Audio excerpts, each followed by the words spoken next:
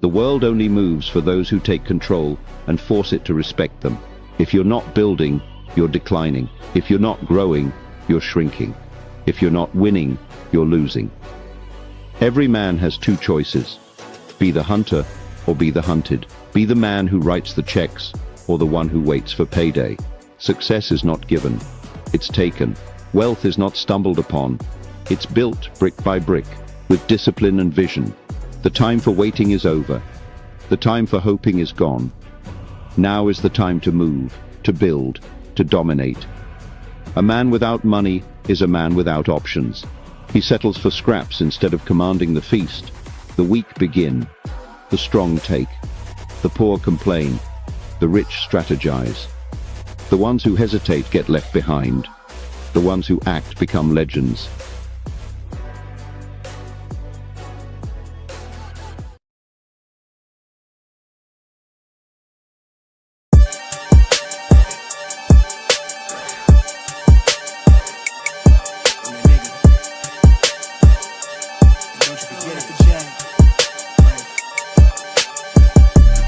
Vibe blowing at the jack, got the loud jumping at the pack. Everything I'm on slack. Everything I do is got the band jumping at the bag. Vibe blowing at my jack, got the loud jumping at the pack. Everything I'm on slack. Everything I do is got the band jumping at the bag. Another milestone, look at that.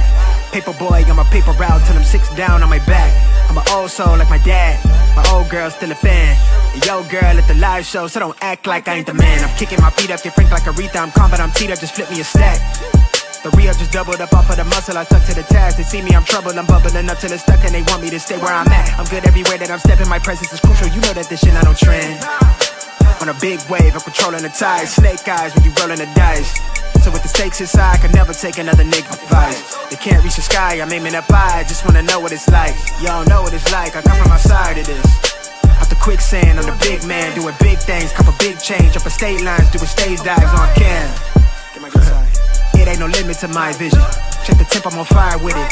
Got the bands jumping out the bag, Prosecco on ice. I'm nobody nice, gon' run up a check. Demand my respect, I'm doing the most. I never quit, they want me to quit.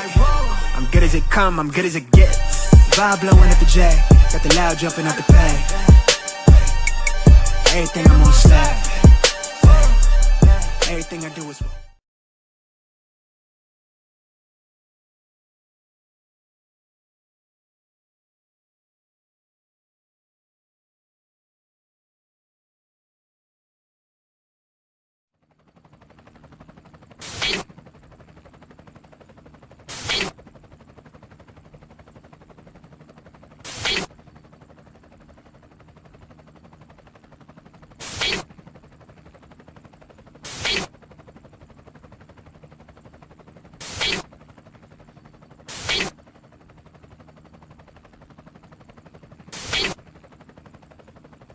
and you're in the Desert Storm bunker with Hollywood CGA.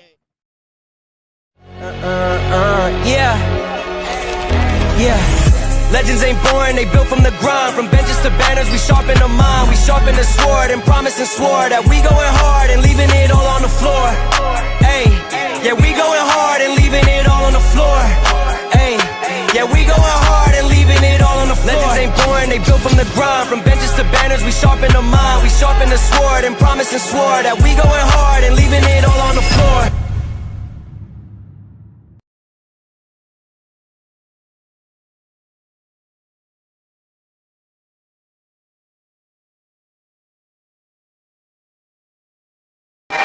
Hello, what's going on, everybody? This Coach Greg Adams back in here with another YouTube live stream. Shout out to the Coach Gang. And that's you. For being here, being involved, and being active on this YouTube channel. And welcome back to the internationally known and the recognized symbol of YouTube excellence in edutainment, the Boss Up Show.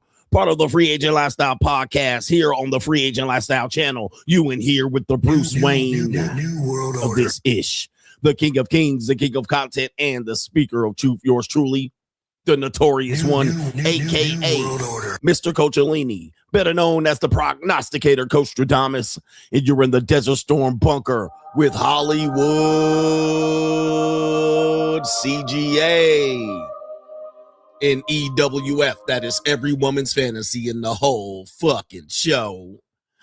I'm the CEO, Niggeroa Fixes Binds LLC, the unbinder, the undebatable, the undisputed best edutainment here on YouTube. You can call me Senor Gregorio Graybeard. The ladies love to call me Mr. Your third leg was just phenomenal. Third leg Greg. Also the man with one trabajo. That is the ecclesiastical Mitch Slapper. You're looking at the anointed one. Acknowledge me. The founding father of the after pill. The junior college sociologist. The Morpheus of the mating matrix. The chocolatey Confucius. The Black Moses. The deliverer. Also known as the man that walks ecclesiastically in the spirit of Elijah. I'm the man with more nicknames than anyone in the game.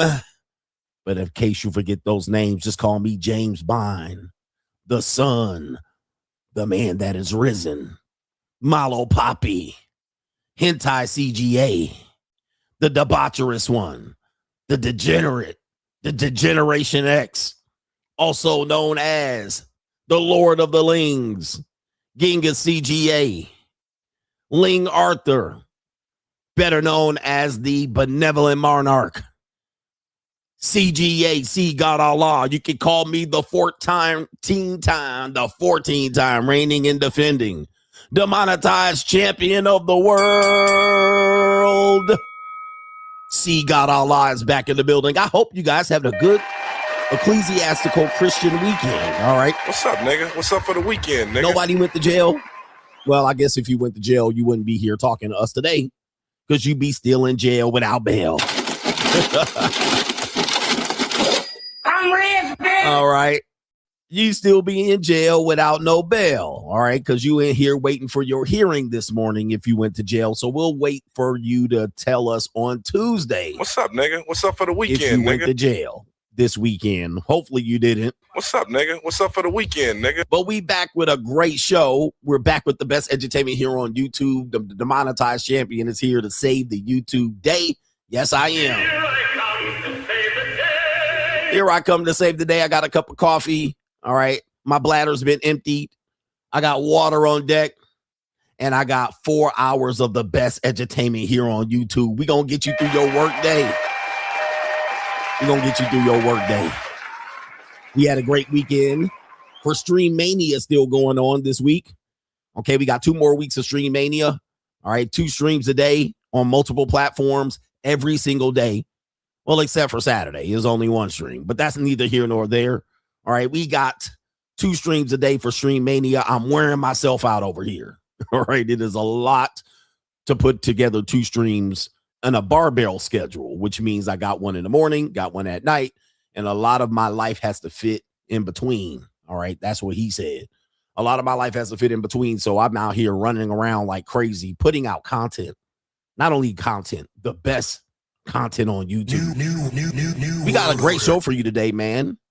Watch these men get played because they don't know how to set boundaries. How men should start setting boundaries in their relationships with dating, mating, and also marriage so that they don't get triggered by manipulative women who don't understand boundaries. Now, let me tell you something. It is not just dating, mating, and relationships. It is people that you work with that we refuse to set boundaries with. And even when you set boundaries, people still walk all over you with the boundaries. You set the boundaries down. You're like, listen, this is what I want. And they will still run over the boundary. And you're like, damn, do I have to cuss you out? Right. And then when you cuss them out, then you're in the wrong. People don't understand boundaries. All right. Even when you set boundaries, they act like they didn't hear it and they continue to overrun you with the boundaries. You give a simple instruction. Hey, listen, don't text me 5 times. All right. Text me 1 time, get all the shit out, and don't leave me 5 paragraphs to read. Just text me 1 time. And that's it. I'm not about to go back and forth with you. What do? They proceed to go back and forth with you. And you're like, I told you. Now I got to cuss you out and hurt your feelings. All right. Because people don't care about your boundaries. They care about themselves. All right. And so you have to understand that a lot of the things that we went through and we go through with women is because men refuse to set boundaries. And then you get played, and then you run over here like a red pill ranger, and you talk about women did this and women did that and women did this and women did that. When really what happened was you was a bitch ass nigga at the end of the day. Look at this bitch ass nigga. You was a bitch ass nigga. All right. You did not set proper boundaries. And we're going to talk about how you should set proper boundaries in dating, mating, and relationships, and not just those in your work relationships. Okay. Much of our anger and our being upset about relationships is because we don't set the boundaries. Okay. We don't set the boundaries. And then you become a red pill ranger and you feel like you're getting taken advantage of. And then you got to set the boundaries later on. And then sometimes it's too late.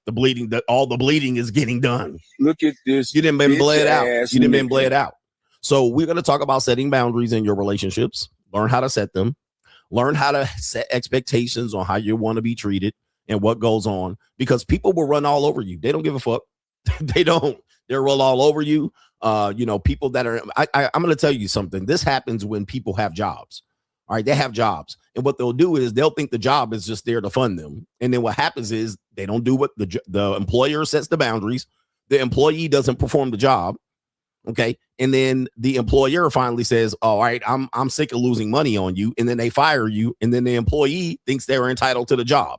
They're like, well, what happened? I'm supposed to be. No. You got to go. You wasn't doing what you were supposed to do.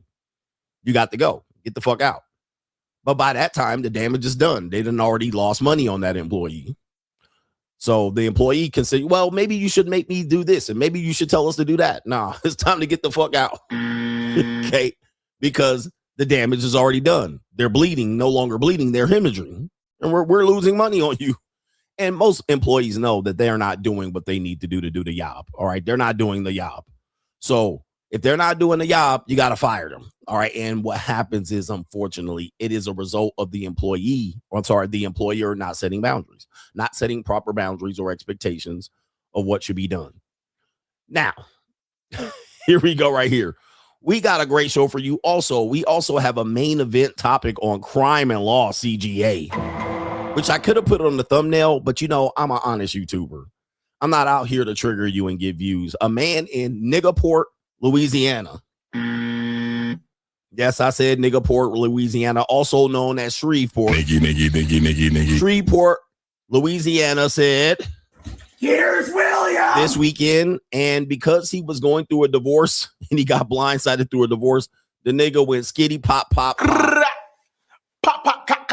killing 8 skitty keep pop children. And a pop boom. Killing 8 of his own children. All right. In Niggerport, Louisiana. Niggy. All right. We're going to go ahead and take a look at that story. That could have been my main event topic, but I'm not the one to trigger people. And of course, here's the reason why I didn't put it at the main event, because y'all niggas, they be trying to blame me. All right. The New York Post be trying to blame me for it. They're going to find out he bought one CGA t-shirt. And then they're going to be like, it was CGA's fault at the end of the day. I was like, I didn't tell niggas to kill their kids. Like, what? And it's all Jermaine's fault. It's always Jermaine's fault. So we're going to review that story. Also, Brooke Hulk Hogan is on today's show. Well, she's not here, but if she was here, I'll be looking at them big ass feet. Brooke Hulk Hogan is here, and she's got a lesson for you, for you men, on how women think about things, on how women process things, how they walk away from safety to virtue signal. We got Brooke Hulk Hogan here, brother. All right, because we love wrestling. We got Brooke Hulk Hogan here walking away from a bag to virtue signal. To virtue signal. But anyway, to contribute to today's show, it is $, the Notorious CGA on the Cash App. It is Venmo, Coach Greg Adams TV, PayPal, paypal.me/Coach Greg Adams. And that is near the top of the description box on the Free Agent Lifestyle channel. And you can super chat by clicking the link on the top of the live chat. New world order. On the Free Agent Lifestyle channel. I want to thank you to everybody joining us on Locals, CoachGregAdams.locals.com on Sunday morning. We had a great stream talking about the monetized dating marketplace, and particularly related to the dark side coming to light related to the Ashley Janae story, and then going further into details about the dark side, because we talk about the dark side over here. I'll show you the dark side. And watch this. A lot of guys, a lot of guys are learning about what the red pill conundrums are, because a lot of the red pill talking points, they're out of date. All right. We're talking about they're out of date. they can be disproven, they can be discredited very easily if you just use your mind. And what happens is a lot of guys use these red pill talking points as cope because we let a lot of bitch ass niggas look at this in the red pill. Nigga. All right. And a lot of these incels and men who are unsuccessful with women, aka invisible to women, what happens is they're like, oh, she's gonna regret it when she gets older, and nobody's gonna date older women, and women are gonna be lonely. And they're also gonna talk about the idea that you can't turn a hoe into housewives, and who would marry a woman that used to be a hoe. Well, literally had to break it down that hoes get married, y'all. Former escorts and prostitutes get married. Even the ones that are doing it now, they plan on getting married. All right. And we had to show them. Somebody said Andrew Wilson, the prime example. All right. He married a hoe. Okay. And had babies by her after she was hoeing.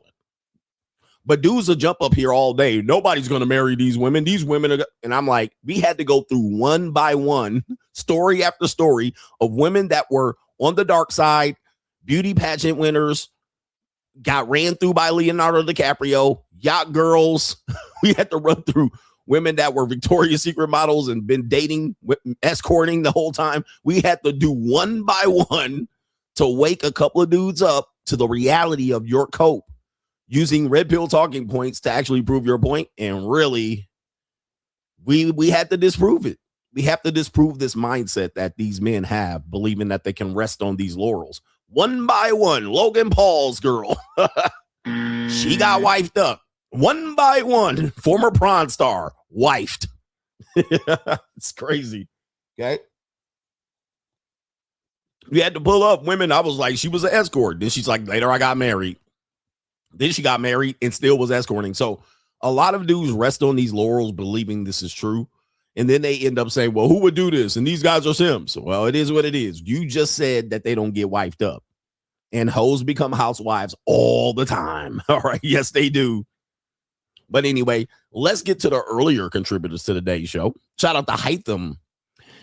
He says, thank you, coach. I aspire to live the free agent lifestyle like you. Shout out to you. And he says, keep preaching the message, coach. This is a commercial for the free agent lifestyle, also for Money Mindset and Locals. So we're trying to teach you guys one by one that you got to build this life brick by brick. Build brick by brick. Freedom isn't free. And nobody's going to give you freedom. You got to take freedom.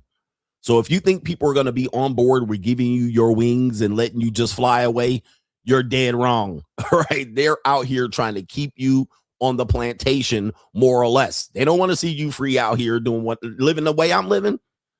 Yep. Shout out to Mr. Taylor says Lewis Hamilton with Kim K. Yep. I was like, look at Kim Kardashian. Lewis Hamilton with a baddie rotation.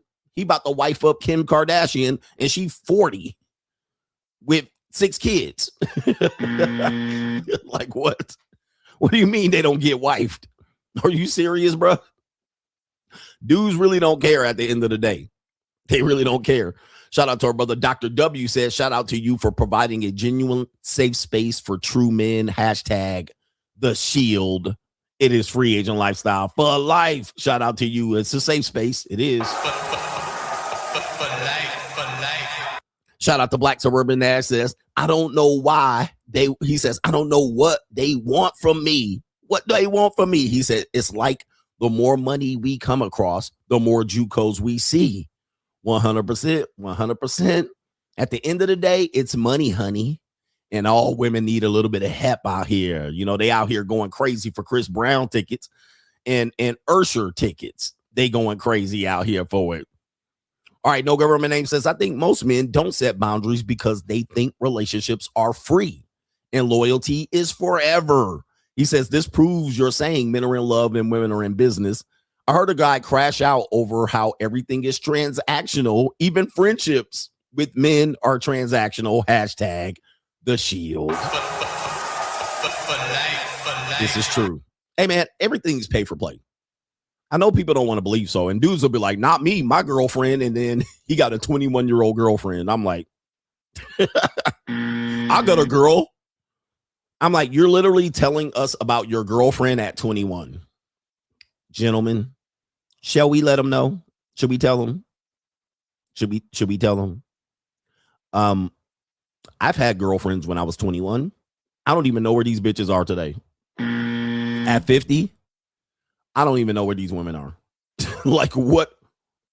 Any woman I dated at 21 or any woman that I dated that was 21, I certainly don't know who the hell they are and where they at today. All right. I've lived the extra 30 years. I don't even know any woman that I don't know where any woman I dated was at 21. Like, who was she? I was in full-blown relationship and like what?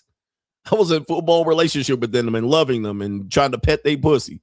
Can I pet that dog? Can I pet that cat? I was like, what? You're talking about a girlfriend you're dating at 21? Please. She will not be around, sir. She gonna be gone.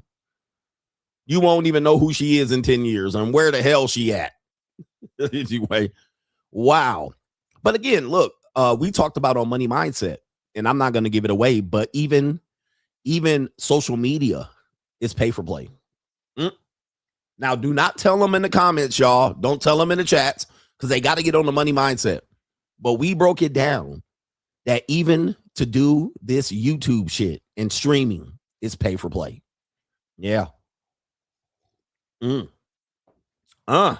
Yes, it is. So the idea that men, this whole thing about they're trying to correct issues in their relationships is because they have a sunken cost fallacy. They don't want to give up the time or anything they've invested in the relationship. Thus, this is why they get ran all over. Okay. That's why they get ran all over. 100%. Passport Lifestyle says, salute to you, sir. You the GOAT. Shout out to our Passport Lifestyle people out here living the Passport Lifestyle. Rand says, do you believe marriage would not exist if all men were in business the way women are? Because marriage relies on men who are stupid enough to get into one. Well, marriage wouldn't exist if men knew they were sharing pussy. I gotta chill with the cussing. All right. I gotta chill with the cussing. All right. Anyway, but it makes I'm demonetized already. It makes the point, it gives it an exclamation point when I curse. Like the point gets. But here's the deal: if all men knew they were sharing vagina, they wouldn't get married. They wouldn't get married. Like if you got married, like if you knew, and by the way, people are actually, you're going to say, Coach, man, you tripping again. I have a woman on here that's going to verify what I'm talking about. If you knew you were sharing that vagina, would you get married? Right. The only reason dudes get married is because he wants sole access to vagina. That's it. He wants sole control over that hole. He wants sole control over that punani hole. That's why he gets married. He like, I'm going to have sole control and access of that punani hole. That is why he got married. The access to the womb, having kids through that womb. He's going to assume that 100% of kids pushed from that womb is his. He will be flabbergasted if he finds out, just like this dude in Louisiana must have found out. Here's William. One of these kids ain't mine. Y'all going to crash out. So you're only getting married. Men are only getting married for sole access to punani hole. Now watch this. If you knew you were sharing that punani hole, guess what? Guess what? You would be like, I ain't marrying that. There'll be a couple of white men that'll marry that because, white dudes have cunt fantasies. They like to see their wife get penetrated by, especially Mandingo Niggys. But most dudes would not do it. You would be like, share punani? Even if you share, look, it even goes worse than that. Even if you shared attention with your wife, you wouldn't even like it. You had a girlfriend, you had a wife, and another dude could access your wife via attention. Like he could hit her up on the phone. He can get her to go to the store and bring him some groceries. Right? He could actually be like, she could be like, hey, let's go out tonight. And she gets dressed and went out. You would be like, I'm not marrying that. Just the fact that he has attention and access to your wife. And she's like, oh, Terrence is in town. I got to go meet him tonight. And then she went to the shower and she got dressed and she shaved her legs, she put makeup on, I'll be later, I got Terrence is here. You would be like, what? Like, what? I'm sorry. Just sharing attention with your wife would stop you from getting married. You'd be like, I'm not staying married to that. You see what I'm saying? So really, it's not the business part. It's the sharing that people don't like. You don't have the stomach. Yeah, dudes. Her boss tells her what to do, and y'all be all going crazy. Do you have the stomach? All right. Her boss tells you got to work late. You got to work weekends. What do y'all do? Y'all be ready to crash out. As soon as you hear that shit, you be like, here's William.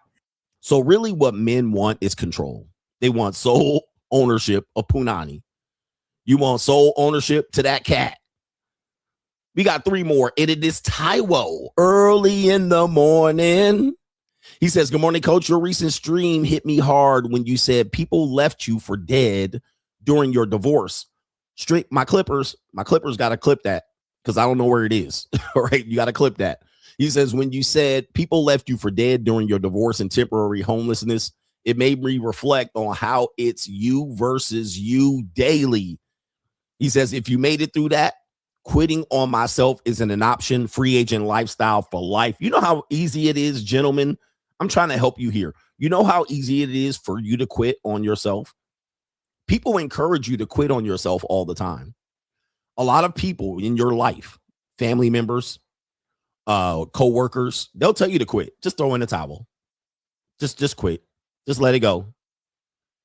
And you're out here going like, this is my chance to get out of this. They'll tell you to quit. They'll tell you to just settle, just relax. They'll tell you to go to therapy. And you're like, bro, they'll tell you to quit. Your parents will tell you to quit. Just now, if I would have listened to anybody tell me to quit or any of these lights, dude, I wouldn't be who I was. Now, what'll happen is they'll even see who you are and they'll tell you to, just quit. What's the big deal? Don't you have enough already? Don't you have enough? Haven't you made enough? Don't be greedy. Take time for other people. Consider other people in your life. And I'm like, nope, I don't give a fuck about nobody else. All right. I've learned to only give a fuck about myself. Now, this isn't the healthiest thing, but it sure does work for me. I'm going to tell you that right now. It is not considered healthy by the masses, the deaf, dumb, and blind, because they'll be like, well, you just got to give to other people. I was like, I've lived for 50 years. I gave to people for 50 years. Not anymore. All right. Not anymore. All right. Everybody had their fucking chance. I gave and gave and gave and gave. And guess what? Nobody's around. Everybody got their bag and ran. Guess what? I'm going to give a fuck about myself. All right. Fuck that shit. Y'all had a chance. Y'all blew it. All right. Fuck that shit. Gotta get my bag and run. Fuck that.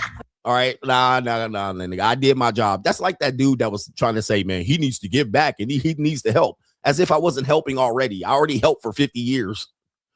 All right. I tell people, man, for me, my 50s belong to me. All right. Y'all had y'all chance. Nigga, I was around. I didn't have kids and got married. I done took care of people when they was down. I done gave people scholarships, took care of other people's kids, meaning like college kids and high school kids that I coached. All right. I did all of that shit already, bro. Right. And guess where it got me? Well, it got me here where I'm at today, but I had to pull myself up because when I was left for dead, nobody was around. And the life lesson to that is give a fuck about yourself for once. For once, until you get to where you need to get to. Then you can possibly give a fuck about somebody else. And I plan on giving a fuck about maybe 20 to 22-year-old Filipinas. 20 to 22-year-old Filipinas. I'm going to give a fuck about them later on once I get out of this. Yes. About 5 of them. Maybe 10. Maybe 15. Those are the people who are going to get all my money. All right. Shout out to No Government Name says, people may not argue with me, but I plan on getting a vasectomy soon because I plan on procreating via the lab. He says, no, I am not planning on running through random women raw.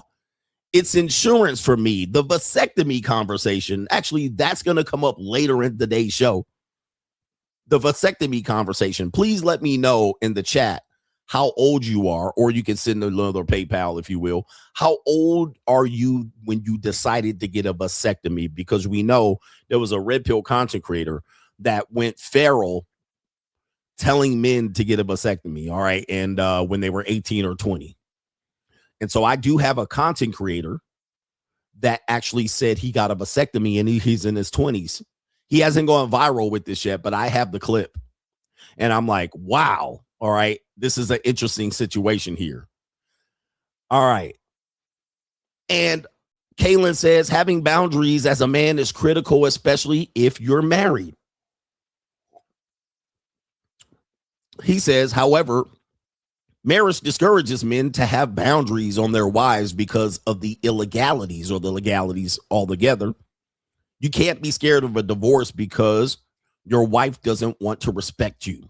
So I guess what you're saying is legally, men setting boundaries still comes at a loss because divorce is on the horizon, right? So that's your loss.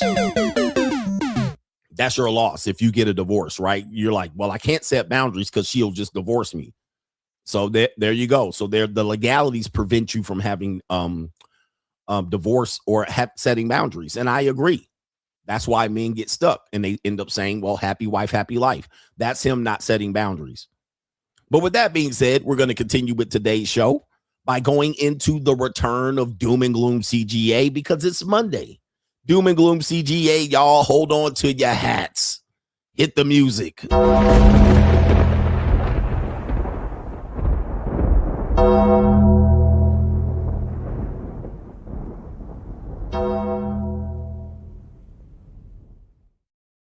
Doom and Gloom CGA. It is brought to you by the one and only, the New World Order. New World Order. The New World Order got stuff going on here. You guys know that there's a ceasefire going on. Well, there's no more ceasefire. Trump says that the U.S. seized that Iranian ship during the ceasefire. So I guess there's no more ceasefire, right?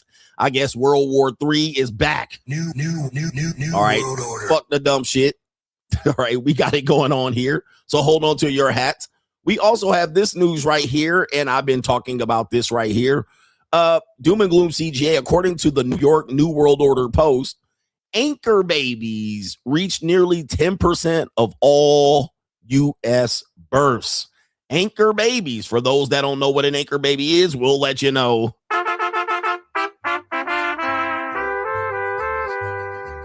Okay. And look at them saggy waggies, boy. Whew, they be popping out babies, boy. They be popping out babies. All right, the birth rate is going to be okay when it comes to immigrants, not Americans. CGA prediction. I said, yes, we're going to have mass immigration. We'll turn the tide basically into some particular situation where we have more babies born that are from immigrants then they're from the old real Americans here. And for anchor babies, basically an anchor baby is a person that came through as an immigrant having a child. And based on the 14th Amendment, that child born here in the United States automatically grants them U.S. citizenship.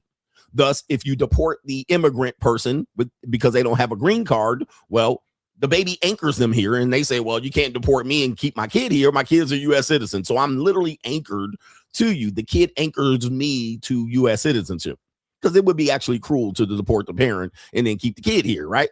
Because who wants to do that? Who wants to break up families? Barack Obama, Donald Trump. Well, whoever wants to break up families. But of course, since mass immigration came through in 2020, but we don't realize that's going to affect many, many generations, right? Whether you agree with immigration or not, it's going to affect many generations. What do you think happens when immigrants come? They just sit here and wait to get deported and get sent back? No, they have babies. And since Joe Biden opened up the wall, opened up the wall in 2020, well, we're now 2026, and a lot of babies are being born. All right, I'm gonna tell you, man, it is what it is. New world order. Lots of babies being born, and thus that's gonna affect not just today. You can't deport the anchor babies. So now they're here, and now you got to deal with them. If nearly 10% of U.S. births are anchor babies, what does that mean to the future? Well, when those kids start having kids, well, these people will be kids of immigrants, and thus, well, you never really get rid of the problem. So opening up the borders and then now issuing mass deportation, it's not going to solve the problem. I mean, it might lessen the problem and might not solve the problem because literally you have 10% of all U.S. births here. Once you do this and kick the call, you know, you just move the calendar down 3 generations. Well, now you have a nigger problem. All right. You have people fighting at What's a Burger. Is it What's a Burger? Now you have Strags fighting at What's a Burger. All right. Now it's just a problem you can't get rid of. Now you got to have a solution for this, which I don't have a solution. You fucked up. The solution was not to let them in the first place. All right. Anyway, What's a Burger? And yes, another issue you have is anchor babies are going to vote in about 18 years, less than 2 decades. They're going to be able to vote. All right. So whose behalf are they voting on? So now you just got an additional problem. If they have 10% of the population, well, eventually there'll be 20-30% of the population voting for shit that you don't want, more than likely, or maybe you do want. I have no idea. But that's an interesting story in development here. We don't know if that data is actually true or if it's Trump tactics, MAGA tactics to scare you. But I would say, look, it only takes 9 months to have a kid. They've been here for multiple 9 months, right? They could have lots of kids in that time. So there you go right there for the people who want ICE on it. What about ICE? All right, ICE can't deport anchor babies. So they're here and they're queer. And yes, well, anyway. Doom and Gloom CGA, who believes in home ownership? All right, we got some interesting data here that I've been actually talking about. You know, I used to sell real estate. Try to sell real estate. You know, a lot of people believe that home ownership is a path to wealth, and I do believe that. But of course, a lot of people make mistakes in home ownership because, well, number one, we saw the housing market crash because people who could not afford homes actually bought homes, and they crashed the market with their subprime borrowing. And of course, the banks provided subprime lending and thus recipe for disaster. So home ownership, I don't believe everybody's entitled to. I believe there should be people who are prepared for home ownership, who actually know what they're getting into. And then there should be people that should just rent and just be fucked with the rental marketplace. That's neither here nor there. But some data has come out that I've actually suggested probably was the case. And they're saying that roughly 64% of millennials who successfully have bought a home admit that they regret the purchase, often citing what? Hidden maintenance costs and high interest rates. Now, of course, when you hear this news, nobody wants to hear this news. Everybody wants to believe that when you buy a house, it's going to be the best decision that you ever made. And of course, we don't want to take away your opportunity to obtain wealth and generational wealth, if you will, by telling you not to buy a house. So I've never told people not to buy a house. I've always told people, try not to get into a mortgage. Okay, try not to get into a mortgage. If you can avoid a mortgage, especially a mortgage with an FHA, which you're going to play PMI, a mortgage with a PMI is basically the death of your finances. You're going to get cooked. That's because when maintenance issues arise, this is going to cost you money, especially if you bought a house with high interest rates. Now, the interest rates that people bought houses in the last 5 years, they have slightly lowered, not dramatically. They have slightly lowered, but it has prevented people from buying and selling. So now people get stuck in them. Now, here's where people get a problem with me. When I say this is going to occur, people get in their feelings. But if I said this, watch this. If I said this, don't buy an expensive car because you're probably going to overpay for that car. It's going to depreciate in value. And when a maintenance issue arises on that car, you're not going to be able to afford it, right? It's going to shock you when you have to buy new low profile tires, when you have to buy, get a new air conditioning, when your transmission goes out. It doesn't really, the cost of that is going to the cost of that is going to be a shock to you, because if you buy a Porsche 911, you're going to be shocked when you have to pay for brakes, right? When you buy a G-Wagon, you're going to be shocked when you have to pay for a transmission. It's not going to be what it is. You're going to be shocked when you have to go get an oil changer. You can't take it to Jiffy Lube. That makes sense, right? Everybody would be like, that makes sense, CGA. Well, that's no difference than buying a house. That's no different, because once you buy a house and you buy a house with 2 air conditioning units, one from upstairs and one from downstairs, because you wanted a 2-story house, you have 2 air conditioning units to replace, or at least one. And then one upstairs is very hot, and downstairs you can maintain the temperature. Your maintenance costs while paying a mortgage with PMI is going to eat you alive. I know a lot of people that end up not expecting what the expectations are for maintenance costs. So it's the mortgage and the maintenance costs that get people. It's not the fact that you bought a house. And that's what gives people a negative experience, right? They didn't see that coming and they just led with their emotions. But I'm going to read this and then I'm going to read some commentary related to this. It says roughly 64% of millennials who have purchased homes say they regret the decision, often pointing to hidden maintenance costs. Hidden maintenance costs. Well, they shouldn't be hidden. You're going to work for your house. Your house doesn't work for you. You work for your house. Okay. Unless your house earns money, you work for your house. And we're not talking about investment properties. We're talking about your own soul door. So the hidden maintenance costs, that means they weren't not prepared for this maintenance cost. I often say this even with relationships. It's the maintenance cost that get you in relationships, right? Because women are expensive. You didn't think they were expensive. So you start telling her she don't need fingernail painting and she don't need massages and she don't need to get her pussy shaved. All right. She can shave it herself. She doesn't need to get cut and colors and cuts. She can just get a box dye job. The maintenance of the relationship ends up costing you to maintain the relationship. It's not the relationship. Relationships are generally somewhat free to get into. They're low cost to get into. The maintenance of the relationship is what catches people off guard. This is the same thing with houses. So don't get your panties in a bunch. I've been preaching this for a long time. People have a negative experience based on maintaining something, not buying something. So that's what the article should say. It's the maintenance, maintaining it that people are disappointed in. And then it says unexpected repairs. Again, like I said,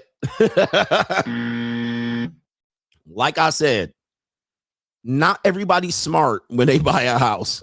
Unexpected repairs. If you buy a house, let me go big screen. If you buy anything, you better expect to have repairs.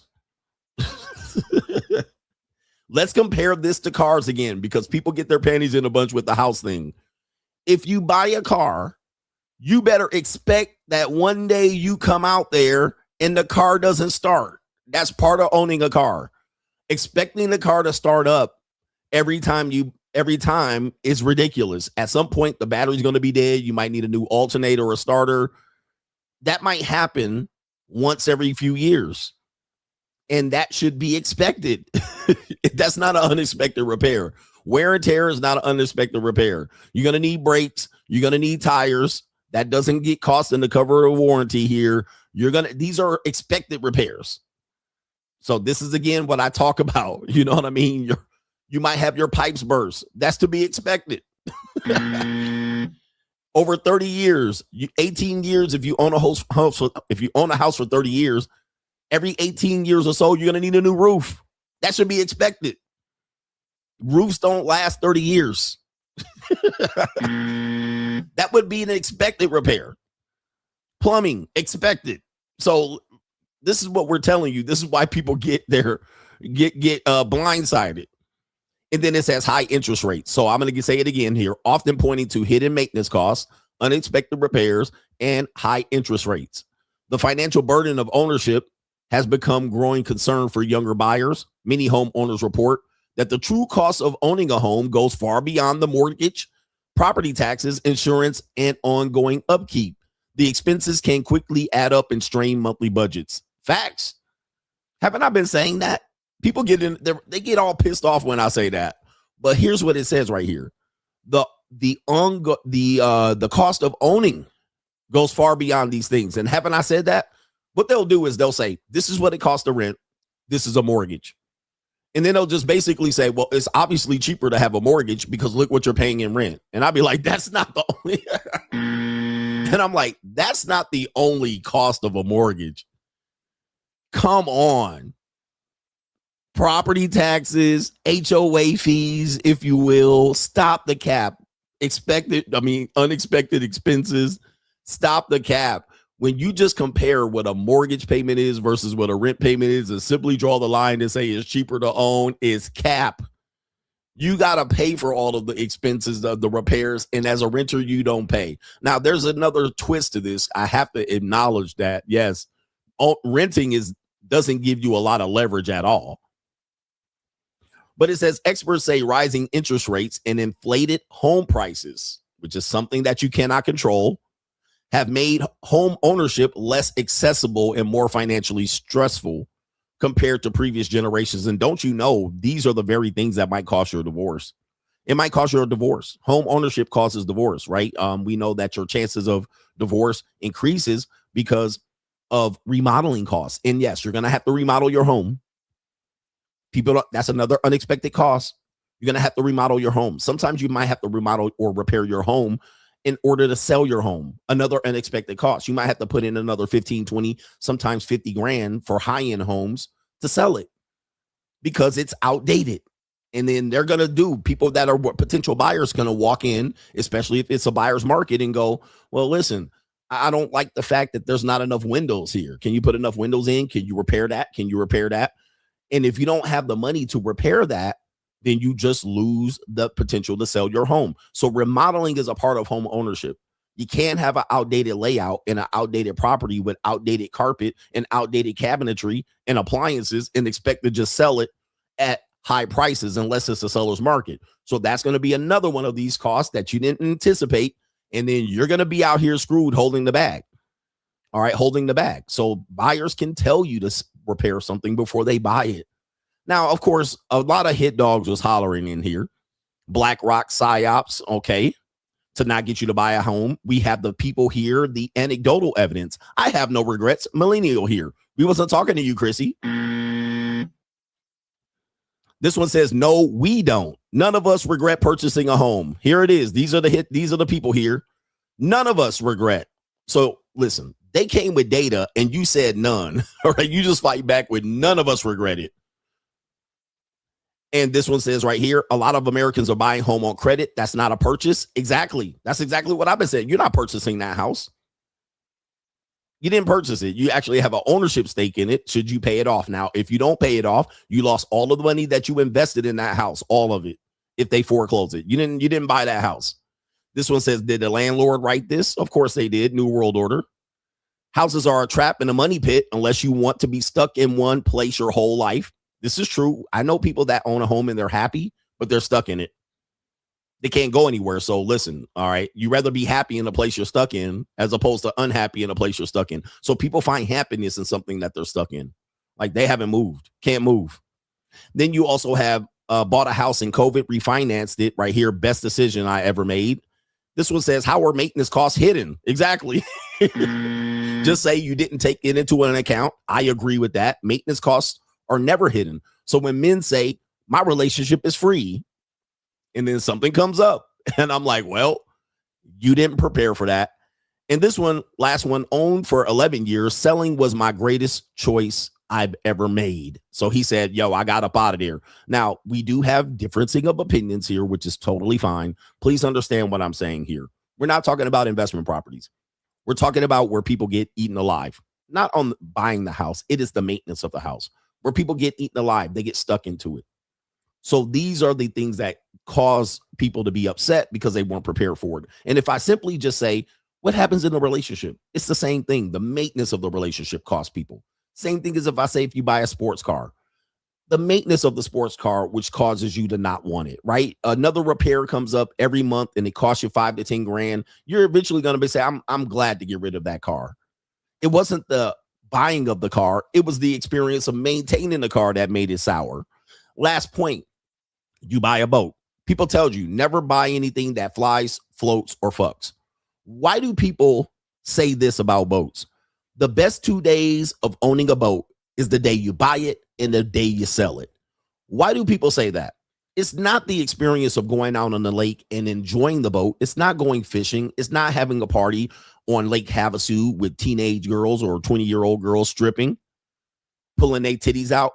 That's not the best part. So when people say, oh, no, owning a home is great. Well, owning a boat is great. But yeah, the day you buy it, you're happy as hell. And the best second day is the day you sell it because you realize the maintenance cost of the boat, cleaning the barnacles off the boat, the cost of gas on the boat was far less enjoyable than actually owning the boat, storing the boat. The boat get damaged in a hurricane. You end up going, why do I own this boat? So just like owning a house, It's the same thing. You enjoy it. There's pride in ownership. You have house. You have protection. You sometimes have appreciation. Yeah, we're not discounting that. But what people are sour about not is buying the house. It is the maintenance. It's that middle part where they're maintaining it. And then they end up going, this isn't worth it. That's what they're talking about. Not the actual point of buying the house. But I'll die on that hill, and I'm pretty sure you'll die on that hill too. This is not a shock. This is something that I've been saying is very predictive behavior of people who make purchases emotionally. And of course, this is going to affect people down the line because it's also going to affect their happiness. When their mortgage and their taxes increase, their insurance and taxes increase on top of their mortgage, then of course they're going to need raises at jobs. Then of course they might have a fracture of their relationship, their marriages. And then now they can't sell it. So these houses are going to be on the market. It floods the market. And then obviously people don't want to take a loss. So what do? They inflate the prices. If it's a marketplace where the buyer has advantage, they're not going to buy. Inflated costs. Actually, I've been experiencing that recently where a person I know is going through a divorce and they want to sell the house that they have at an inflated price. But the problem is they're building new homes all around that house. I'm like, why would a person buy it at that inflated price? And they just built 400 homes right there for way less than even the cost of your home now. They could just buy a new home right here for 400 grand. You're trying to sell it at 750. They ain't buying it. And the reason why he's doing it is because he's going through a divorce. So I'm like, they could get a brand new fucking house at 450. Like, what? Like, what are you doing? Like, bro, you ain't getting that. You ain't getting that, homie. But that's what happens with home ownership. Unfortunately, I keep calling the shit out and people keep getting offended as if they're not listening to me. And of course, they ain't going to listen to me. They're going to be in the comment section fighting the battle that I don't give a fuck about. But at the end of the day, cover your ass. Doom and Gloom CGA.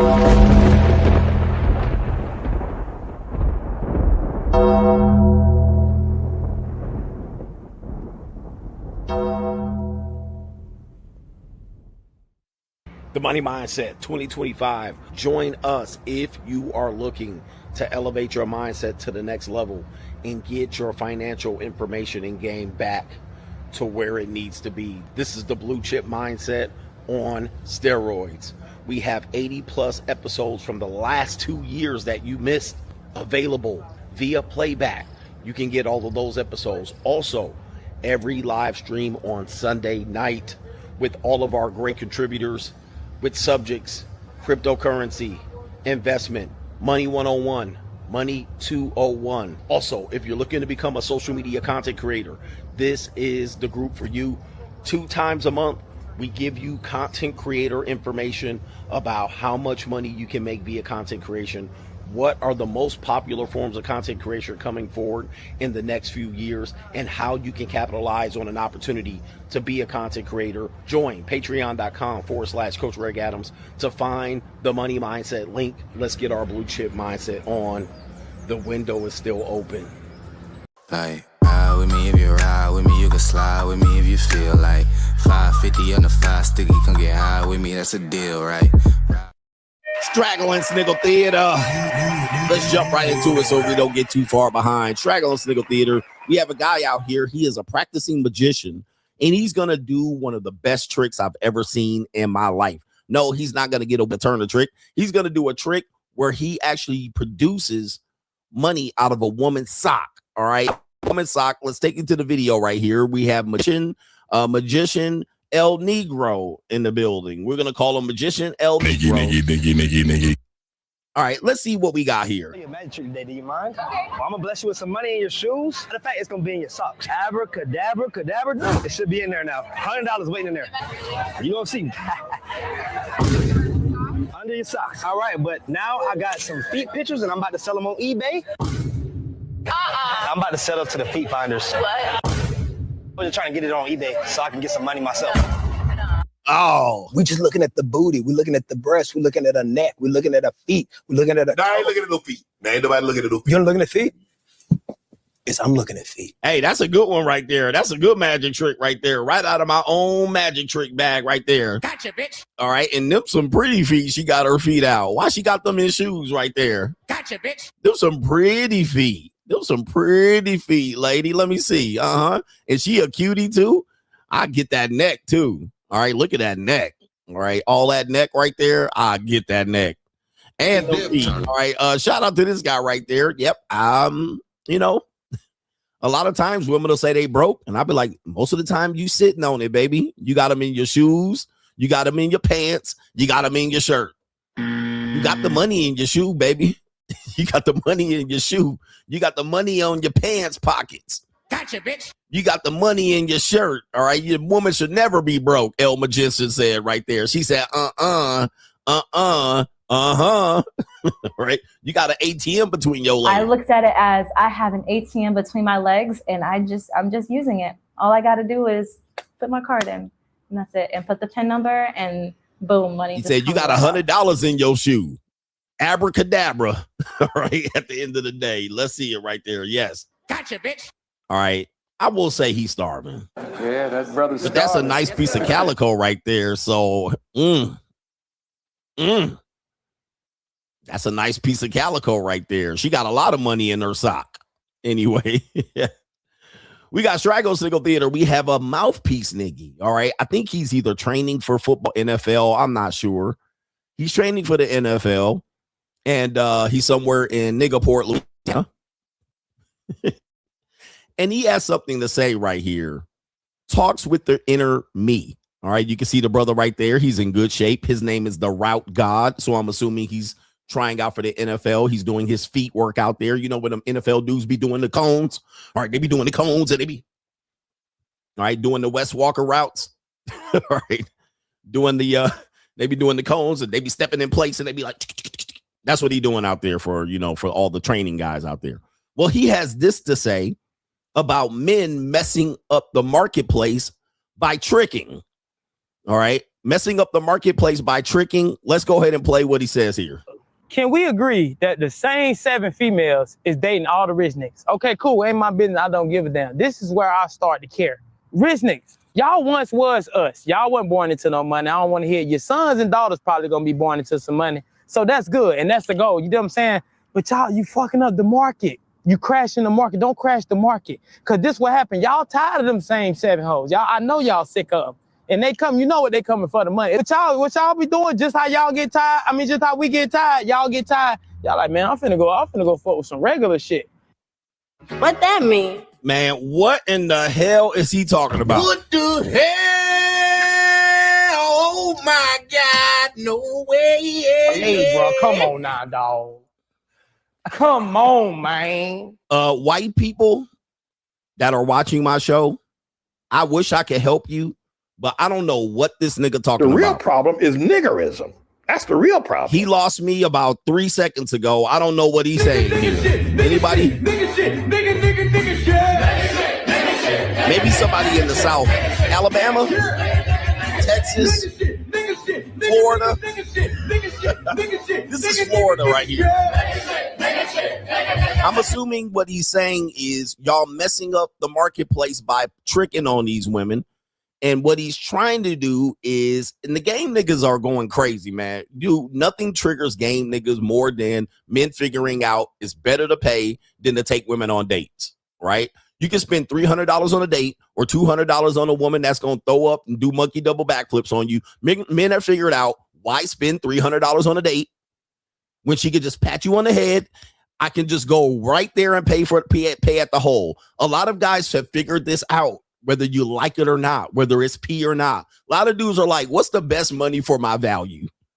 So what's happening is these men are getting triggered. They're jumping on the internet because they mouthpiece don't work as crispy no more. The mouthpiece ain't as crispy no more. Women ain't trying to try out for niggas no more. They be like, she should want to try out for me and prove her worth. I'm sorry, what? Women trying out for dudes? She shouldn't want nothing from me. She should want to come, cook, clean, try out for me, and then, wait a minute. What about the previous 100 women that you had try out? How did that work? You kicked them to the curb. So women have woken up too. They're like, nah, you ain't gonna kick me to the curb and me provide free labor for you goofy ass niggas. Nah, we ain't trying out no more. So the women are not trying out anymore for goof ass niggas. Only to get finesse. So, hey, we're having a meeting of the minds. Now, these dudes jumping on the internet trying to get sympathy. Hey, guys, remember when you was broke one time too? Hey, guys, remember when you didn't have no money? Now you have money and you're messing it up for us. Hold up for a second. By the way, these are all singles from when I went to the strip club about 2 months ago. All right, but remember when you was single? Remember when you was poor? Oh, I remember when I was poor and you mouthpiece niggas was all here running the streets. All right. And the mouthpiece guys had no sympathy for you when you were poor. When you were poor and you didn't have game, well, you should have game. Well, I got game. They didn't have no sympathy for you. So why should you have sympathy for these busted ass country bumpkin mouthpiece niggas? See, when you was losing and they was winning, they had no sympathy for you, bruh. I'm going to repeat that again. When they were winning with the crispy mouthpiece and game, and you were losing, and they was like, well, you need some game. You need charisma. You need confidence. They didn't care about you. They didn't want you to stop. But now that we gone on with the tricking, look at these crispy, busted, dirty-ass mouthpiece niggas now. Look at these niggas now. Hey, man, remember when you was poor? No, I don't remember. And I don't want to remember. It was a traumatic experience for me watching you bum-ass niggas run off with all the hoes. Now that we can get your hoe, you want us to stop to even consider you busted broke-ass niggas again so you can get in the game. The answer is nope. No. Nope. No. Fuck you, bitch ass niggas. Go get your chicken bag up. Steph is cold. Go boss up. You're priced out. Get the mouthpiece a little bit more crispier. Don't be coming over here to try to get me and garner sympathy on my end. Why don't you go get some more money, nigga? Go get some more money. Look at these crispy ass mouthpiece niggas out here trying to beg rich niggas not to take their girl. And they jump on the internet mad than a motherfucker. They be out here, these niggas out here using their passport, going over there buying pussy and coming back and showing us. And they out here, they lame. Too bad. Now, go take a shower, nigga. Go take a shower, you dusty, dirty ass nigga. All right, don't be out here trying to tell us, hey man, take it easy out here. Leave a little bit for, leave us some. And we feel you. The regular shit for us. Stop coming down here. Y'all is dropping the wrong jewels in their ear. Because one of y'all will get them and then they think they that. And it's like, no, you got that one time. It's like you can't get cake and ice cream every day. You get it on your birthday. You know what I'm saying? So she probably, somebody threw her alley-oop and she thought she was fine. She looked good, cool.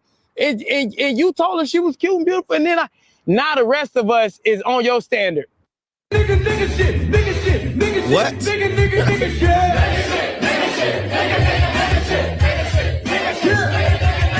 Nigga shit, nigga shit, nigga shit, nigga shit, nigga shit, nigga shit, nigga shit, nigga shit, nigga shit, nigga shit. So let me get this straight. You're mad that when a rich nigga wants you and a nigga can't do nothing for you. Oh, these hoes ain't loyal. So let me get this straight. You're mad that the rich guy came down, got the girl, reset her standards, but dumped her, right? Because what he's saying is the girl got it once, and now he's got to deal with her with new standards. And then the rich guy done moved on to something else, which happens. That's part of the deal. And now you got to deal with the rest. So let me get this straight. In the 1990s that y'all brag about, y'all were doing the same thing. You did the exact same thing through the 80s, 90s, and the 2000s. Y'all came and bragged about it. Y'all sold courses to incels and virgins. Y'all made your money talking about the game is to be sold, not told, and you don't understand because you game is recognized game. You did the exact same thing to those women, pumped and dumped them, discarded their ass. Now I had to deal with these broken-hearted ass bitches Now I had to be out here paying for these bitches after y'all niggas done finessed them out of pussy. And now we had to deal with the bullshit. Now you want us to consider your broke ass? The answer is no. Nope. No. The answer is no. We don't give a fuck about you niggas. Like, don't be mad when these women come back after dealing with getting the CGA experience for a weekend. You got to deal with that shit, nigga. I don't. The reality is, your girl going, fam. She going. She coming here for the weekend. She coming here for the evening. Your girl going. Don't be mad at me. Look, bruh, at the end of the day, Stormy Maya got to tell y'all niggas something. Here's the thing, you know, if you're broke, just say that. Don't be mad at me for charging people for my time, materials, and effort. God. If you broke, just say that, bruh. Just say that. But I can't help you with this. I actually can give you the game. Remember when y'all told us you can give me the game? We just gonna give you game. Well, I'm gonna give you the game. Boss up or get priced out. That's the game. Now, the rest of the game is to be sold, not told, nigga. Remember when you told me that? You told me that, nigga. Well, the game is to be sold, not told. So go ahead and join the money mindset. Go ahead and get a monetized dating marketplace course. Go ahead and get you because these niggas are denying that this is happening. Bro, go ahead and get you a course. Go ahead and join locals, pay-per-view streams, because the game is to be sold, not told. But what I can tell you is boss up or get priced out. You can't get sympathy from niggas that have figured out how to manipulate the marketplace like y'all dusties manipulated the marketplace in the 90s and the 2000s. Y'all getting priced out, period. And I warned you. It's time to go get a job, broke ass nigga. Now you got to go get a job. You can't just sit outside of the club and parking lot pimp, because I send the girls to the club with drink money so they don't have to talk to your dirty ass. The game is to be sold, not told. Boss up. That's what I've been trying to warn you niggas. Boss up, nigga. Dudes, when I started talking about this 3 years ago, dudes did not want to acknowledge it. Man, that ain't happening. That's just happening to you because you got to pay. Now what you see now is they're begging on the internet. They're begging us, stop, trick ass millionaires. You're messing it up for us. All right, you're messing it up because now we got to deal with them. They didn't reset you didn't reset our standards. Too bad, so sad.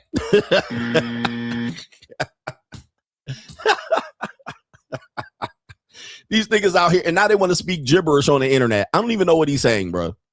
But I can kind of determine it. And the average motherfucker ain't making OM a year. So this is what I'm saying. Y'all got to cut it out. Stop the dreams. Help your local brother out. Help a brother out.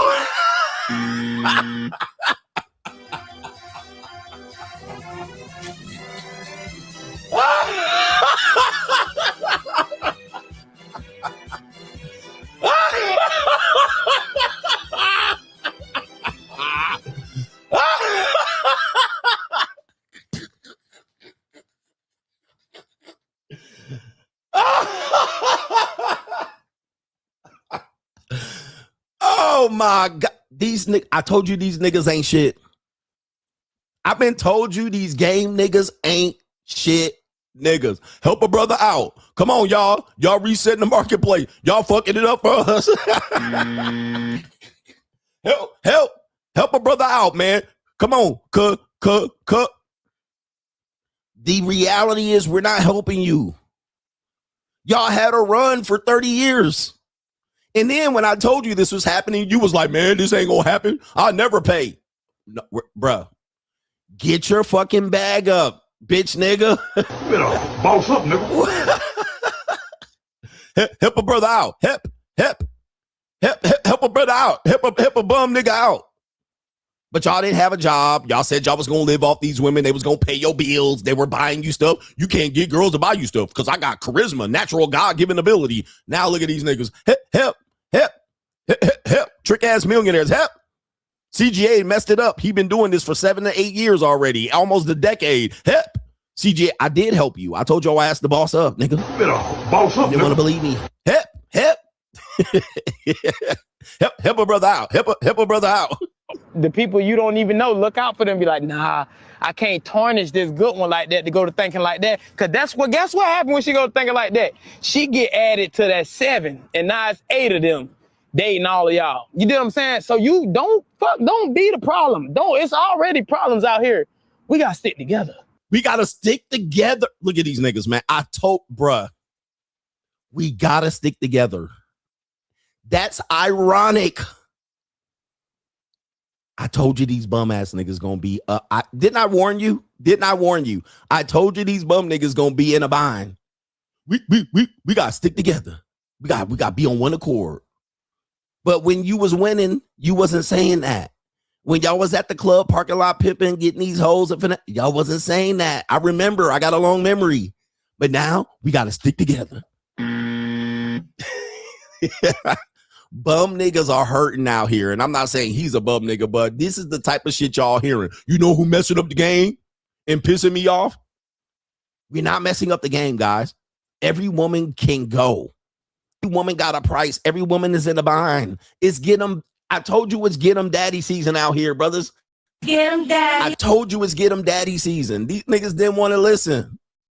Now they out here. Help her brother out. We got to stick together. Yes, your girlfriend is going. Take a look at this video. Can I cream pie you for $20? Oh, no. This looks like around the University of Arizona. Shout out to Arizona.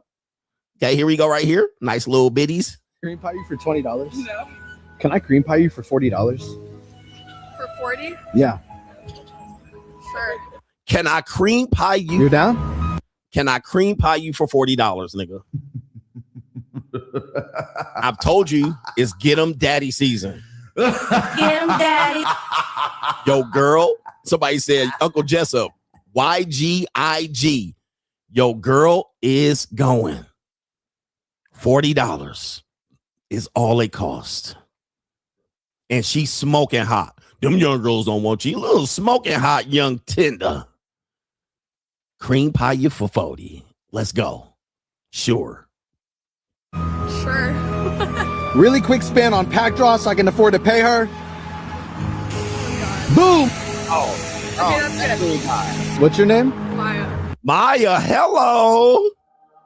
Maya. Come here, Maya. I got more than 40. Maya? All right, good luck. All right, so that's the cream pie right there. That's not what we thought. Okay, but hey, Maya, I got another 40 on top of that.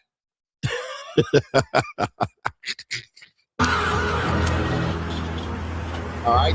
How do you She got into the face. feel? In the face. Happy Thursday. Happy Thursday. And that's how they leave CGA's house right there. That's how they leave my house.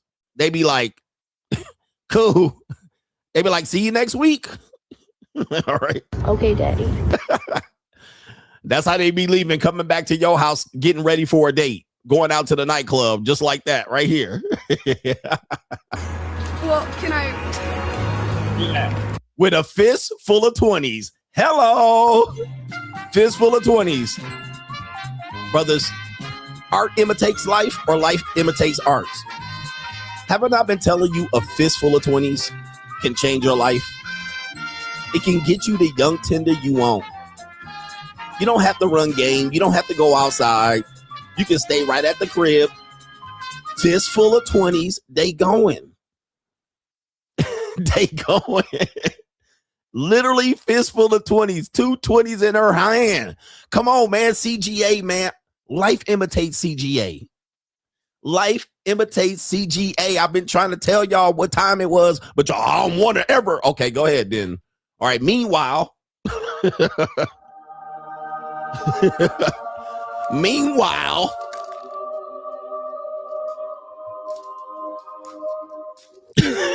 right. Hey, I got money. And when your money dry up, well, in the meantime, fist full of 20s. Cream pie, fist full of 20s, brother. Let's go. I got money. And that's a nice little youngin' too. Young, fresh, and green. All right, hello. Get him, daddy. And your daughter going. Your girl and your daughter going. Your girl and your daughter going. Hey, I can't help it.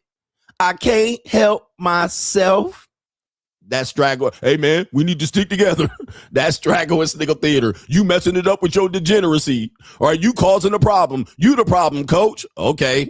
Like, ride with me if you ride with me, you can slide with me if you feel like 550 on the 5 sticky, come get high with me, that's a deal, right?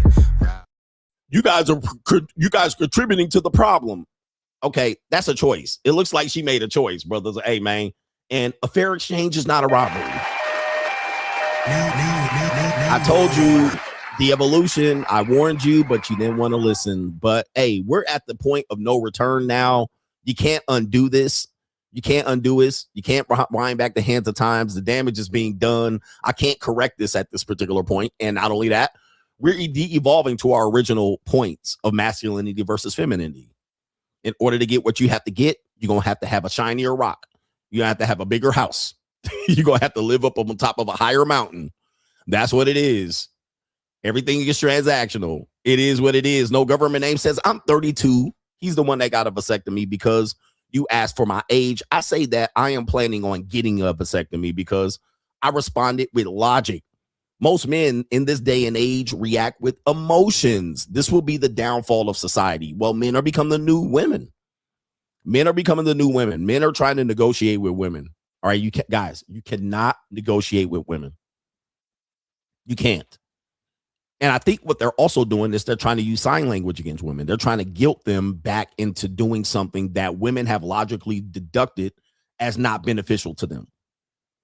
Okay, so women, like, the whole thing, and I don't see why these men haven't got it here, but we got a new generation of men that are the new women. You're trying to negotiate. Women should do this and women should do that and see it our way. Guys, let me tell you something. The best way that I have determined historically that women have responded to men in order to for women to give men what they wanted, number one, brute force. Now, what I'm saying is, I'm not telling you to brutally make them do something. What I'm saying is, historically, women have done things because they were either afraid of brute force or they were victims of brute force, meaning like spoils of war. Like, so when a new person marches in with tanks and boots, the women, most of the time, went with the winner. So whoever started whooping ass, their men's ass, the women didn't say, oh, don't beat up our guys. They literally like, well, I guess we're going with you. History proves this. I guess you guys are the winners. I guess you guys are setting the new rules. Women didn't go loyally down with their men. Now, there are historical points where women did fight up into a point, but they only can fight so much.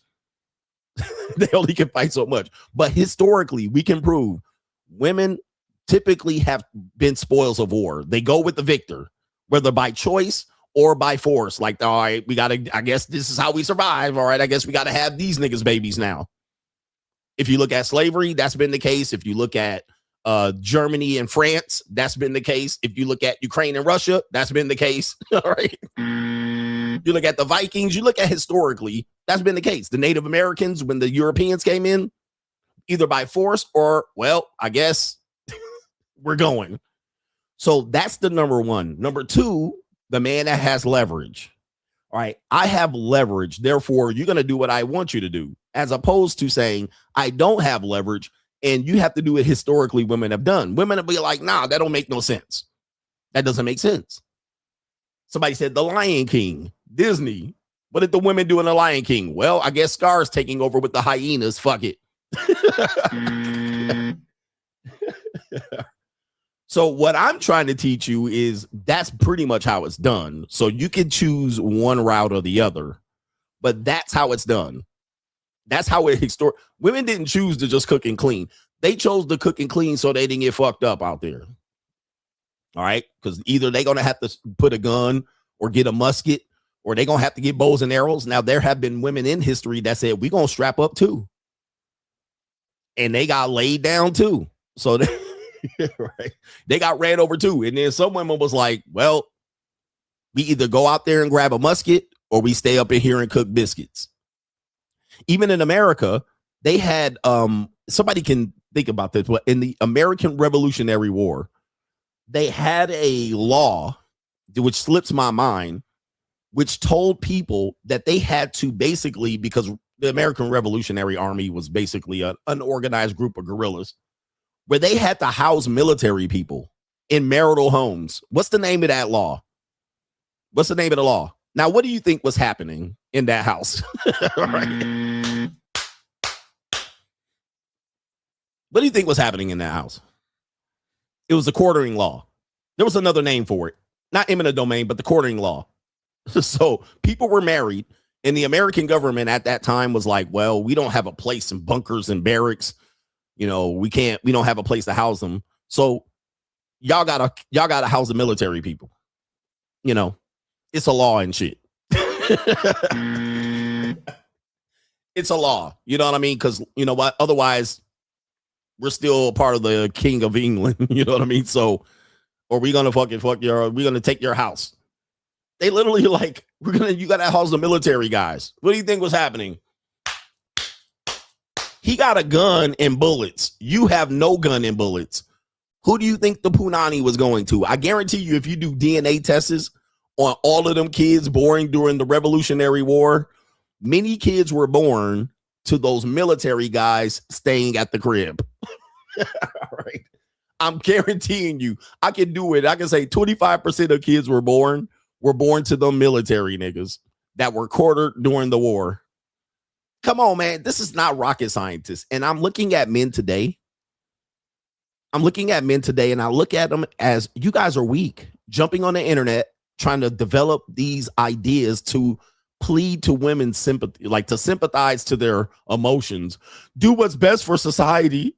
Why are you guys changing your masculine? And they're trying to do all of these videos. And I'm like, y'all sound like bitch ass niggas. Women don't respond to any of this. They don't see any point to give up all of their resources to you because we're going to save society. We're going to save like the birth rate. They don't see it. All you got to do is when they feel threatened or their money's threatened, the women will respond. They're going to respond, meaning that like they're in a financial pickle. They know a guy or a series of guys. They're going to come lay on their back. Right? They're going to do whatever it takes. I could be like, all right, clean this up, do this, do that. And they will get into their feminine right away. Now, if you can find a way to do this for a short period of time or a long period of time, some women will go for it. They will play that act. But dudes out here, man, I tell you, man, I'm looking at dudes today. I'm like, y'all are literally out here trying to plead to women to change when you have the power to make them change. Anyway, you got the power, but you guys don't want to exhibit the power. I'm like, why don't you boss up, get your chicken bag up? Well, that's hard, coach. In this economy, okay. So let me tell you something right here. If you tell me it's hard to get your chicken bag up due to this economy, and I think that's fucking crazy to me. I understand you. But if you tell the same thing to women, I hear a bitch ass nigga. She hear a ridiculously bitch ass nigga. She hear a woman. She hear a gay nigga saying that. She doesn't care. They don't care, bro. So imagine what I hear and I strike back at you. Imagine what women hear when you say, well, it's hard out here. We got to share resources. She hear a bitch ass nigga times 10, a 10x bitch ass nigga. She like, what? So you want her to wait until the economy is fixed for her to give you a chance and try out? She don't care. That's like when you go to war and you be like, they shooting out here. She like, and? What? They shooting out here. If you don't get your bitch ass up out there and shoot back, that's what women will say in war. You realize they out here shooting and we out here all hunkered down and we got to be out here crawling on our belly in the mud. She don't hear nothing. She like, and fight back, bust back. She like, nigga, you ain't gonna eat or get no pussy if you ain't go out there and bust back. Don't come back dead. This is what women hear. They're not trying to hear about your pain and grief and what you went through and what you're going through. They don't care. They're just gonna go, well, listen, my egg's about to dry up. I'm gonna go find another guy. Yeah, right. Stop bitching to women. That's not how you do it. The way you do it is level up and realize that you're literally trying to cage a venomous snake. All right. So at some particular point, even when you boss up, they can still come after you. They can still come after you. Really, there's no happiness really anywhere, but shout out to our brother Kevin Sullivan says, but coach, I thought women own more homes than men. Sound like the NWO got these women. All right. Again, the 64%. By the way, the picture did show a woman. 64% of millennials unhappy with their purchases. Here's a secret to home ownership, really, and this is where people really get messed up with the unexpected costs of maintenance, is many homeowners who were successful homeowners actually were people able to do their own maintenance. That's one of the secrets of home ownership, is to have a good experience owning a home.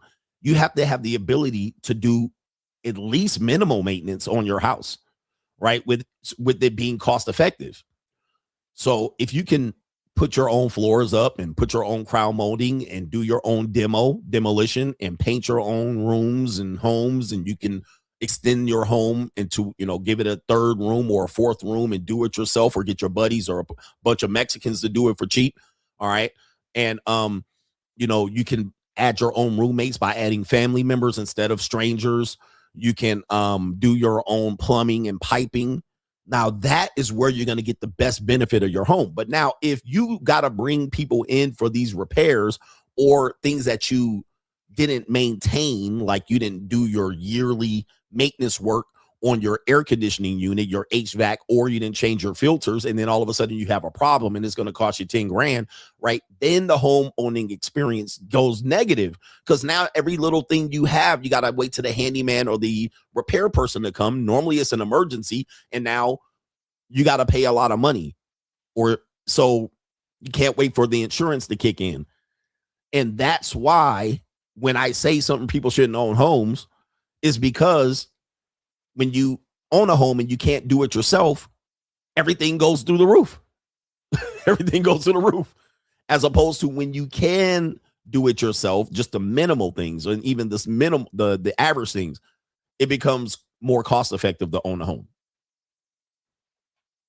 All right. So that's where people are getting priced out on the maintenance, is they have no ability to do any work on their home. This is men and women. They can't grab a wrench, a screwdriver, anything. They can't change a light bulb. All right, you got 12, 15-foot vaulted ceilings, and you got ceiling fans up there and lights, and it goes out. Well, then you got to call a handyman out or a repair person to come up there. Then they got to get on a ladder, and now they're going to charge you $150 to dust off your fans and change light bulbs.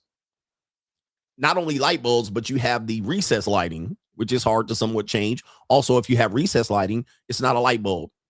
Sometimes it's a LED, and the whole light is a unit.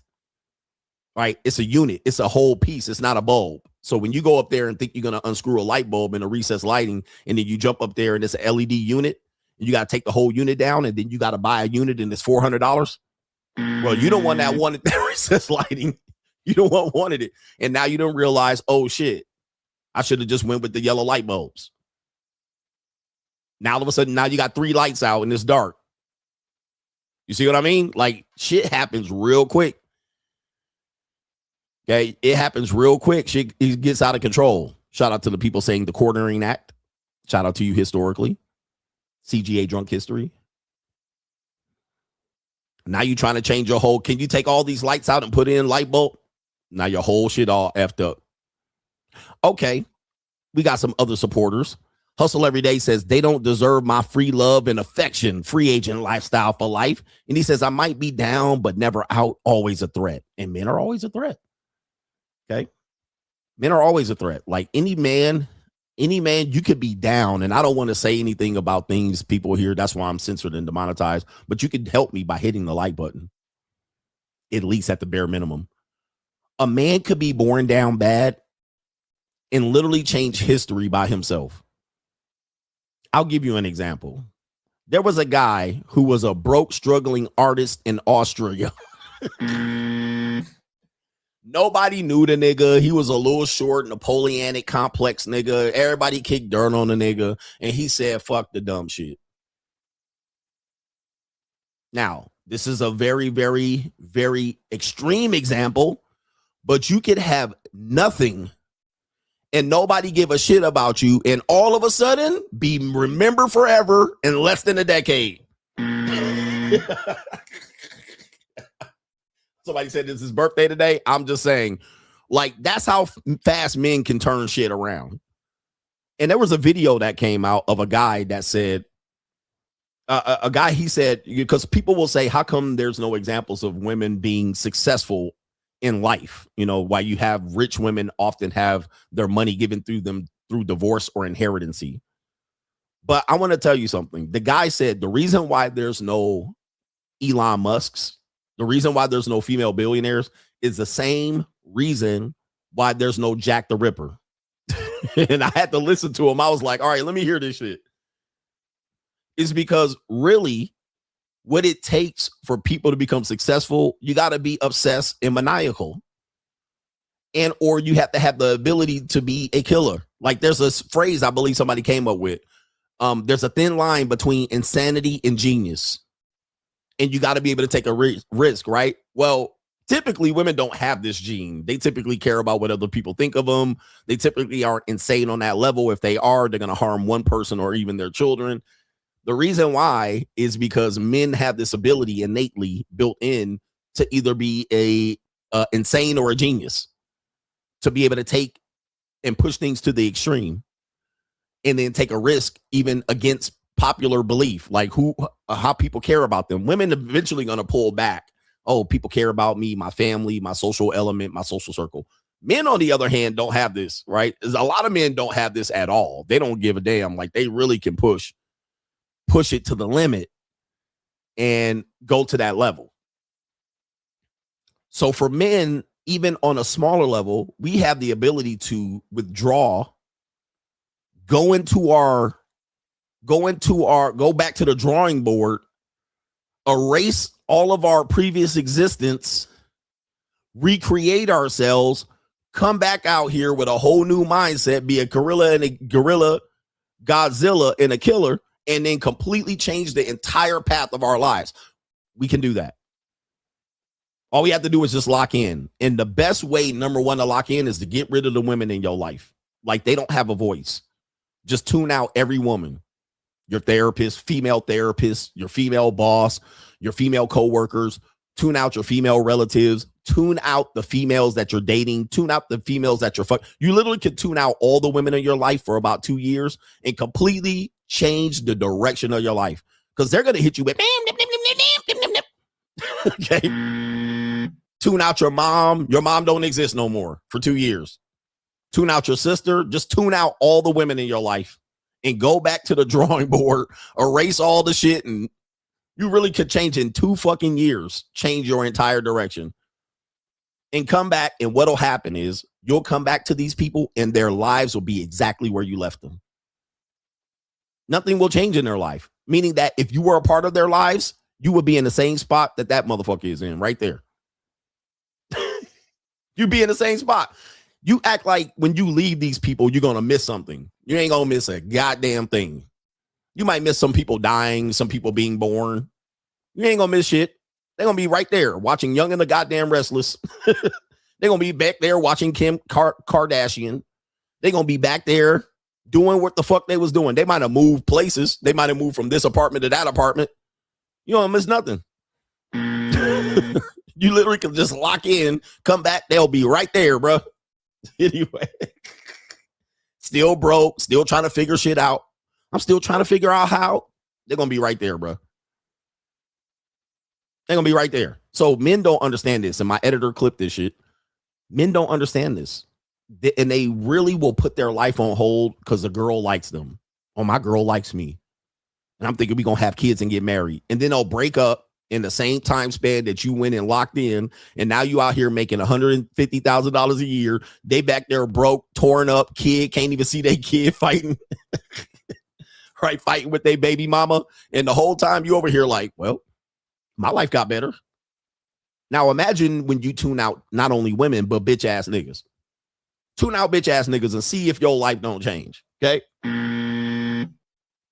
Tune out the church. Tune out bitch ass niggas. Tune out niggas that want you to quit. Tune out niggas that want you to go party in nightclub. Tune out people that want you to go chase hoes. Tune out the niggas that want you to go fuck fat bitches. All right. Tune them out and see if your life don't change. Just 2 years. Just 2 years. You're going to live for 80 years. Just 2 years of your life. See what happens. And then they start coming back to you like you was rich the entire time. Well, you don't understand. Like, no, I do understand. I gave up 2 years of nights and weekends. I gave up 2 years of drinking and smoking. I gave up 2 years not being able to travel. I gave up 2 years not going out and on Tinder and Bumble. I gave up 2 years of that. And now people want you to do what? Feel guilty and sorry for they bitch asses for not locking in. Hey, man, help a brother out. Hey, man, y'all don't want this. Y'all don't want this. Men have this ability to do so. It ain't going to take long. You're going to look back at that 2 years of pain that you went through, a sacrifice, and it'll be nothing. Shout out to our brother TWP says, I know we supposed to stop bringing politics, but in your opinion, why are some people against the U.S. in this war versus Iran, even though it will be to their benefit and not ours? Communism. Right. Not everybody is going to be supportive of a war. So I get that. And we do feel our effects are negative based on war. Like things go up, prices go up. We do feel it we do feel pain financially when we're at war. But there's also people that greatly benefit when we are at war. Not only that, our descendants will benefit greatly during war. We don't understand why people go to war, but it ain't for our benefit. So it's normally going to be to our detriment financially. So I get it. I get why people are against it. Right. It's a financial pain to go through it, especially when you don't invest in warmongering, if you will. And then there's other people that, don't see the long term. They don't see the long term benefits of going through a war. Like, for instance, people that went through the war for the American Revolutionary probably was like, why are we fucking around with King George? Fuck it. Now, they didn't see what we was going to end up being 200 years later. They didn't see that. It was like, let King George tax RT. See what I mean? Like, I'm like, fuck it. Why we drunk? Why we fucking up shit? Right? Just let it be. Nobody cared about when we were going to war with Japan. Why we going to war with them niggas? Now look at Japan. All right, we can go over there and look at Southeast Asia. We can go over there and fuck all them Asian women like crazy for cheap. All we had to do was drop a bomb on people and scare the shit out of people. And now we got Japan, Hawaii, Southeast Asia, Vietnam, Philippines. All right. I mean, there's always benefits later on and shit. You know what I mean? So I don't benefit today, but what about the people in the future? All right. Anyway, I'm a disgrace here. This is a disgrace. Disgraceful historian here. Now we go over there and we got shit locked. And if it wasn't for us doing that shit, guess what? Right. So let shit go on. All right. Shout out to Corey. Says, what's up, coach? On the topic of vasectomies, I got one last year at the age of 27. And it's one of the easy, he says, and it's easily one of the best decisions I've ever made. I've been able to cream pie in peace ever since. Shout out to the coach gang. Free agent lifestyle for life. Shout out to you, man. Hey, man, we're going to talk about that vasectomy issue because it's going to come up. We got a young person leading the Gen Z boys claiming he got a vasectomy. Shout out to Miles C. Says, Coach, I'm Gen Z, and I've always said when the boomers and Gen Xers pass away, so will masculinity, capitalism, etc. Us Coach Gang Gen Zers will see a lot in our lifetime. Yeah, we're the last bastions of hope for masculinity. Masculinity is dead after Gen X dies. Because we grew up on massive hyper masculinity. Most Gen Z, y'all already been effeminized. You've been effeminized. It's just a matter of time. But Gen X's are the last bastion of hope for masculinity. Not even the millennials. So it's a wrap. It's a wrap, meaning that y'all gonna be pansy asses and princesses for women. Y'all gonna be trying to get death by snoo. But we grew up on He-Man and the A-Team. We grew up on World Wrestling Federation, Hulk Hogan, brother. Steroid niggas, Arnold Schwarzenegger, like hyper masculinity, like being a man. Being a man is awesome. Like we grew up on man shit. Like be a man. Man up. Like art, yeah, G.I. Joe. We grew up on hyper masculinity. Tupac. What's that nigga Tretch walking around with a chain around his neck and a lock? Bald-headed niggas, you know what I mean? Like masculine niggas. Lou Gossip Jr., Top Gun. Like we grew up on some masculine shit, like blow shit up, shoot people, defend stuff, muscles. Like we grew up crazy masculinity, hyper. I call that hyper masculinity. Like we went overboard with it a little bit. We did go a little bit overboard. ECW. ECW, you know what I mean? The Dukes of Hazzard, Knight Rider, just over the top. Cartoon, everything was hyper masculinity. Yep, Bruce Lee, Chuck Norris, too much. Godfather, mafia movies. Like we grew up on too much masculinity. Like we overdosed on masculinity to the point where the world had to change it in order to get men the way they wanted men in our country. They literally had to emasculate the men. So now if I say men are being emasculated, the world says, no, not so much, right? This is not true. But from my purview, from my experience, the men have been emasculated. It's without question. There's been an effort to emasculate men. Even the idea of toxic masculinity, there's been an effort to emasculate men. So it's not even a conversation to where I came from with hyper masculinity. And then now you're seeing it toned down, people painting their nails, men walking around in dresses. You got that one Playboy Cardi had a whole leotard on. I mean, it's like, wow, like where have men become? Like, and then when you go ahead and address it, well, what's wrong with a man painting his nails? His mama is a nail stylist. You're just like, okay. They'll make an excuse. Yeah, Popeye. It's just too much.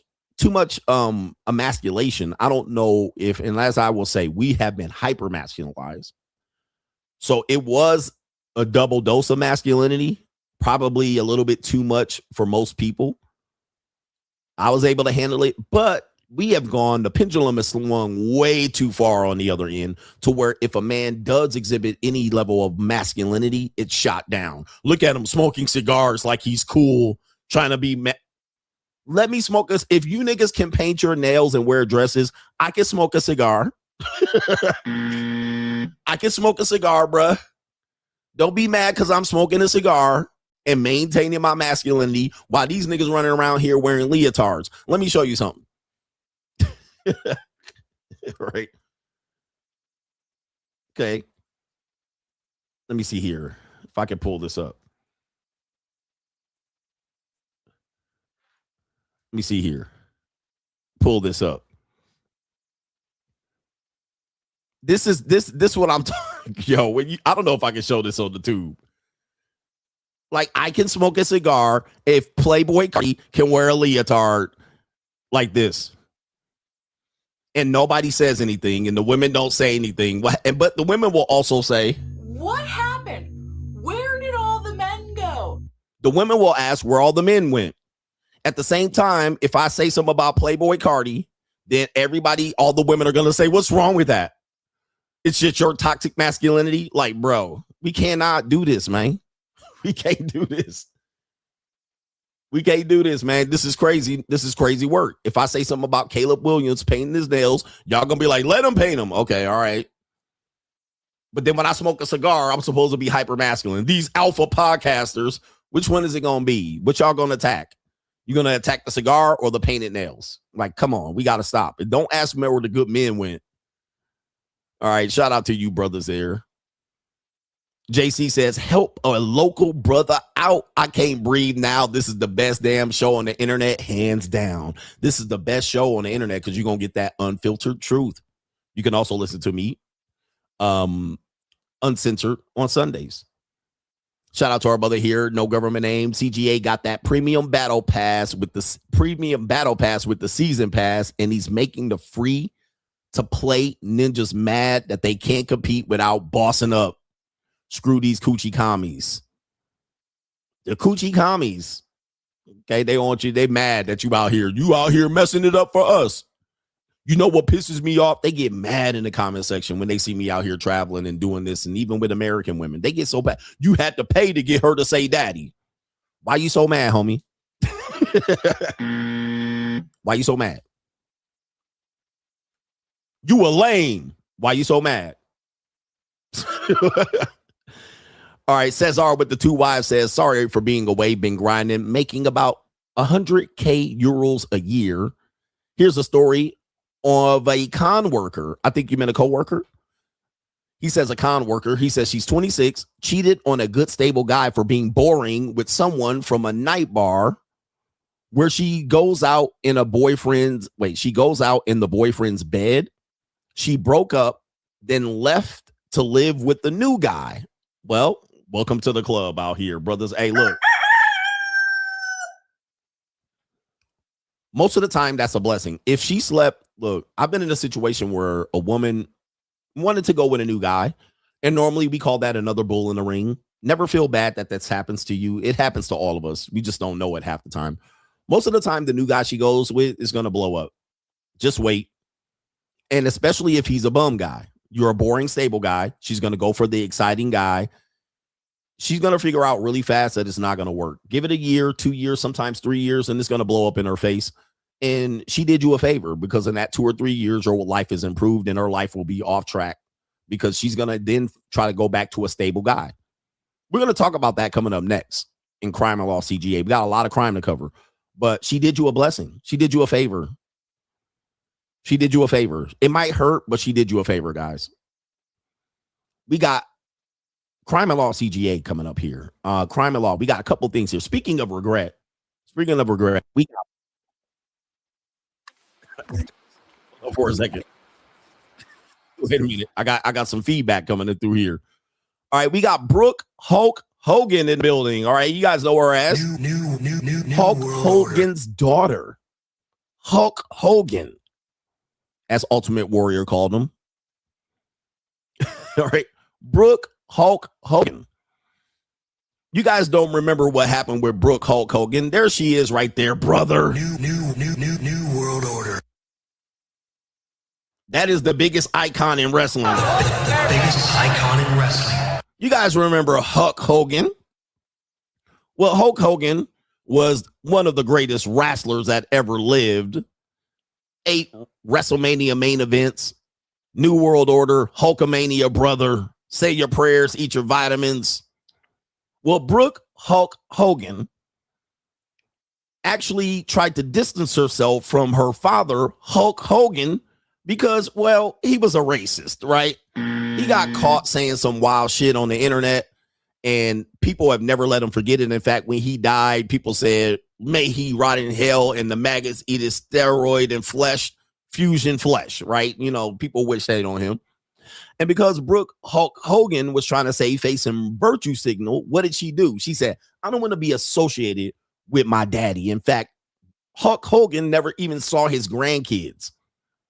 Hulk Hogan never even saw his grandkids. And one of the biggest virtue signaling acts she did was that she said, I don't even want to be associated with you so much that I'm going to write myself out of his will. Okay, now we know he made millions and millions of dollars. He said he lost 70% of his money to his divorce, all right, to Brooke Hulk Hogan's mammy, and she done ran off and tricked it off on some young dude. Well, now she has a little bit of regret. She has a little bit of regret. Let's take you to the news here on Crime and Law CGA, because this has to do with the law. Brooke Hulk Hogan says she regrets signing off on being cut from Hulk Hogan's will. That was fast because it seems like Hulk Hogan just died. All right. He sounds like he just died less than a year ago. You big dummy. Now I regret cutting myself out of the will. Ma'am, gentlemen, ladies, When I tell you this is females to a T, this is females to a T. Ma'am, virtue signaling and getting the court of public opinion to be on your side is always going to lead to regret, because you got to live this life out. I don't have to, the people don't have to live out my consequences. I have to live out my consequences and decisions. So in trying to impress the public by looking good is never going to work for you, because you got to live this life out. This is your one life. You got to live out the next 40, 50, 60 years. You could have had a bag. You could have had a bag and you could have just lived it out and said, hey, my dad was a piece of shit at the end of the day. Fuck that nigga. All right, but I ain't trying to turn down the money. So this is a woman that's in a bind. So she's chosen to come out publicly and say, well, all right, well, my rent is due. Your rent's due, motherfucker. So less than a year, she regrets a decision she made that's going to affect her entire life. You got to stop listening to these women, because they're always going to act. This is why. It's not because we hate them. They're always going to react emotionally when they could have had a logical decision. They tried to impress some broke people, and now your ass is out here broke. All right, come on. Can't you get it through your thick skull that I'm broke? Dead, flat, stony broke. I've got $3.85 in my purse. You better go. This is crazy. All right. So let's look at it. She tried to say it ain't about the money, but this is Brooke Hulk Hogan here trying to tap dance. There were situations that had me so scared. I really took myself off the wheel because, number one, I was actually scared for myself, my family, my safety. Who were you? Like, why would you be scared? I Exactly. guess that's what people are asking. People, and forgive me, but people find it strange to hear you take it off, because most people immediately go to money, right? Like, let's be realistic. I would say most of America, when they heard you removed yourself from the will, they go, well, why? Why would she not want the money? And I know that that was not the reason for you pulling your name. Why? But everyone's just, I think they were having a hard time wrapping their brain around why you wouldn't want to be a part of it. Why? First of all, there's not enough money in the world Lies. that would matter. She lying, bruh. Hey, bruh. Can't you get it through your thick skull that I'm broke? Dead, flat, stony broke. I've got $3.85 Guys, in my let me tell you something, man. And guys, a lot of your kids who have been alienated from you, your daughters might make this decision about you. Where this comes from is the mother. We talked about the court of public opinion, but let me tell you, the mother did her dirty. Some of your kids have been talked out of your will because of a bitter baby mama. Her mother is a bitter baby mama. She's still mad at Huck. She probably done spent up her money and talked her daughter out of doing this. I guarantee you, the mom probably put that in her fucking head, and now she looking back counting beans and shit ain't adding up. So the mother talked her out of the will. And a lot of mothers who are bitter bitches talk their kids out of their father's will. They don't realize that the father gonna go home and he gonna make millions, and the mother sitting over there living in the same apartment she lived in since they were married. And now she making it up. It ain't about the money. Looking to the left, looking to the right, looking up, looking down. She lying, bruh. She is lying. It is about the money because she counting millions. Let me see this real quick. How much was Hulk Hogan's estate when he died? Hulk Hogan worth when he died. We're going to come up with a number right here. $25 million. 25 million smackaroonies. She turned down half of that, at least 10 million, because Nicholas is around. He only has two descendants. Which is Brooke and Nick. She turned down a good 10, 12 million. And she was the eldest child, if I'm not mistaken. I might be wrong. She was the older child. Typically, the older child might get a little bit more, typically. Now, let's see what she comes up with. This is what happens when y'all listen to bitter women, bruh. And somebody said that 25 could have been 60 million in what? That 25 could have been 60 million invested smartly in 30 years. He also had a third wife. He did get married again. So she probably got all of it, if I'm not mistaken. She probably got a good bit of it, and she quiet as a church mouse, pissing on cotton. But look at her, looking off to the left. Well, I was young, and I didn't understand what that meant long term. She's going to tell you what it meant. With what I felt I was facing, there were just too many people that I had solid knowledge of not being good people around my dad. What? And I tried to tell him, and I felt that if I She said felt 3 times, so you already know. Created any more waves, that I would be in danger. Of course, it's safety. I would be in danger. I was scared. I was in fear. Okay, are these people still around now? The answer is nope. These people were dangerous. They were around me, and I was scared. So now she's using I was a victim. I got scared out of my inheritance.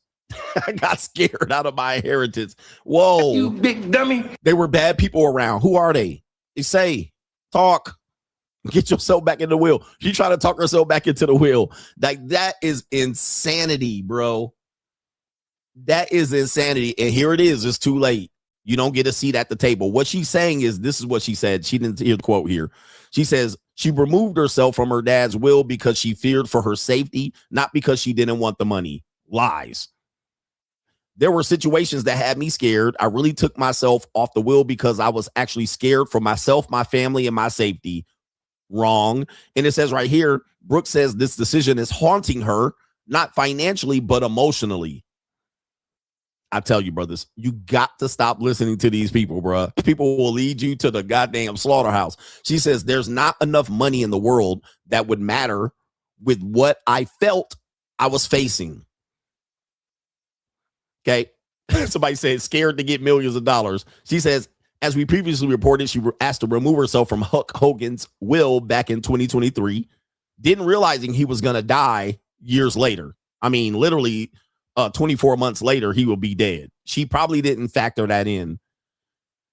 Saying she didn't trust people in his inner circle and didn't want to get dragged into a financial battle when he died. Really? I regret that decision, Brooke added.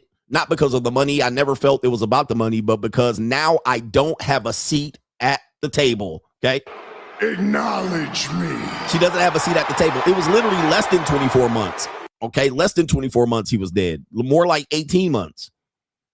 Now she's like, I don't have a seat at the table. What she's now figuring out is that she can't determine the direction of his business assets. She doesn't get any say. So when they start moving the store over here and there's merchandise over here and they start putting his face over here and they start building Hulk Hogan restaurants and they start doing this and that in the museum out of his house, because people do still care about Hulk Hogan, despite the fact that the general public of losers don't.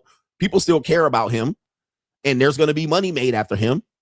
Okay, he's going to make $60 million. Look at Elvis Presley. Elvis Presley made more money when he was dead than he was alive. Tupac, Notorious B.I.G., they made way more money dead than alive. So Hulk Hogan will make more money dead than alive. Okay, it's going to continue to go up and escalate. He ain't going to lose any of that money. Now she doesn't have a say. So now when his face is plastered here and she wants to say, well, that's my dad, they're going to be like, really? Shut your bitch ass up. Who cares? That's your dad. You don't get a seat at the table. More than likely the ex-wife, which is his second wife or his third wife, gets say. And now because you were born and your baby mama, your mama talked you out of your inheritance, now you don't have a seat at the table. And the woman that was in his life for less than 10 years has a seat at the table. All right, which is another woman. She was married, it looks like 3 times. The woman that married him, the third wife, more than likely is the one that ran off with the chicken bag. Okay, so let's see what we got right here. She's probably the one that Brooke is talking about in terms of she's the one that gets to call the shots. Okay, she's the one that gets to call the shots. All right, and she's the one deciding what his estate is doing. And she was a part of his life as a marital person for less than 2 years. All right, and he got up in there. She got in at the right time. The nigga died, and she over there cashing the checks. All right, signing and cashing checks. I'm rich, bitch. Gross miscalculation by this woman, Brooke. Gross miscalculation. And a very calculated move by this woman. Her name is Sky Daly. Okay, very good calculation by this woman because now she allegedly gets to get the inheritance and controls the pot. That pot is going to grow. Okay, that pot is going to continue to grow. And Brooke's going to be on the outside looking in. All you got to do is a little bit of public acknowledgement that Hulk Hogan, he was sympathetic. He really liked niggas. All right. And then now his pot grows. There's wrestling fans that love Hulk Hogan, despite the fact that he said what he said. People grew up on Hulk. And if Hulk Hogan go throw a party, they're going to be at the party. They're going to be at the mansion. They're going to be at the museum. They're going to be buying his little shirts and all of his wrestling dolls. They still make wrestling dolls from Hulk Hogan. Let me see something real quick. Okay, how much does he make? How much does Hulk Hogan make? Hulk Hogan make while dead? I don't know if we can determine this. Let me see here.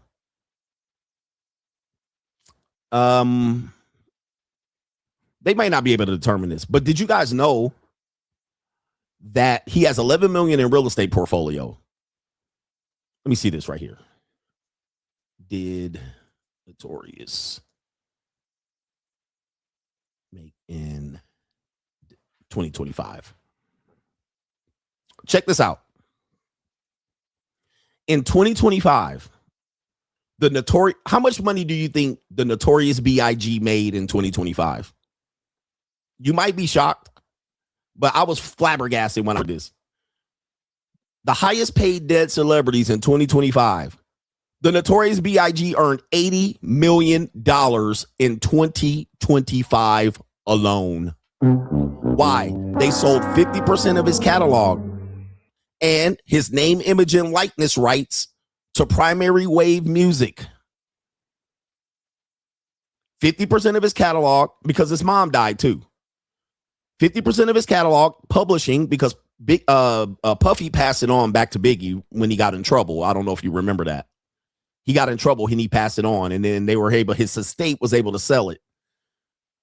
$50 million catalog. 50% of his catalog, publishing and name, image, and likeness, meaning that if they make a doll, whatever, all right, put his face on anywhere, it gets sold, and they can also sell his music and put it in movies and shit like that.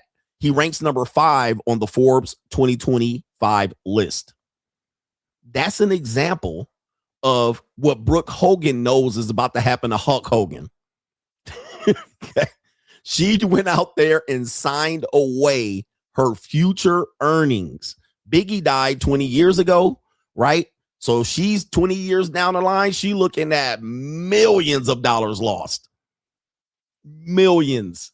I tell you, bruh, people don't realize what they're doing out here, trying to take a stand, trying to impress brokies. Really, you got to really look at things pragmatically, not emotionally. There has to be a little bit of emotions in things. I get it. Was it 30 years ago? My bad. CGA math. Math with CGA. Right? But she throwing away a bag. Hulk Hogan still selling action figures right now. Despite the fact that the black people will tell you, oh, we ain't buying none. He's canceled. Whatever.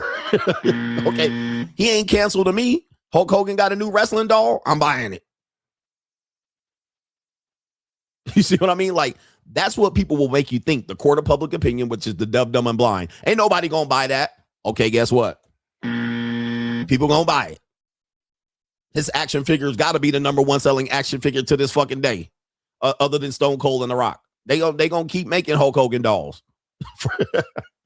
So it's actually crazy that you see her out here scrambling and scraping for shit on Crime Law CGA. Sad story, but it's a lesson that people won't have to learn real quick. Don't let your baby mama talk you out of your millions. Don't make your baby mama talk you out of your millions. All right, we got Crime Law CGA. Do you want to marry a gordita, a torta? We got a black man that obviously a baby mama issue, baby mama drama out here. Let's take you to it on Crime and Law. Oh, let's roll the banner real quick. Oh my goodness. People are crazy. People are crazy. Nobody cares about your virtue signaling right here. Okay, we got Crime and Law CGA right here. We have a black guy who married a gordita, baby mama drama. Let's play the video. Oh my God. Please tell me you're recording. You are crazy. I'm so tired of you. I'm so so tired of you. Stop I'm it. so tired of you. You are making this so much worse. Please tell me you're recording this, lady. You are going to lose custody of doing it. Why would you do this? Why would I lose custody when you... Look at you. You broke my fucking window. Let go. Can you stop? Like, what the fuck? Stop. Can you? No, we need to call someone. Okay. Like, this is actually ridiculous. Steering wheel. Oh my goodness. Oh my god. Please tell me you're When Tortas attack. Coach, man, Latinas are more feminine. They know how to treat a man. They cook and clean. La Toxica. This is the second torta that it went crazy on my show in this many weeks. Coach, black women got attitudes. Black women got attitudes. I'd rather deal with a woman that's more feminine and cooks and cleans and is traditional. All right. Man, them Latinas be hit unstable, bruh. Unstable, but they love hard, but they also hate hard too. And this woman looked like she been beyond pregnant for a long time. He done been knocking this up and breeding her like a cow. Latinos are more feminine, all right? They actually know how to treat a man. They actually know how to love. Oh, my goodness. And does he sound like a BAN, all right? Look at this bitch-ass nigga. All right, they know how to go on the attack. They love hard, man. Boy, they got jealousy. And I'm going to tell you, man, I seen something here. I recognize something. Watch this. All right, look at she aggressive. Look at that. Oh my, you are man almighty. These men today weak as hell. I'm so tired. And look, she in love still. She in love. She in love. She in jealousy too. Look, she still want to be with him. She still want to be with him. Like she can't stand to lose him. She's attached to him. She doesn't love him. She's attached. And typically when you talk about gorditas and tortas, all right, they get attached, bruh. This is a woman that's a hopeless romantic. She never seen it ending. She's in lust with this nigga, all right? But I would not go back because, yeah, she gonna Lorena Bobbitt his ass. All right? Somebody right here, she gone. I'm tired of you. I'm so tired. I'm tired of you. No, you're not. No, you're not. You're still in love. Somebody said, who's recording? I'm going to get to that in a second. All right? Let's take a look at the video. I'm going to show you who's recording. I'm so tired of you. You are making. Look at that. Another gordita.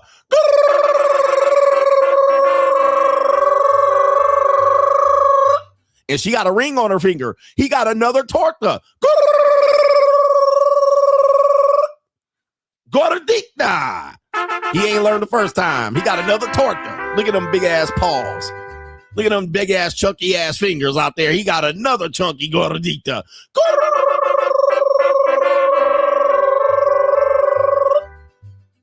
He got a type. He got a type. Look at them bare paws. Look at them chunky 5 fingers right there. Look at that goddamn meat on them ham bones. Look at them ham bones. Woo, wait. Look at them bare paws, bro. She got hands like Andre the Giant. And she probably bigger than the next one. That's what's really got the other one triggered. All right. That's what that got the other one triggered. She basically got the same model 2.0 of that beach. That's why she really upset. All right, he got the same model, just a different. All right, it's so much worse. Please tell me you're recording. Look at him. Please tell me you're recording. Please tell me you're recording this. I mean, you look a little bit he sounds special, bro. Please tell me you're recording this. All right. Trying to look. You are gonna lose custody of doing it. It's no pride. Hey, bro. No pride, bro. What did I tell you, man? When it comes down to the game of life, when it comes down to this understanding relationships, you gotta understand. Women don't got pride at the end of the day. Like they will embarrass themselves. They will embarrass themselves to the point of no return. They don't give a right. Now, some women now figured this out and they done become stone cold out here. But they don't got no pride at the end of the day. They will embarrass you and the whole public and themselves to prove their point. I guarantee her knees are lifted off the cement here. Her knees are lifted up as she hanging her ass off this door. Like she don't care, bruh. And look at these looks. The eyes never lie, Chico. Bro, this is crazy. Why would you do this? Why would I use custody when you... Look at you. You broke my fucking window. Let go. Dragging on the ground. Can you stop? Like, what the fuck? Stop. Keep driving away. No, we need to call someone. Okay. Like, this is... She grabbing the steering wheel and running on the side of the car. Bruh.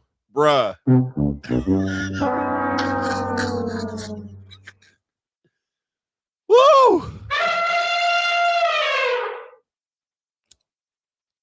She's steering the car now, bruh. I'm telling you, man.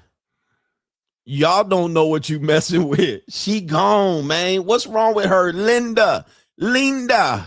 Here's William. Linda done crashed out. Somebody come get they Tia out here. Here's William. Oh my goodness. Somebody said she in heat for sure. This is Latina flavor right here. This is Latina heat. All right. That pure Latina love right here. Somebody said he getting it for free. Yep, he got it for free, Mr. Taylor. He never paid. Somebody said it. Andre said he got it for free. He gets it for free. Okay, yep, sir. Yep. Didn't cost him a thing. All that time is coming back to haunt his ass. Boy, oh boy. Okay, Latina heat. All right, speaking of crashing out, we're gonna even it out here. We got a horrible story to report here. A man crashed out and he did the unthinkable. All right, now this is getting worse out here, man. These people are going crazy. And what did I tell you last week? Love costs.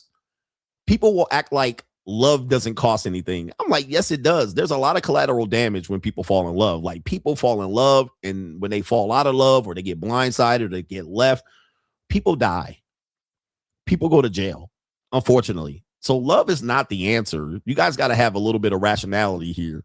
We got a horrible story to report here. We're going to Niggaport, Louisiana, aka Shreveport. A man kills 7 of his children and an 8th child in Louisiana mass shooting. Here's William. This might be one of the lowest of the low stories you can actually think about. He kills 7 of his children. Y'all clapping kids now, bruh. Like, this is insanity. There's no excuse to be out here shooting kids, bro. I mean, what? All because of love. Niggaport, Louisiana, not a surprise. A father has killed 7 of his children and another child in Shreveport, Niggaport, Louisiana, in a mass shooting that police called a domestic disturbance. Really? That is not a domestic disturbance, but it says officers said the shooting began at 5 o'clock on Sunday. After attacking the children at a property, the suspect drove away in a stolen car. Officers then chased and killed him. 2 adult women, including the children's mother, are in critical condition after they, too, were hurt by gunfire. And a 9th child was taken to the hospital after jumping from the roof of the home while escaping. The suspect was identified as Shamar Elkins from Niggaport's mayor communications director told the BBC. Pause. We do believe him to be the only individual that fired gunshots at these locations, according to Shreveport Police Department. Officers have yet to suggest the motive of the gunmen. The children's siblings and 1 cousin were 3 boys and 5 girls. They were aged between age 3 and 11, according to the parish coroner. Local police had said earlier on Sunday the children ranged from 1 to 14. So we now know it as 3 to 11. The coroner's office, I've identified the children. We do see the ages there. We're not going to name the names, but rest in peace to these children. Children are never, ever supposed to get in between your adult BS. Children are never supposed to get in between adult BS and emotions. Okay, we're not taking out kids. Nobody ever is going to co-sign that. That is a cowardice act. You might as well have taken out yourself and let these kids live. All right, we do have different names on the children. All right, I noticed that there are 3 different names on the children, so I'm not sure what that means because they said they're his kids, but I see 2 kids with 1 last name. I see 3 kids with another last name, and then 3 kids with another last name. So it could be possibly that he was a step daddy, step dummy, crash out. Now, the 2 kids that are the youngest has his last name. You big dummy. So they said they're his kids, but I only see 2 kids with his last name.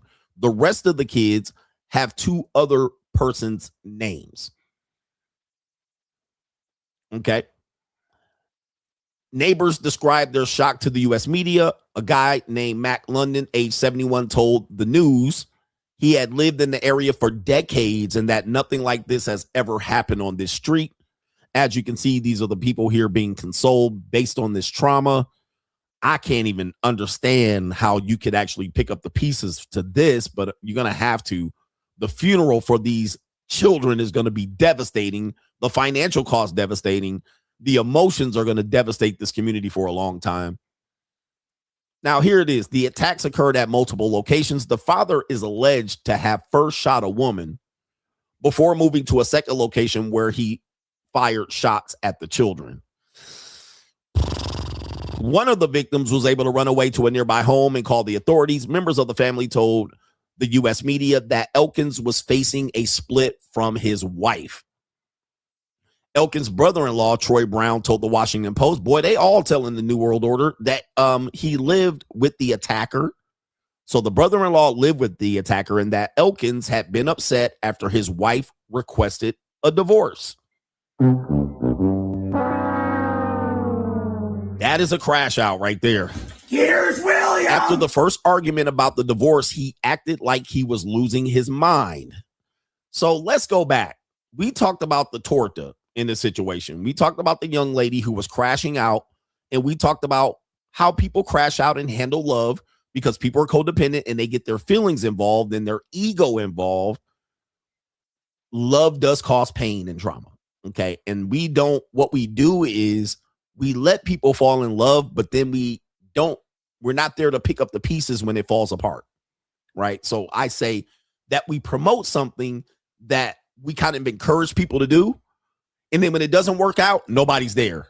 This is an example of what I'm talking about. And I'm like, we got to do better by just painting love and marriage as an end all be all. Oh, it works. It's better for you. It's better for you emotionally. But what happens is we push people into it. And then when people can't handle it, then people lose their lives. Okay. People die. People go to jail. And then we try to frame it was they really wasn't in love, or this person was the weirdo, or they should have saw the signs, when really there are unintended consequences that come from these acts. And there are some people, just like I say, some people shouldn't buy a house. Some people shouldn't be in relationships. Okay. When I say some people shouldn't be able to buy a house because they can't afford it, some people are not relationship material. You're just going to have to chalk it up and go, you're better off being single. He done lost his mind because of the divorce. So he was getting it for free and then he was going to have to pay. He looked at this. I'm going to tell you, man, he looked at that child support. He was looking at that child support. I'm looking at these ages and it doesn't make sense that these would be all his kids. I mean, so we're going to have to get the complete story here because I see 2 children age 6 with different last names. I see 2 children age 5 with the same last name, with different last names. Something is up. So somebody's going to have to determine why that's the case. Why 2 children are 6 and 2 children are 5, yet they have 3 different last names. I know one child was a cousin, so I get that. But I don't see why there's 2 kids that have 2 of the same ages and one kid really roughly born. I don't know. This doesn't make no sense. because I see kids born in between kids with different ages. This is incredible. I get that there were stepkids, but how are we having stepkids with the, like, okay, look. So this kid has age 6. Snow is age 6, but he has a daughter, Elkins, age 5. But there's a Snow age 5 here too. So I get that they're stepkids, but there gotta be something to explain why there's kids he's having, and I don't know. Somebody said 2 different women pregnant from him. There you go. Okay, so there's 2 different women involved, potentially. That could be the case. That could explain it. Okay, yeah, there we go. It is Niggerport, Louisiana. So it could be that there's 2 women involved. There's a previous baby mama and a current ex-wife. That could explain it right there. That might be what it is. I'm assuming that, because I don't know. One woman can't have 2 kids by the different last name at the same time. So maybe there is definitely 2 baby mamas. All right, but running around here, this guy running around here, able to create 8 kids and 9 kids, tells us there's a problem in Shreveport, Louisiana. Right here. Somebody gotta have to explain this. This is crazy. It says Crystal Brown, a cousin of one of the wounded women, told the AP news agency that the couple were separating and had been due to appear in court on Monday. Typically, when a person crashes out on someone, it normally means that the court appearance is around the corner, and he was probably feeling like he couldn't do anything and it was at wit's end, and he had to go ahead and decide before he went to court. Okay, the suspect allegedly is alleged to have stolen the vehicle in which he attempted to flee from the attack, aka a carjacking. Officer followed him to another neighborhood in the Bossier Parish where they fired upon him and he lost his life. The incident is the deadliest mass shooting in the U.S. since 2024 of January. And a mass shooting is an incident where more than 4 or more victims were shot, not including the suspect. Tragic. Okay, they're talking about domestic. Okay, here it is. A local politician said more than 30% of crimes and 30% of murders in the city were domestic in relation. Now the number has gone up. We've more than doubled our homicide in the city of Shreveport because of one act of domestic violence. All right, so here's what I've been saying again. This is one thing I've been trying to tell people, is that when they push the agenda that get in relationships and relationships make people more stable, and they always leave this part out. I'm like, what about people getting smacked up, domestic violence, getting shot, kids getting harmed, traumatizing kids, step parents coming in, traumatizing children? Love and relationships don't automatically equal better. Although you can say people become out better as an outcome, I understand what you're saying. But if you look at this and say 30% of murders and crimes are domestic in relation, golly. That's a lot of people who have to try to have the police solve their problems due to relationships and love. Man, that is crazy, boy. Y'all got to Here's William. Get it together out here. That's a tragedy. Nonetheless, we don't encourage men to take this course of action. Go ahead and pay the stock fee. You're the one that you're the one that wanted to pursue the relationship. You're the one that wanted to get married. You're the one that wanted to fall in love. You're the one that wanted to bring children, multiple children into the world. You're going to have to realize that all men pay. You thought it wasn't a cost of this. You thought you were not going to be victimized. Not my girl. Well, you have 2 minor children at least with this woman, and you probably stepped up to be a stepdad, or you have other children by other women. It's going to cost you. Pay the stock fee, pay the fee after the fact. Do not crash out and start taking people's lives, because you now realize you're going to have to pay. You're going to pay on the front end or the back end. Now you done took out people's lives when you could have took your coward ass out there and jumped off the Bossier City Bridge. I'm pretty sure that exists somewhere, and went shrimping and let the shrimp eat you. But you took the coward way out by crashing out because you didn't want to pay the fee. Really what was happening is he knew he was about to pay child support. He knew he was about to pay child support, and all of that free pussy gonna add up to pay. And of course, he paid with his own life, so nothing's ever free. That's Crime and Law CGA. Let's get to these supporters right here. Do me a favor, man. Hit the like button. Support the show by bringing yourself over to contribute via Cash App, PayPal, or Venmo, and or Ko-Fi.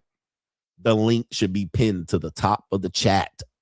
We got more show ecclesiastically coming up, featuring a man in his 20s, a popular content creator in his 20s, that is chosen to allegedly get a vasectomy. A vasectomy. Is going to be a new wave of young men getting a vasectomy? Or is this just a one-off? We know that there was a red pill guy who tweeted men should consider getting a vasectomy in their 20s.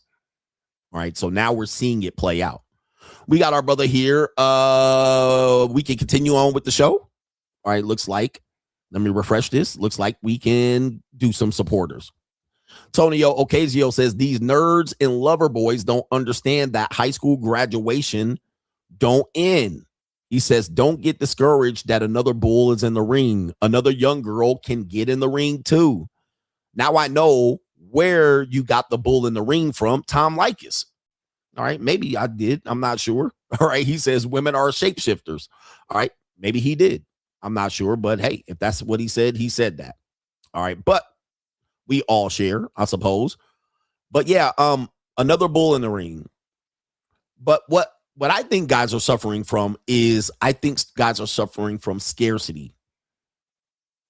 Men are suffering from scarcity. I've been there. You've been there. We've seen that one guy that said help a brother out suffer from scarcity. This guy that deleted his baby mama, scarcity. What men believe is that there's not enough women for them. There's not enough women. Now, when a guy then finds that he has a reason to find that there's other women, say, for instance, a passport, bro, the men that can't do that shame him for doing it. Or if a guy says, I'll just pay at the hole, he's creating abundance.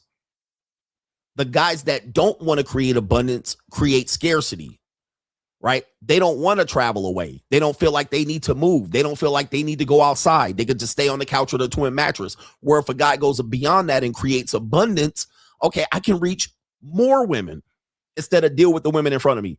The guys that have scarcity, they challenge him. Okay, why are you going over there? I'm creating abundance. I've opened up myself to an available pool of women. Or let's say a guy's 40 and he opens himself up to date 18 to 55-year-old women. The people come in and create scarcity with him. No, you should only date this group of women. But I've created abundance, which favors me. Scarcity doesn't favor me. And anybody that thinks that people aren't doing that, I want to ask you this. People are going to say, people who are impoverished suffer from food scarcity. Why do people who are impoverished suffer from food scarcity? They're going to say they only have what's available for them at Walmart. They only have what's available at the corner store. They only have what's available when they steal it. So then people say, well, they have food scarcity, so he had to do what they had to do. They had to create abundance. So what do? We open up welfare, we open up food pantries, we open up opportunities for them to go further from where they can really go to create more abundance for food. This is the same thing men do when they go get a passport, when they date younger women, when they date women across other racial lines. They're creating abundance. So they don't have to go ahead and deal with the hood boogers in their neighborhood. I almost said something else, but I didn't say it. So instead of with the hood boogers, they actually say, I'm going to open it up to fat white women, rich white women, Asians, women in the Philippines, women that are younger. I'm creating abundance. Therefore, I'm not pressured into taking toxic people. When you do that, people shame you for it. Don't let people shame you for that. You're actually doing the right thing and they're doing the wrong thing. Never let them believe, because guess what? Who gets mad? They do. You don't get mad. You actually get options. They get mad because you're opening up abundance where they can't open it up or they refuse to open it up. So you're not doing the wrong thing. You're doing the right thing. They're actually the ones doing the wrong thing. All right. So, okay. We got our brother here. It is Dragon Blood is in the building. Dragon Blood says free agent for life. Coach, I've lived most of what you talk about in marriages and divorce, and I'm bossing up as we speak. Just got my global entry. Next stop, Costa Rica. Shout out to you. He's already lived the marriage and divorce. Sometimes it ain't worth it. And he's going to Costa Rica for some ticas. Shout out to my ticas out there in Costa Rica, man. They good out there. And you still good. You still good. Create abundance for yourself. No scarcity. Never scarcity. Always abundance. You just mad because you can't get hoes in Atlanta. Well, I don't want any of them hood boogers in Atlanta. I'm good. We got Kaylin. Coach, I did some research on your girl, EO Sky. She's not a young Ling Ling. She's 35. Would you still go for her? Yes, indeed. Shout out to her. Ling Lings, Asians don't raisin. Asians don't reason. So I'm going. And did you see Jade Cargill last night? All right, good night, almighty. Oh, the humanity.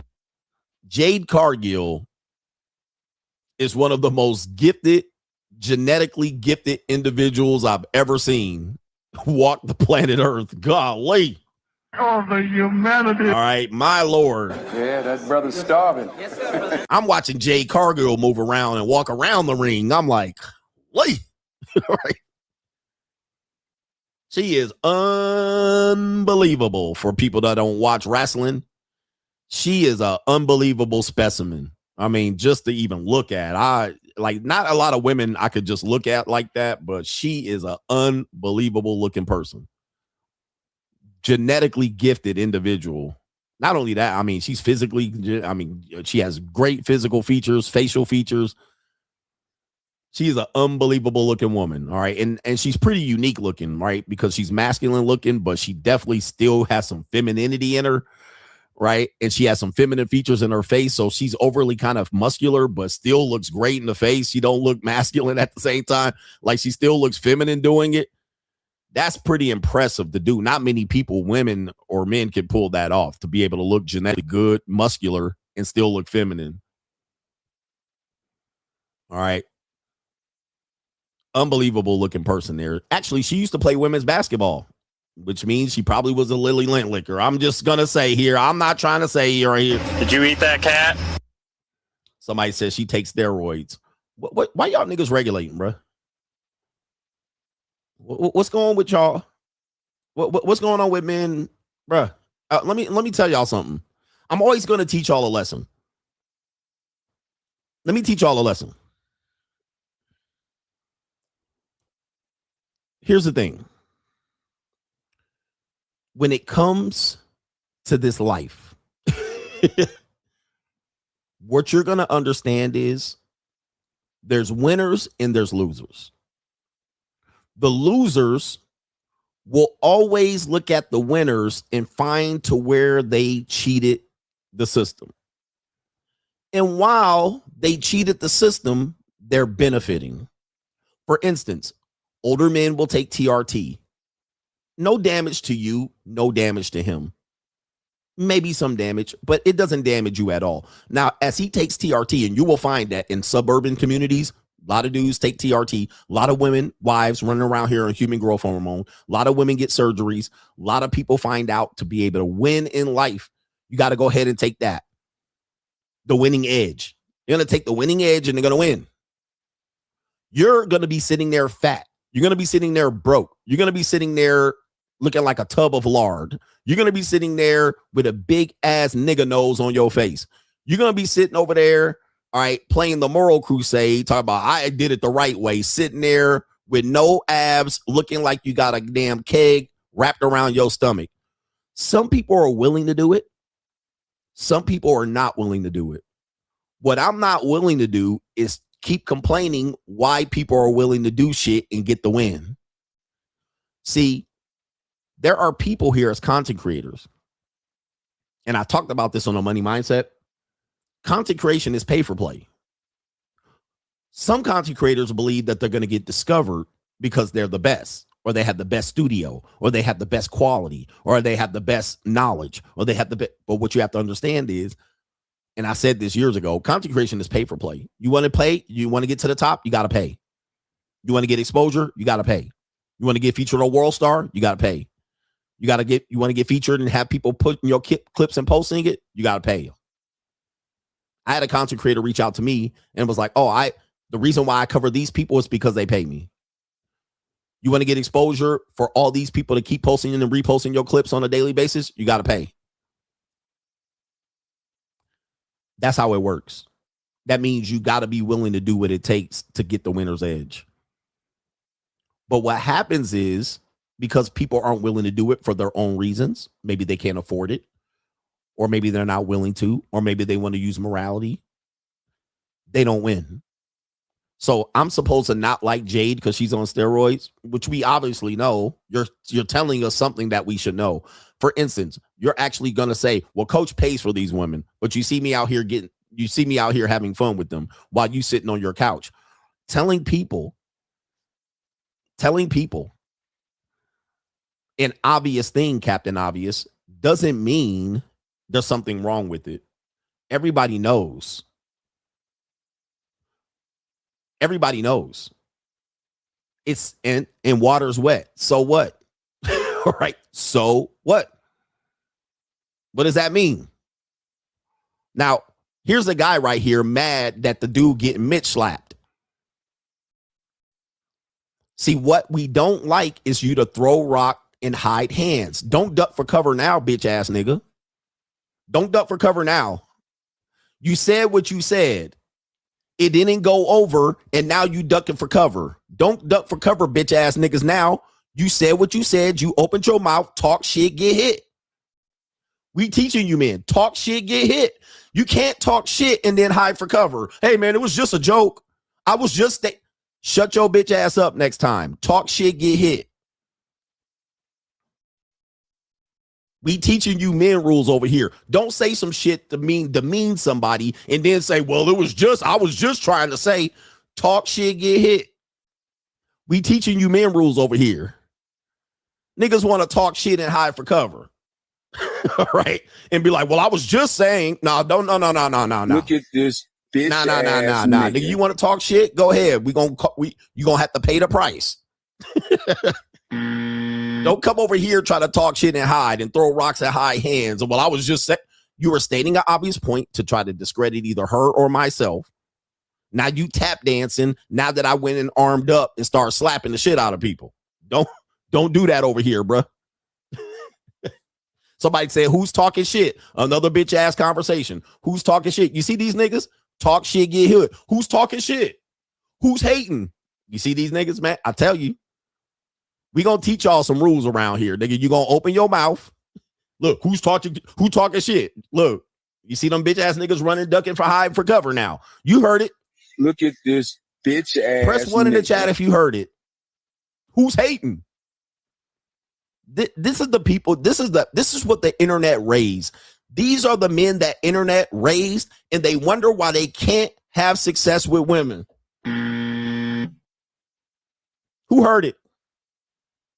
Y'all grew up hating on the sidelines from the keyboards, and now when people slap the shit out of you, now we the ones triggered.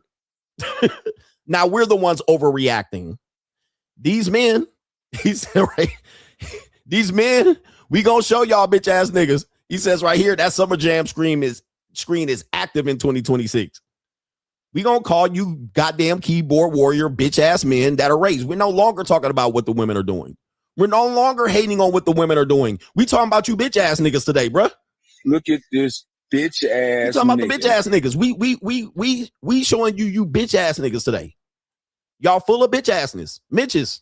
It's the men's problem that women are the way they are today. 100%. It's the red pill's fault. It's the red pill bitch ass niggas Rangers. You guys are the problem. Y'all talk all this shit online and then talk this shit and be like, well, we're just who hating, who's doing what, who's nah. We got a bitch ass nigga problem. Look at these niggas. She ain't genetically gifted. Look at your double chin. Look at your stomach, nigga. Look at these niggas. Look at your stomach. You don't even have a picture on your face. Look at these niggas, man. Look at these bitch ass niggas. Look, hey, look. This is why I slap Mitches. Because we got a Mitch ass niggas that watch me, and they are just red pill rangers. Look at these niggas. Look at that. Look, it only takes me a couple times to spray the raid, and these bitch ass niggas, soon as I talk about men, soon as I big up a woman, these niggas get mad. Look at them, bro. Look, Coach Mad, she on steroids. Look, here we go. We got to show you the red pill is cause more danger to men than it has improved men. The red pill has caused more danger to men than it has improved men. Why? Because we let bitch ass niggas into space through open the door through Fashion Fit and Kevin Samuels. Now, I'm not dissing them, but they attracted a group of bitch ass niggas. They brought in too many bitch ass niggas. Not talking shit on them, but they brought in too many bitch ass niggas, too many losers. There were already bitch ass niggas in the space, but the reality is they gave the bitch ass niggas an air horn to talk. They gave them ass to talk. They thought they had a voice. But the red pill has caused more danger to men. I'm going to expose this the rest of my career, the dangers that the red pill has caused. They let these niggas, they opened the floodgates to loser ass incel bitch ass niggas. 100%. All I got to do is keep proving it. Soon as I talk something positive to women, guess what? Here come these bitch ass niggas who hate women. And look. Is this your king? Huh? Look. Is this your king? Hey, the red pill is dead, y'all. The red pill is nothing but a rest haven for bitch ass niggas. Yep, soon as I bigged up one black woman, these niggas had a problem. Oh, look at these guys. Now they try to play the victim. Now they crawling that back into their hole. Not a messaging from Tiger profiles.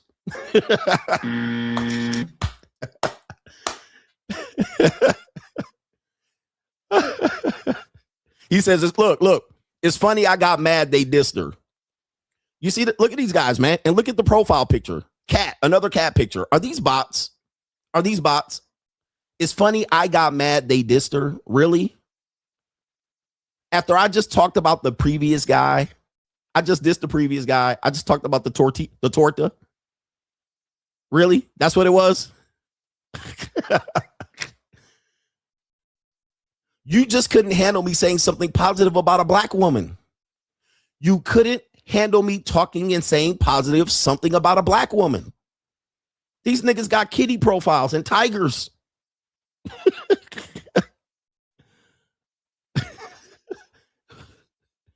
I said something positive about a black woman. Y'all got triggered. And now I'm got triggered. Now you saying I got triggered. I tell you, man, this is the state of men today. This is the state of men today. This is why men are men. Y'all are women today. Women. You men are women. How the fuck? How the fuck?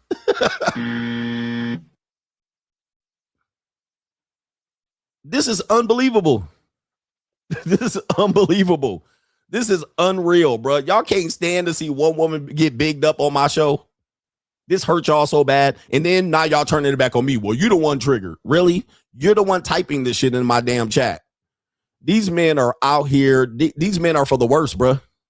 These men are for the worst. These men are no good. As I said, these men, y'all niggas need, half of y'all need to go today. ASAPly. You provide nothing. You'll never pass on good genetic material. No women will ever choose you. Even if you paid, bitches will turn you down. There's no way these men could do anything for this world, bro. Tell you. There's no way you offer anything positive to this world. We need to send these niggas first trip to Iran right now and get them blown to smithereens, bro. Immediately.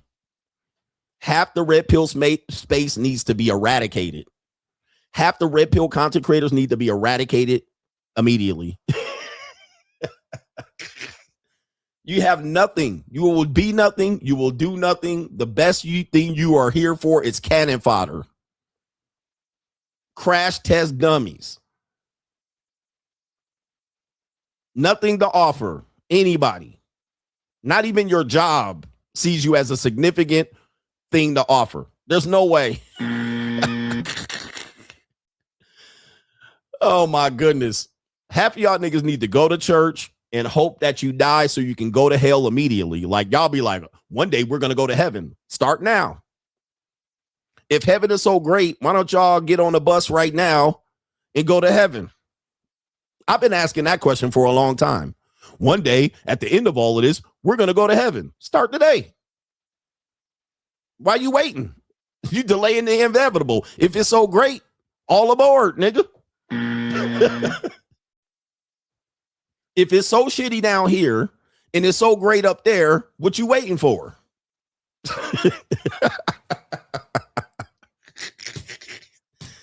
I would get on the bus today if it's so great, man. Hey, one day there's going to be a great place for us to go. Shit. What we waiting on? Load up the boat. Load up the boat. Where's the stairway to heaven at? All right. Instead of fixing the problems down there, why don't y'all climb the stairway to heaven today? What you waiting on, nigga? If it's so bad down here. I don't get it. I don't get why it's so great. One day we're going to be rewarded. Okay, start now. Act now, nigga.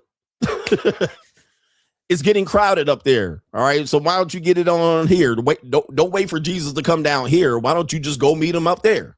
All right. Because he up there chilling, considering coming down. Y'all waiting for the rapture and shit. One day God gonna come on, swoop us all up. You can do this today.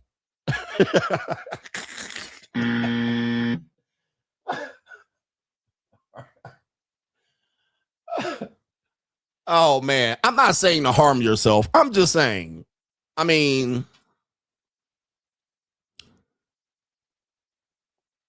anyway, act now before the price changes, before the rules change and shit. The terms and conditions then change on your ass. And you're like, I don't no longer qualify.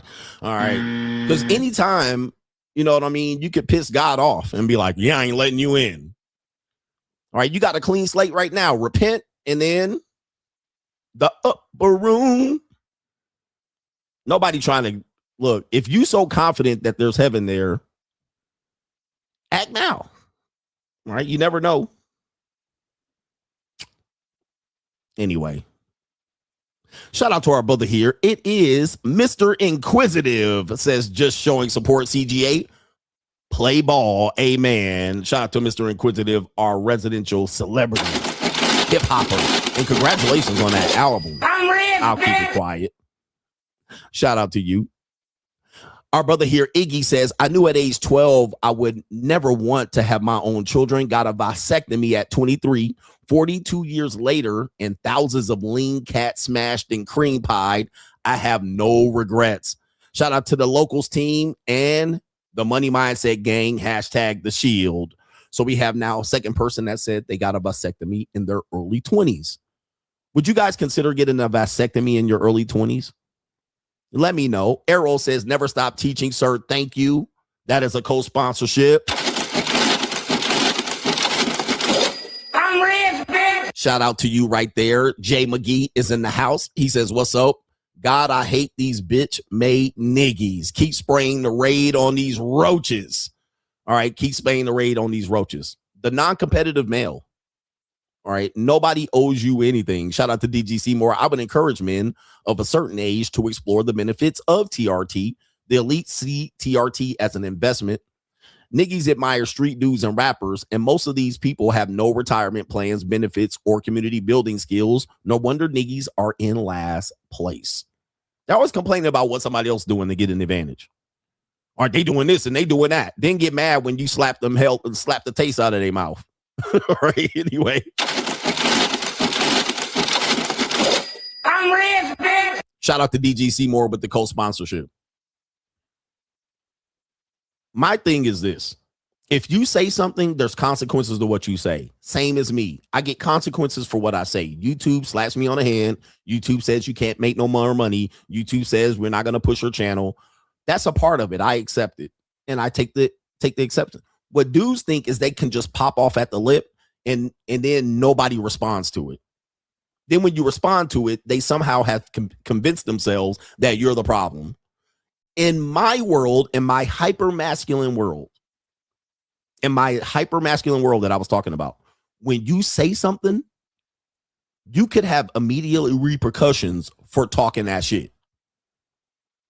So that when we grew up, we were growing up, we knew that if we said something out of pocket, you can get slapped for that. You either got the gas face or slapped immediate. Like the consequences were immediate. We didn't have a keyboard and a cat picture to hide behind. So that people knew that there's a hierarchy. See, young dudes can pop off at the lip and hide behind profiles and bots and say some shit, and then y'all can let it slide. And then if I react, then y'all can say, well, you triggered. Guys, that we didn't grow up like that. Okay. We didn't, I don't understand that. Like, I don't understand that world. So that's a weird world to me. If we were at the barbershop right here, we were at the barbershop because y'all niggas don't even get haircuts no more. So that's neither here nor there. If we were at the barbershop and a bunch of grown men was saying some shit, let's say they were wrong with the shit what I was saying, and I corrected it, I immediately knew that I could have a bunch of these old niggas and OGs and gangster niggas that was in prison cutting hair to smack the shit out of me. Even though I was right. But because I didn't earn no stripes, because I didn't have no hair on my chest, because I didn't have no hair on my chinny chin, because I wasn't who I needed to be, because I wasn't a grown ass man, you would get your fucking chin checked, slap real quick. Or they would just turn to you and make you the ridicule of jokes the rest of the time. Now, you can't go up in there and say they triggered. Right? Oh, they triggered. Because as soon as you say that, you definitely get mopped up. Why? Because you just can't say shit. You certainly can't say shit and then say that the other person's triggered and reacting to it. And you certainly can't say shit and then just run off. You can do that today. And that's why today we have a group of bitch ass niggas out here presiding over these women. Look at this bitch ass nigga. Okay. This is why we have the state of manhood the way they have them today. This is why we have men trying to negotiate with women. This is why we have women outperforming men across the board. And these bitch ass niggas want to make excuses. You can't just say shit and then expect people to not react or react negatively, and then accuse the person of getting triggered. You can, but we don't let that shit slide over here. Okay. This is why the men are in position that they're in. It's why the red pill is dead. Okay. There's no more red pill, guys. The red pill is dead. I've been saying that for 2 years. It's dead. Nobody gives a fuck about what Andrew Tate got to say, or Sneeko, or Clavicular, or Myron, or CGA. Nobody gives a fuck about these red pill talking points anymore. They've already debunked them. They've already just went over them, and they stole the ones that made sense for their own personal pride. The red pill is dead. What you guys need to do is realize it's boss up season. Nobody's triggered. Nobody even gets triggered by what Andrew Tate or Clavicular has to say. They just look at them as idiots. Nobody gives a fuck about these people. Sneeko, Myron. The only people that give a fuck about them is incels and red pillars, right? Nobody gives a fuck about what they got to say. And nobody will make changes based on what any of these people say. Nobody's going to change the laws because of what Andrew Tate or Myron has to say. Nobody's going to change the laws because of what Clavicular exposes about women. Nobody's going to do anything about it. All y'all going to do is get a little ha-ha and kikis, and then y'all going to be going back with a dry dick. That's all y'all going to be in the back with. No pussy at the end of the day. Watching other men get pussy. Right? You're going to be watching other men get pussy when you can't. That's all you're going to be. The red pill is dead. I've been saying it's dying. It's dead already. Nobody gives a fuck about what any of these content creators have to say about the state of society, dating, and relationships. As you can see, women have completely ignored it and moved on, and they completely still talking they shit out here. All right. 100%. I called it a long time ago, and here we are. It's just a space for incels and men to feel better about themselves for being bitch ass niggas and losers.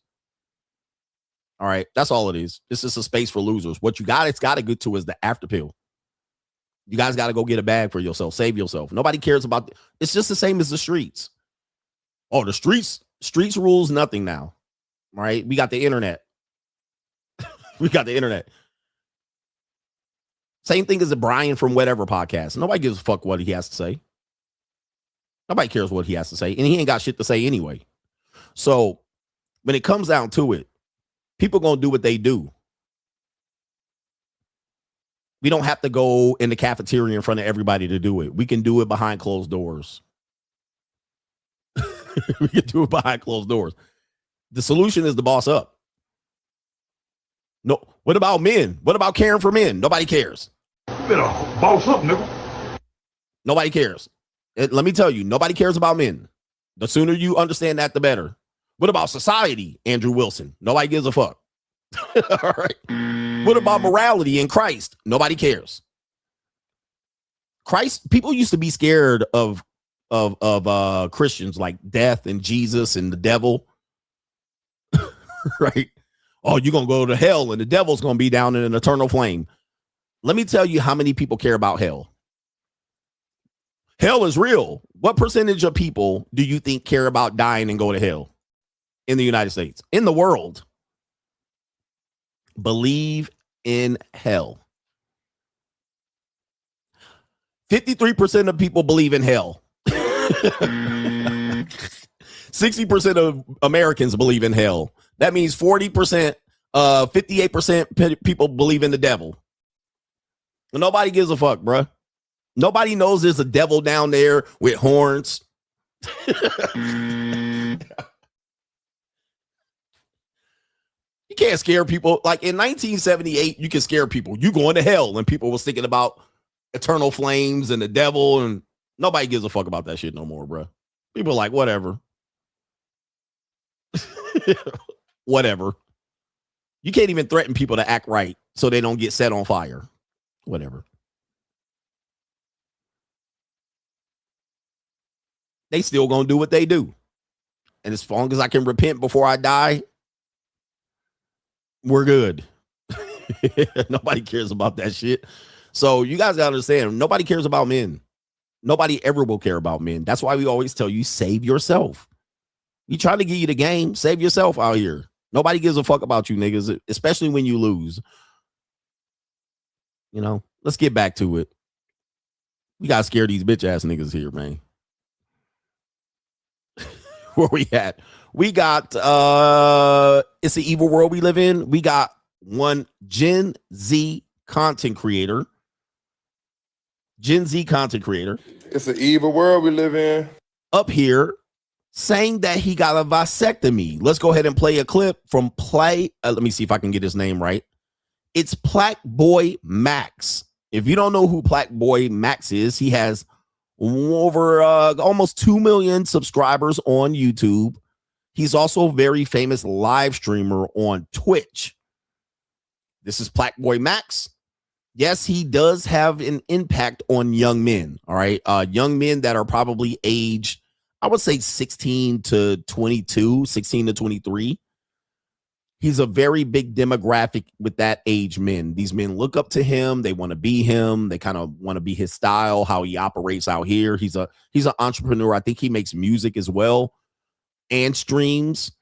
He's around women. You know, he's a light-skinned Niggy. Okay. But Plaque Boy Max, all right, shout out to him. My son introduced me to him. My son has been watching him for several years. So, yes, I'm aware of who he is. And this is what he had to say about him getting a vasectomy at age, well, we don't know his age, but I'm going to say around 20-something. Let's go ahead and play the clip here. And you got to listen because it's not, you can't clearly hear it, but listen. I know I was gone for a little minute. I got a little story time for y'all. Y'all ready? All right. So I'm going to be honest. Y'all remember that video? Y'all remember that video? I'm going on semen retention. Y'all remember that vid?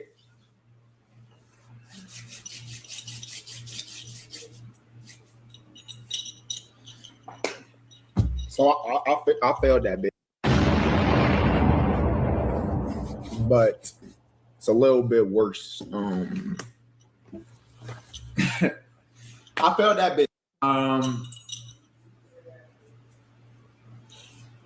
But I worse than failed that bitch.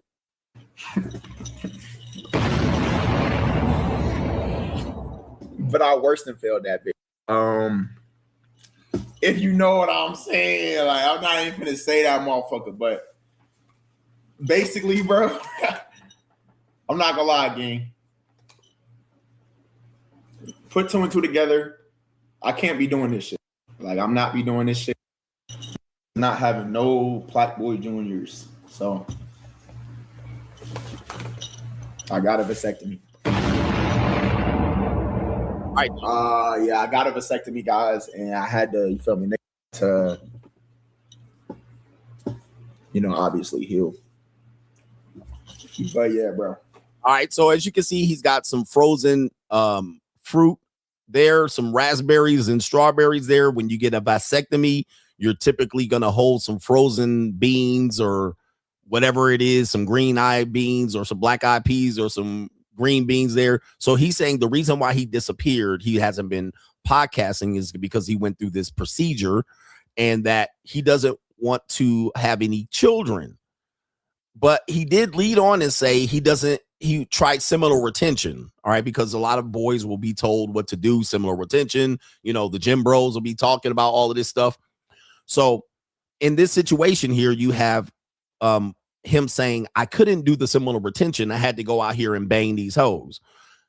And in a sense, the best way to deal with it is to prevent pregnancy, not seminal retention. So he couldn't stop banging the hoes and practice any self-discipline. So now the vasectomy was the best way to go about it. All right. And so he's not going to deal and dice up his money by cream pieing random women, randos or fans or women that he's meeting through his social media presence. What do you think about this? What do you think about this? I mean, we don't know if he's actually trolling, but we do see that the frozen fruit right here. All right. He's 23 years old. He does have an impact on young people. Okay. So let me see here. Let me see what his viewership is. How many views does Plaque Boy get on Twitch? Plaque Boy average. How many viewers does he average? Between 20 and 25,000 viewers on one stream live. At his peak, 50 to 60,000 viewers live on Twitch. And Twitch typically doesn't lie about their views. Kick and Rumble does. But is his highest average 32,000 views at once. And he did a 153-day consecutive stream streak. And recent streams has hit as high as 58 to 70,000 at one time. At one time.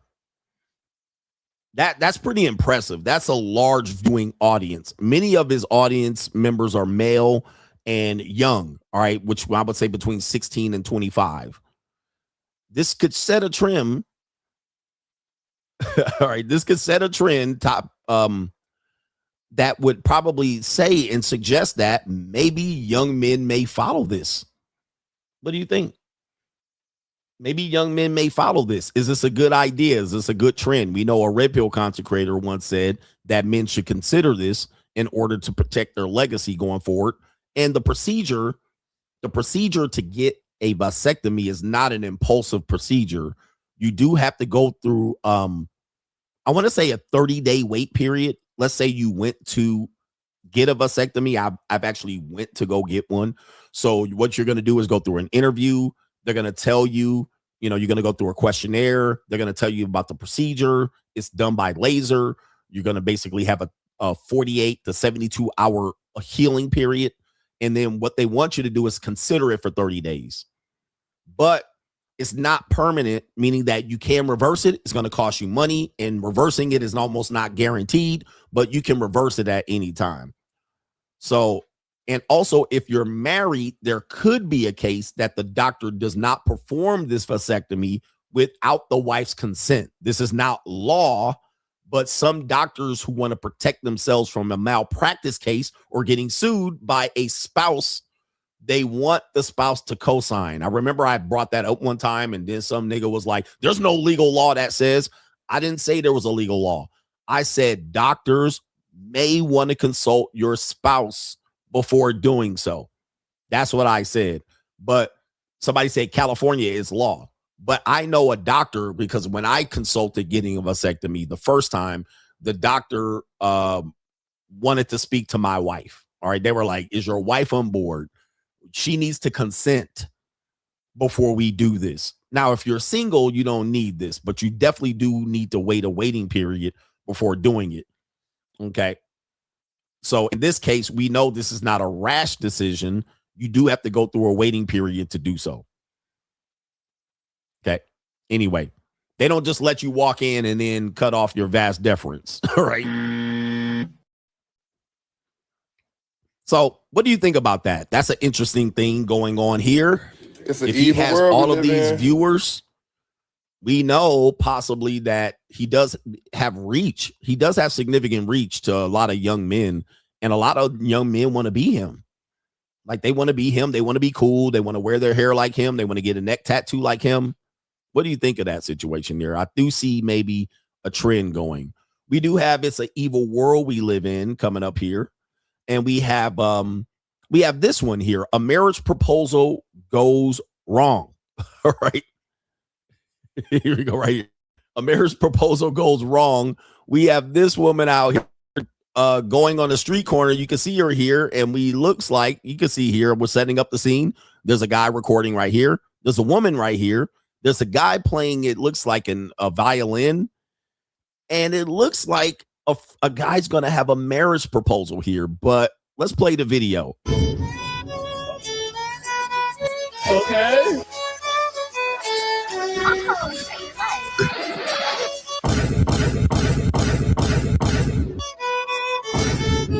Do it.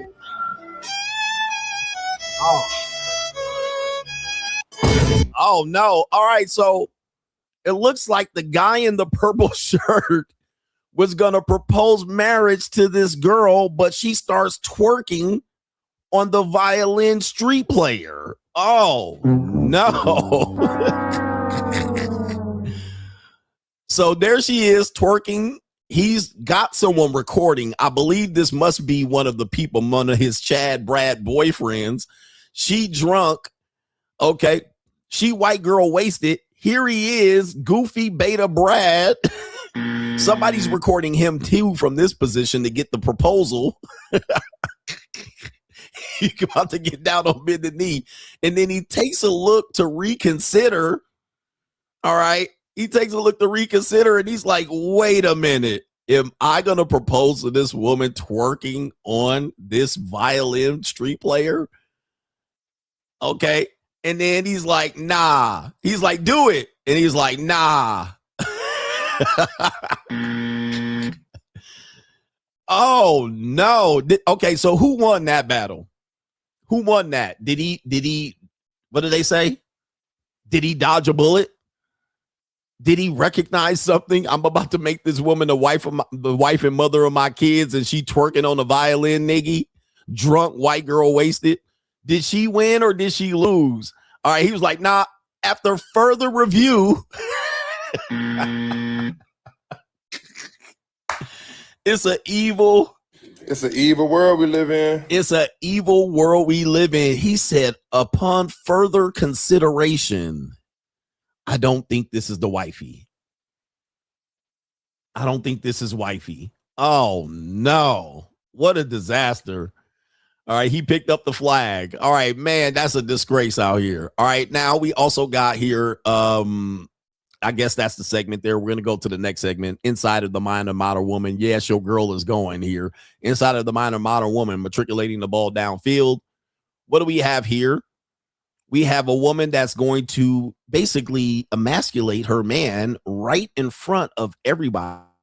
I have a tendency to do this. The emasculation of modern men. This is crazy. So this guy right here, for some sort of a trip that shows what nature is doing. And it says nature has its own rules, but so does my marriage. The guy posted this, it looks like. And they're looking at a male-dominated situation where one male dominates a harem of women. But let's hear what the wife has to say. The dominant male, the one with the horns. It's in charge of all these females. There's only one male with so many females. You're not that lucky, Yash. You only have one for life. Oh, no. If you didn't hear what happened there. Look at this bitch ass nigga. So they said, oh, that one male, he's the dominant male. He's the AKA the alpha. He's in charge of all of those females. And the woman said, You heard her said, She said, you're not that lucky. Golly. See, here's the thing, bruh. They know that you're giving up your right by being monogamous. They know what you can get out here by being a dominant, non-monogamous man. They know that that's the jackpot for you. She says, you're not that lucky. Meaning that that's what she knows, that's what even would be in his favor. Then she goes on to say, you only have one for life. Only. So she knows he's giving up his best scenario. It's not that they think this is better for you. She literally is proving, oh, you're not that lucky. You only have one for life. You only have one for life. Golly. Bruh. When I tell you they know what they're doing, they know what they're doing. We're going to talk about this by setting boundaries. That is a whole L. And look at his face. Look at this bitch ass. She know it benefits nigga. her. It doesn't benefit him. I'm going to show. Listen to what she says when they show the video of the guy, the one dominant male out there. She was like, Listen to what she says, the jealousy in her mouth, because she knows he's hearing that. She was like, Listen to this. That's the dominant male, the one with the horns. He said, that's the dominant male. He has all these women. He was like, It's in charge of all these females. There's only one male with so many. Only one male with so many females. You see, he's waking up like, one male, all these females? That's what she reacted to. Listen. She said, yeah, nigga. Now let me whip you back in. You're not that lucky, Yash. You're not that lucky, Yash. You're not that lucky. You only have one. You only got one for your entire life. Oh my goodness. Look at this bitch ass nigga. She already know you took the L. You're not that lucky, Yash. You only had one your entire life. You got to take care of me. You don't get no more pussy out here. Golly. It's an evil world we live in. All right. Point of view. Your wife out here going. We have 3 more videos than my main event out here. Listen to this young lady out here. These are your daughters, your nieces that y'all out here concerned that I'm putting hands on hips. You're acting like they're out here not having sex. All right, but they are. We have a young woman that says, I want to get my cheeks busted right now. Okay. It's not this woman right here you see on the screen right here. Not her. All right. She looks soft, but let's listen to this video right here. And this is your girl. $10. So I get dick? So I get dick. All right. This is the girl. I want you to keep your eyes on this girl. We'll play the video and come back and review it. Wait, you're looking for a torta pounder? That's so Torta pounder. You're not fat though. That's medium. You're not fat. all right, rock, paper, scissors. If you win, I'll crack. Hey, listen, a deal's a deal. She said, I'm trying to get cracked now. So they're playing a game with their meta glasses. This is your daughter. This is a torta. This is a girl that you think ain't get no action. She out here in the streets with them soggy woggies. Talking about I need a torta pounder to rearrange my guts. She said, I'm trying to get cracked now. All right, she wild. Yeah, that brother's starving. Who going? Press 1 in the chat if you going right now. Who going? Boy, when these clothes come off and you finish nutting, you're gonna feel disgraced. You're gonna feel bad about yourself after you finish up. Now, when you going in, taking her ass to the woodshed, it's gonna feel good as a motherfucker. It's gonna be soft and wet. All right, but after you finish nutting, you're gonna be like, what the hell did I do? You're gonna be upset with yourself 100%. Okay, but she said, I'm trying to get cracked now. Let's not get it twisted. Niggas still gonna crack this 100% because we ain't got no rules around here. But what's going on with her knees in here? Oh man, what's going on with these knees? And then the other dude said, you're not that fat. Let's continue. Right? That weight is buckling that knee. I mean, that's the definition of knock knees in there, bro. That way, let me stop. All right, let me stop. Let's continue. Gonna get cracked now? Play the game. I don't want references. So you just want to crack? Fuck it. I just want to crack. All right. So these are your girlfriends. This is you dating down. So your girl won't cheat on you. And here she is. Rock, paper, scissors. If you win, you get nutted in. No. Oh shit, my bad. What if I lose? You get nutted on. All right. All right. Oh man. She going. She want to get not nutted in, nutted on. Going. Your girl going, yo. Rock, paper, scissors, shoot. Oh! Okay. All right. Wow. She ready to go. She ready to go, guys. Your girl going out here. It's that easy. When I always tell you it's easy for a woman to get cracked out here, it's the easiest thing they can do, bruh. The easiest thing they can do. And good, look. This is her female friend talking about you should marry her, woman. She's not like that. But guess what? She knows how her friend is. They're encouraging her to get cracked. Look, they're encouraging. Do I get dick? Wait, you're looking for a torta pounder? So Torta pounder. Torta pounder. Her friends like torta pounder. Get her. You're not fat though. He said you're not fat though. Come on, bro. Even she ain't buying that. See, this is what I'm talking about, bro. Even she not buying that. He said, you're not fat. Come on, bro. Everybody can see what they see, bro. We know. Dudes be out here with that lying shit. You ain't got to lie, bro. Just say you like big women. You know what I mean? I'll crack that big chunky ass. Come on. Yeah, that brother's starving. Bring that soggy ass out here, that big old muff huff. Bring that fupa over here. Bring that fupa over here. She know what time it is. So that's why she even just stop listening to him. All right, you lying. Everybody know you lying. Bring that fupa over here, girl. We'll dust that thing off. You're medium. She said you're medium. She not buying that shit. She like, bruh, I know I'm fat, bruh. Wait till you see this fupa and the muff huff on the top.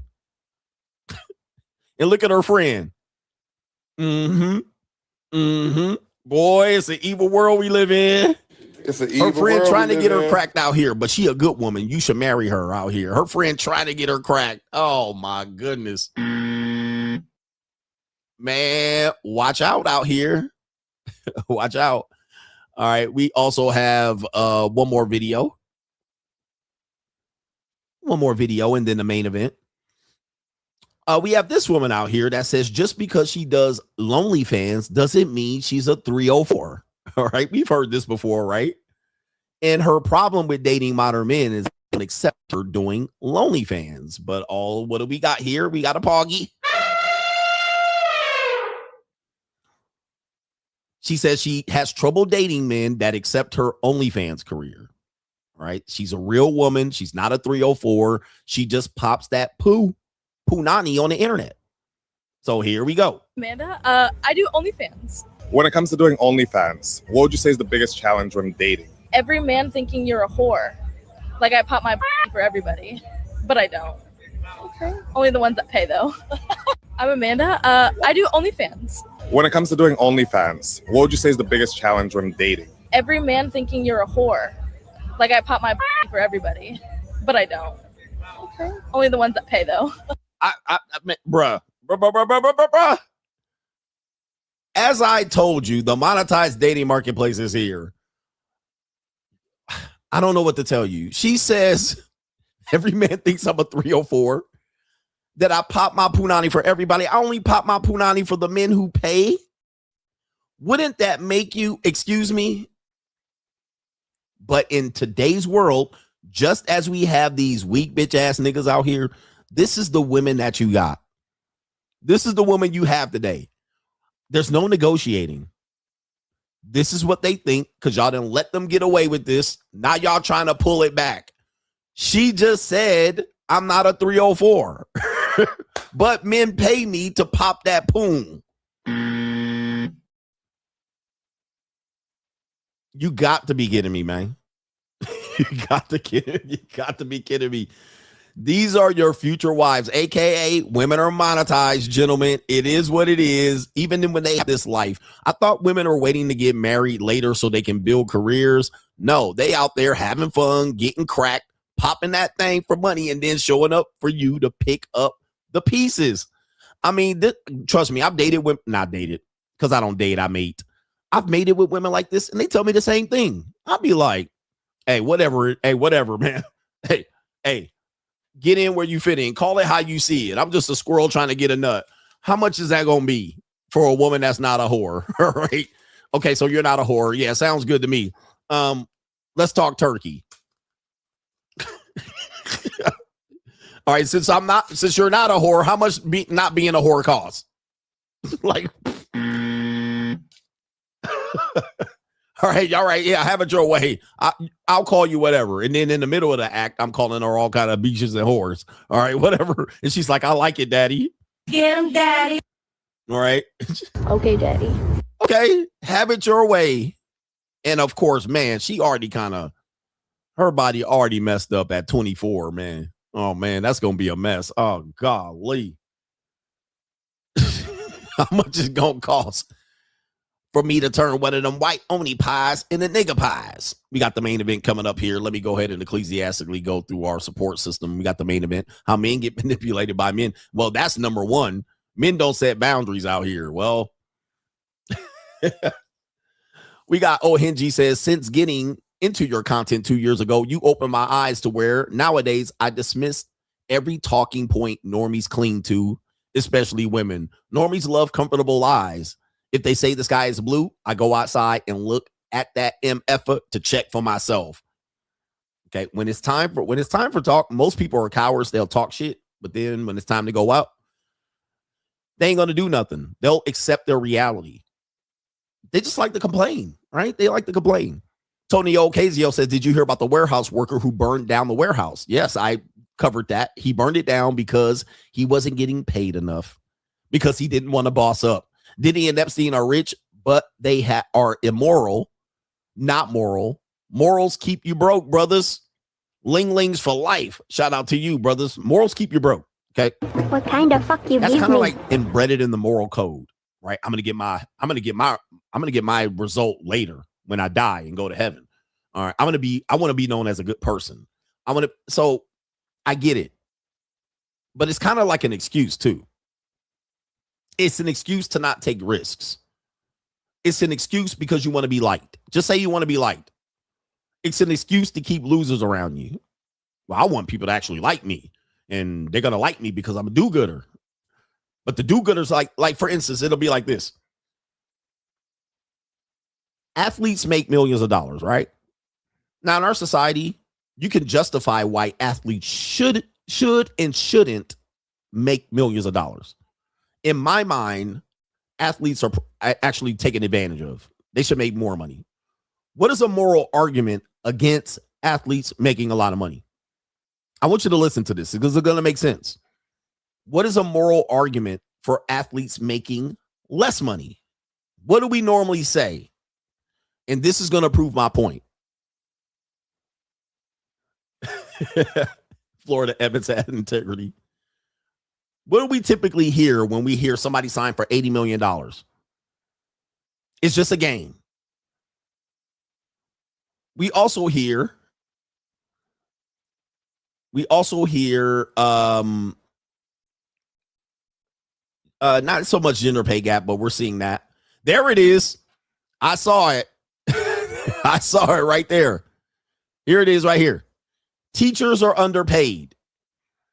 That's immediately going to be brought up. All right. Well, the people who should be making the real money are teachers. That's what we're going to hear as a result of that. And teachers do this and that, and they should make the money in a real moral society that understood the true value of a person. Then it will be the teachers that should make the most money. That's going to be a moral argument. Now, for all intents and purposes, I know what they're trying to attempt to do. They're trying to say that our values are placed in the wrong place, right? We're placing our value to the wrong people. But in general, that don't make no fucking sense. That's just a moral argument. Because teachers knew what they were getting into. They knew they were pursuing a broke endeavor that wasn't going to pay them any money. They was not out there practicing and doing shit to make them a better athlete. They actually could have chose to pursue athleticism if it was about the money. So they made a choice. They made a choice to pursue an endeavor that don't pay them a lot of money. It wasn't like they could have made a lot of money in being a teacher. They knew they weren't going to be there. So again, all good deeds don't all good deeds don't go unpunished. So that happens. We get that, but that's not the argument you should be making. That's not a thing placing value on immorality, right? Or making it immoral to pay athletes more and teachers to make less. Teachers have more impact on the children, right? But also when you consider what athletes have to put their bodies through, it's a shorter endeavor. People have to use their genetic ability and their innate ability to actually work through problems to be able to get through there and put asses in seats and sell popcorn and nachos and whatever shit like that. Where teachers, they just sit there, take 3 months off for summer, work from 7 to 3 p.m., grading papers and handing out worksheets. The majority of teachers should not be making more money. There's a lot of shitty teachers. There's a lot of teachers that actually don't know how to do anything but teach. So I get what they're saying, but that's an example of criticizing wealthy people and saying, well, there's a problem in our society where we reward them, but they're actually the ones generating money. Whereas the teacher doesn't generate money per se. So there's no reason to pay them anything, especially when half of the shitty teachers are shitty. So we're just going to pay shitty teachers millions of dollars? No. That's an example is these people should make more money because they're good people. And these people are bad because they make more money. Nah. I mean, count the amount of teachers versus athletes. There's millions, there's hundreds of thousands of teachers. There's only a few athletes. Anyway. So morality often doesn't just solve the problem. Sometimes it keeps you broke. Being a good person keeps you broke. Now, when you're doing that, you chose to be broke. Just understand that. You didn't choose an endeavor that was going to make you wealthy. So you can't have it both ways. You can't have it both ways. Morality keeps you broke, y'all. Where we at here? Did I get our brother here? It is Class Act. He says, Coach, if it wasn't for you, I would still be trying to holler at 4s and 5s with nasty stomachs because I thought it was for free. At 35, I hate that I found your channel so late, but better late than never. That's you with a co-sponsorship. Shout out to you. Let's win. I'm rich, All right, shout out to you for that. All right, appreciate you for that one out here. People out here will celebrate mediocrity. Okay, we want people to celebrate baby steps, but we don't want to have people to celebrate mediocrity. You don't want to be around a lot of people celebrating mediocrity. Now, that's not to say you're not going to have a couple of undercover freaks out here. What we're saying is celebrating mediocrity or settling is not a place you want to be in for so long.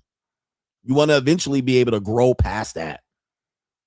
There's a price to pay. Did I get arrow? Never stop teaching, sir. I did get arrow. Shout out to you. And then we're almost at the main event. Almost at the main event. You know, similar to YouTubers, right? People, and I'm saying this to delay this, but people think YouTube is easy. Oh, YouTube is easy. And you got rich off of YouTube. And right.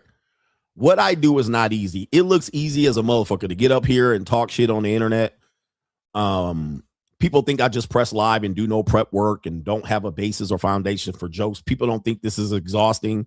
I'm sitting here. Think of all the things you did in the time that I've been sitting here talking. I barely got a sip of water. I'm sitting here holding piss and dookie. I ain't able to go mac out on a girl, eat. I haven't gotten a meal. I did eat breakfast.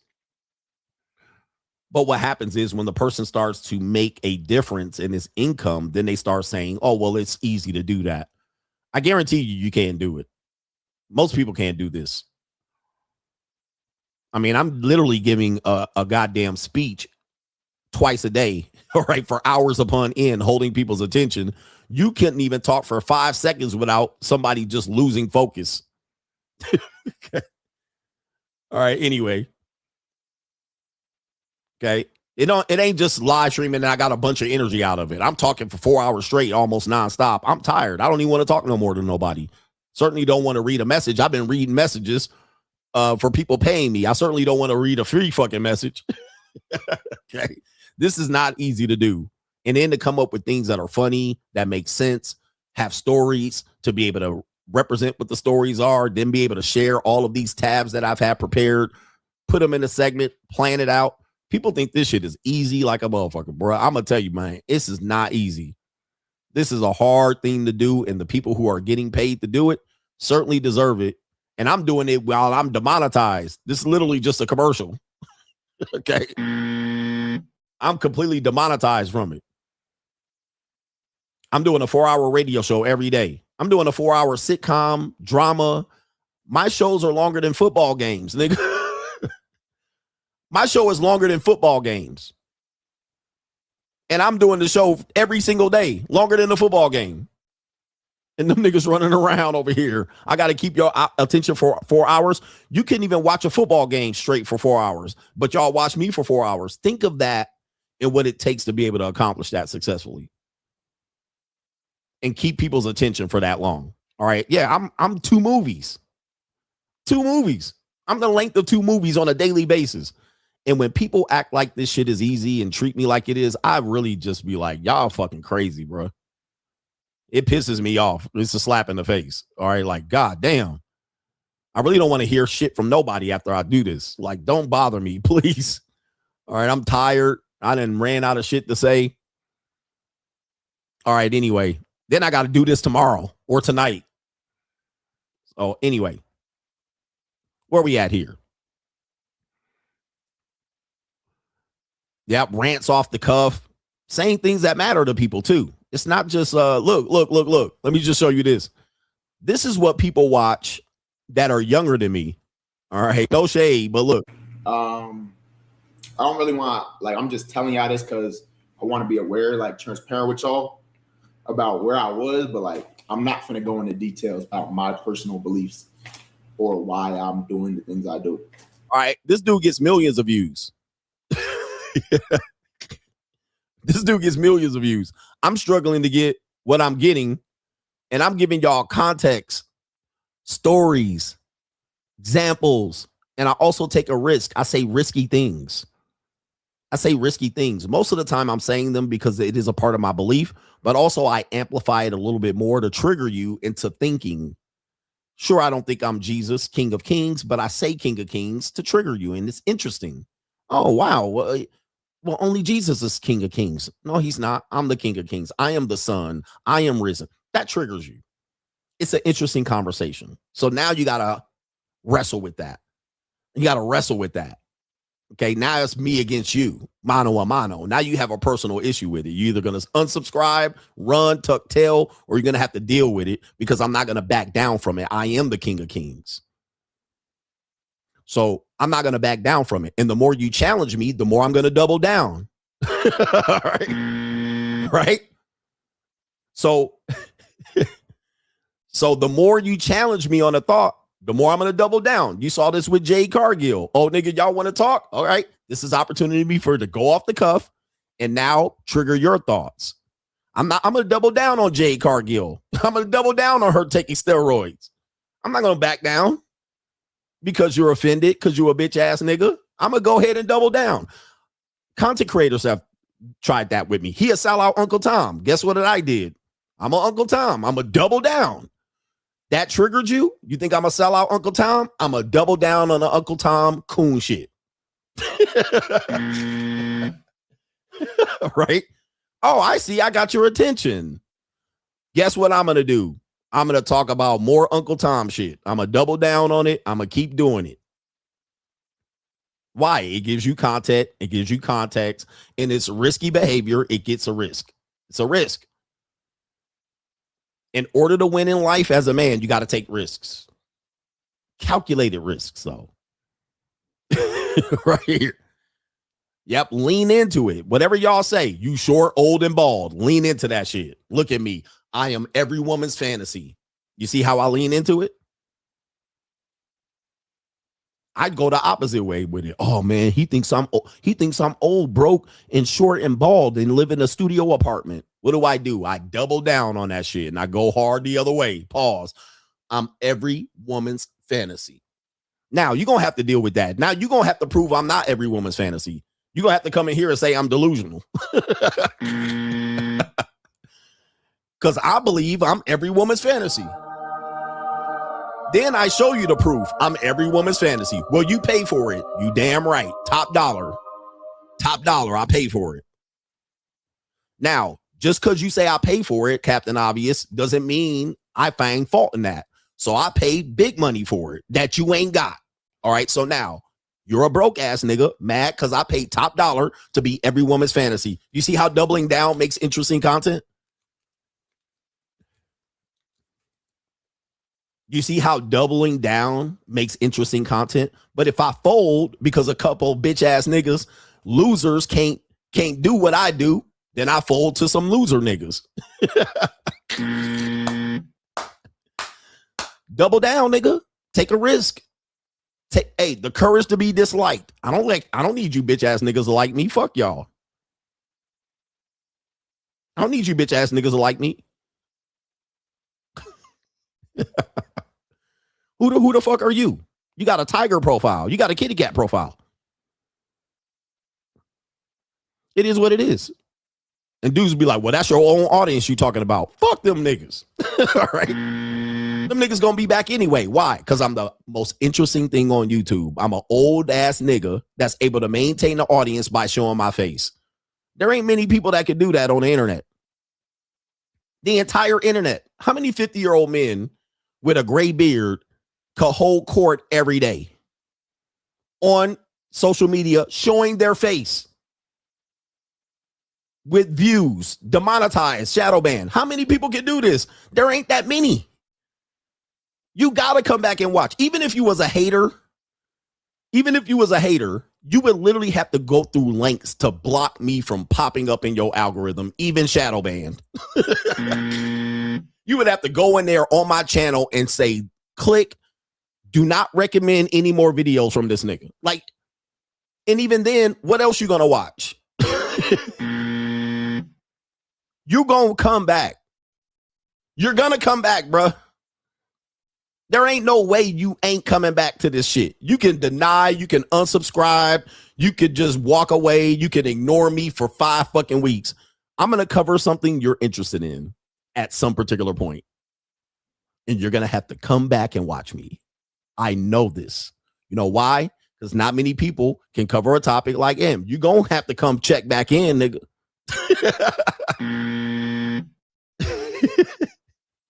You're gonna have to come back and see me some point. Plus, I got 12 channels. You're gonna have to look, nigga. All right, you're gonna have to. I know this. There ain't nobody better than me. You could not live with your own failure. Where did that bring you? Yep. There is nobody more interesting than me on covering topics. You're going to have to check a video at some particular point. Like, oh, this nigga. Click. Oh, fucking I hate this guy. Since I know that, I can tell your ass to go take a flying leap, nigga. I can tell you to go take a long walk off of a short pier. I can tell you to go fuck yourself. When you disagree with me, I can say, stick it up your nose with a rubber hose. Fuck, nigga. I don't care. You're going to be back watching me, nigga.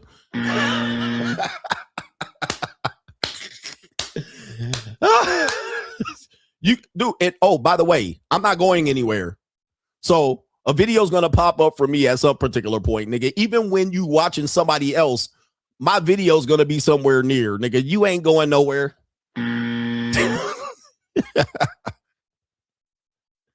You ain't going nowhere, nigga. Hey, it is what it is, bitch, nigga. You can hate from the rafters, from the sideline, from outside the club, nigga. You going to have to watch me at some particular point. I don't give a fuck. Especially when you don't donate. Fuck you, nigga. Fuck you and your opinion. Oh, my goodness. Anyway. Oh, we love it, man. I say that all with love. But with that being said, main event time. We in here. Let's do the main event. Okay.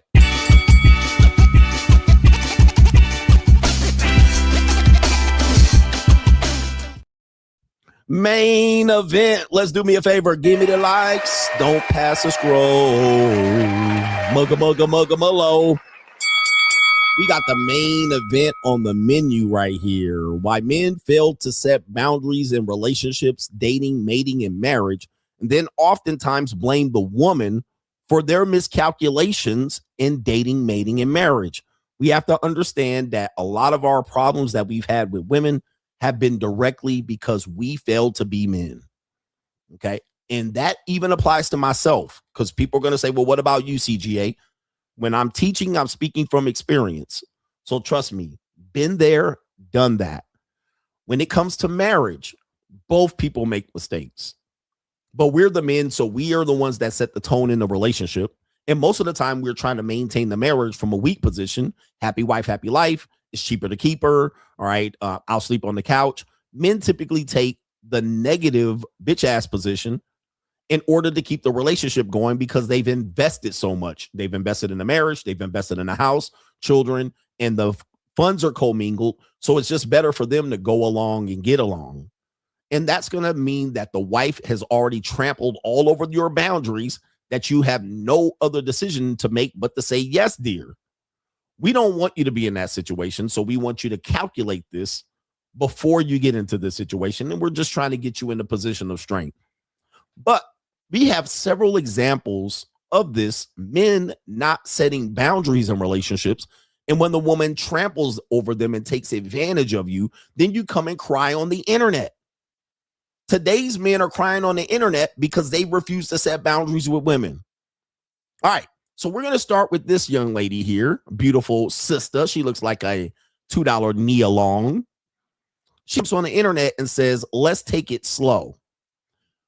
Some of the things that I tell you, in essence, is to allow you to set boundaries. All right. It's not to make women look like the bad guy per se. We're just telling you what women are going to do. Now, what happens is men end up saying not all women are going to do that. That's an example of you not wanting to set boundaries. You then play the not all women are going to do that. So you're just hoping that you find the woman that's not going to do that. Well, mathematically, that's probably not going to happen. Then what'll happen is you'll act like I'm the one out here hating on the women when I'm just trying to set you straight and give you strength.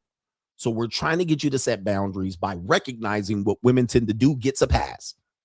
In this situation here, this is going to be another CGA truth. A woman is never single.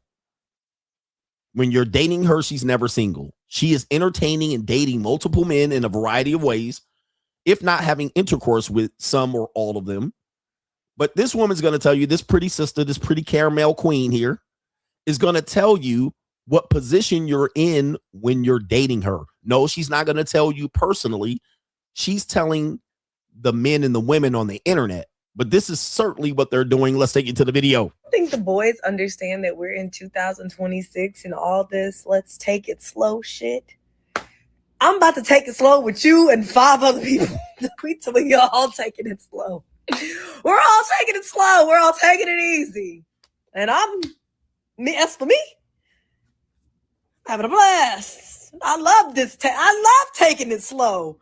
I mean, they heard me. When you speed the fuck up, let me know, because I got a couple niggas I got to tell to fall back. It's the evil world we live in, gentlemen. It's an evil world we live in. Now, shout out to her. She looks more like a $2 Vanessa Williams from the 1980s. Beautiful, blue-eyed, sister right here. But did you hear what she's saying, gentlemen? And she is not bashful about it, even though she's a pretty sister and you wouldn't think she was a nasty whore. She a nasty whore. That's what she said. One of the things men believe is that they do right. They'll get women to eventually be with them. You know, you date them 2 or 3 times, or you wait 90 days or whatever it is, 30 days, that she's just waiting for the right man to come along to dust off that punani. That's not true.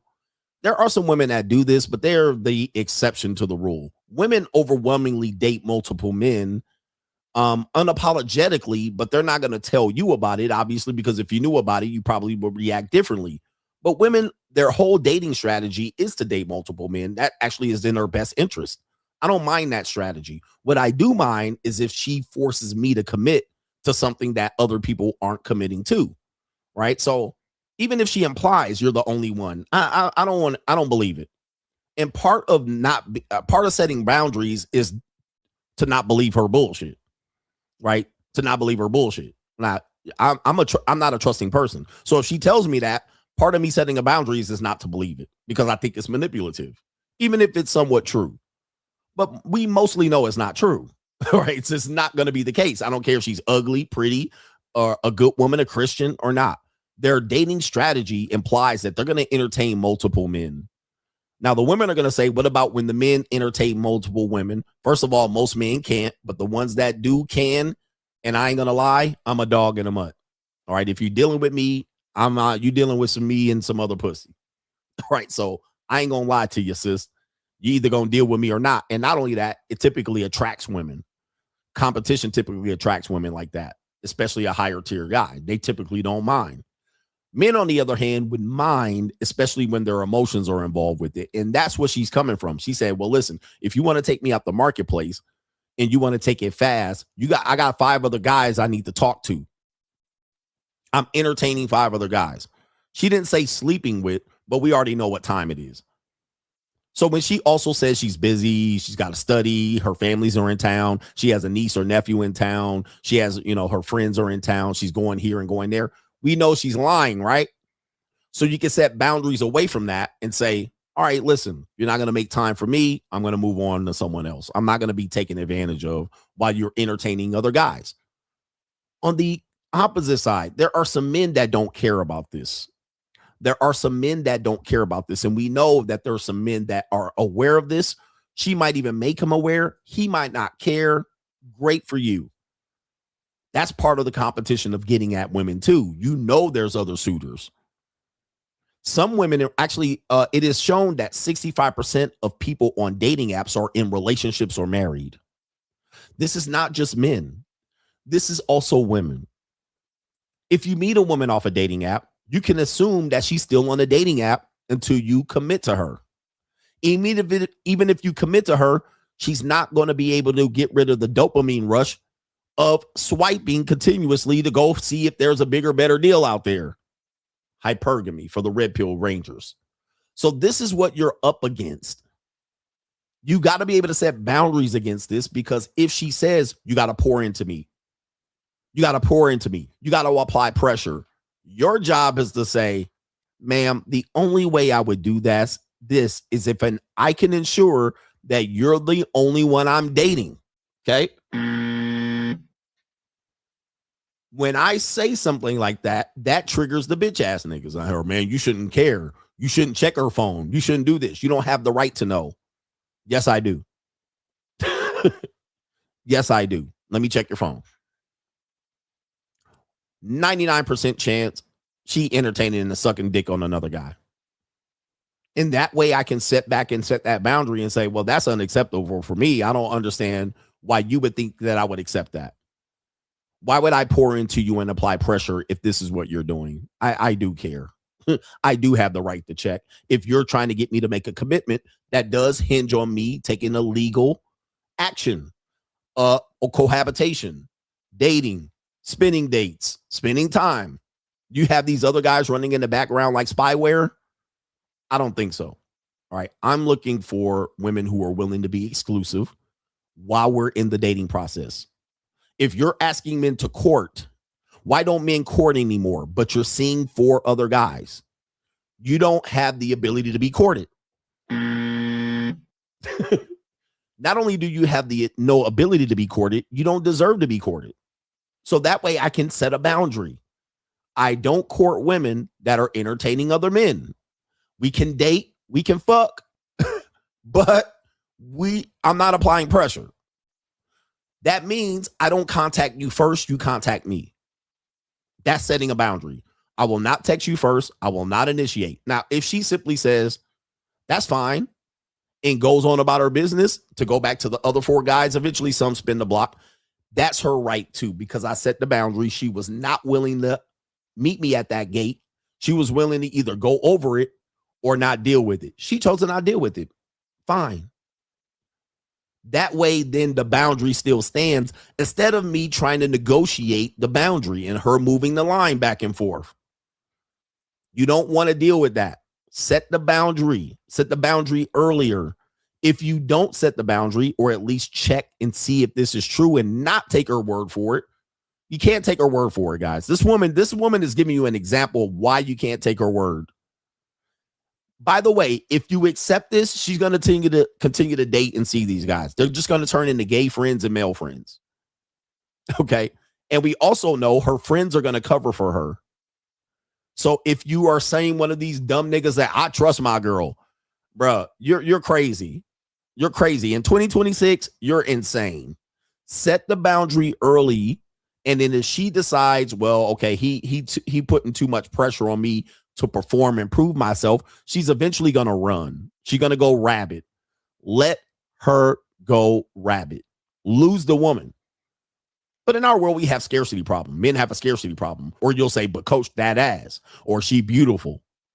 Once you do that, she's going to continue to just manipulate it. She's not going to keep that as a boundary. She'll even tell you, well, I just got my male friends and you should be able to accept it. You should not be insecure. That's an example of a person gaslighting you to encroach on your boundary. All right. Anyway, enough about that. You see where she's coming from. Shout out to her. If she wants a 6, let me know. Let me know when anybody wants to speed up. I don't think the boys understand that we understand. I understand. I do understand. Now, when I start calling you all kind of hoes and skeezers and washed up and shit like that, well, don't get mad when you're out here telling me you entertaining 5 niggas, right? Don't get mad. But of course, they don't see that as being a whore. I don't know what to tell you. All right, it's my world. I'm just a squirrel trying to get a nut. It's your world, I should say. We actually have another situation. We have a couple here, an ecclesiastical white couple, because ecclesiastical means white people, right?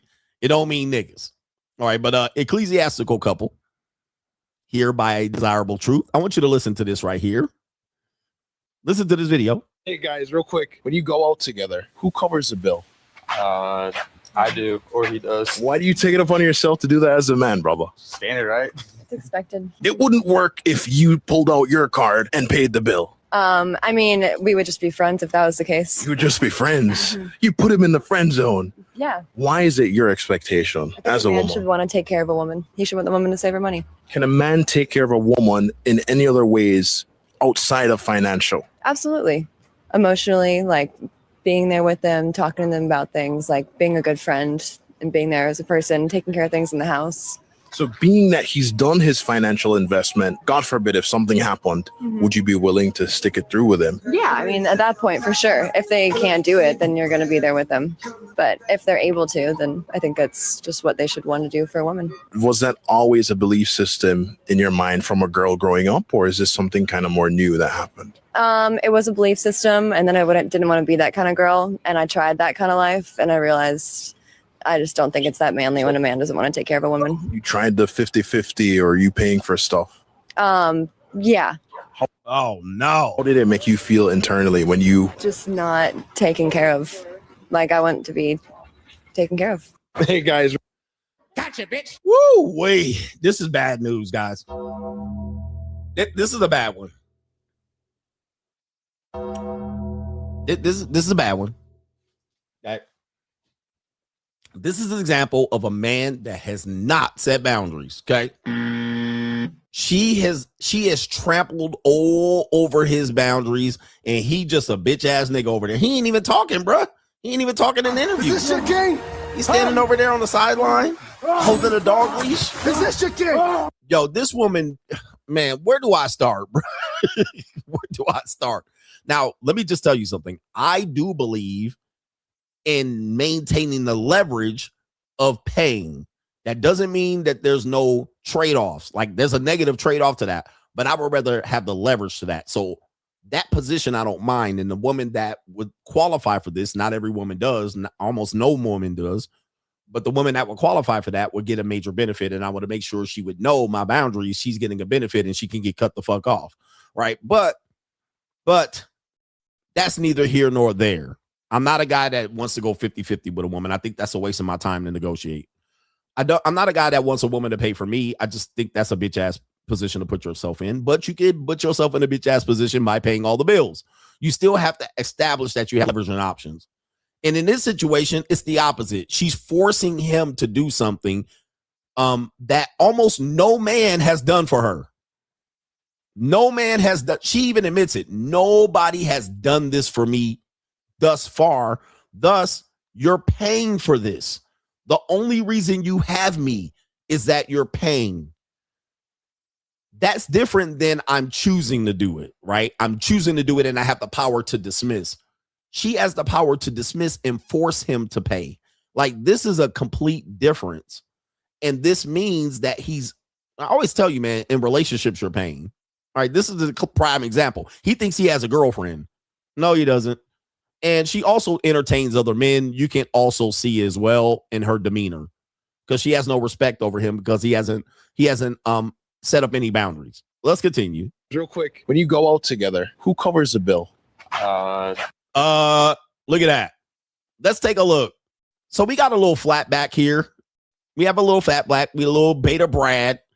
All right. The little flat back, little sloppy yogurt. She looks like every white woman you could possibly find anywhere. All right. She would be considered attractive to an extent, but she doesn't look attractive for him.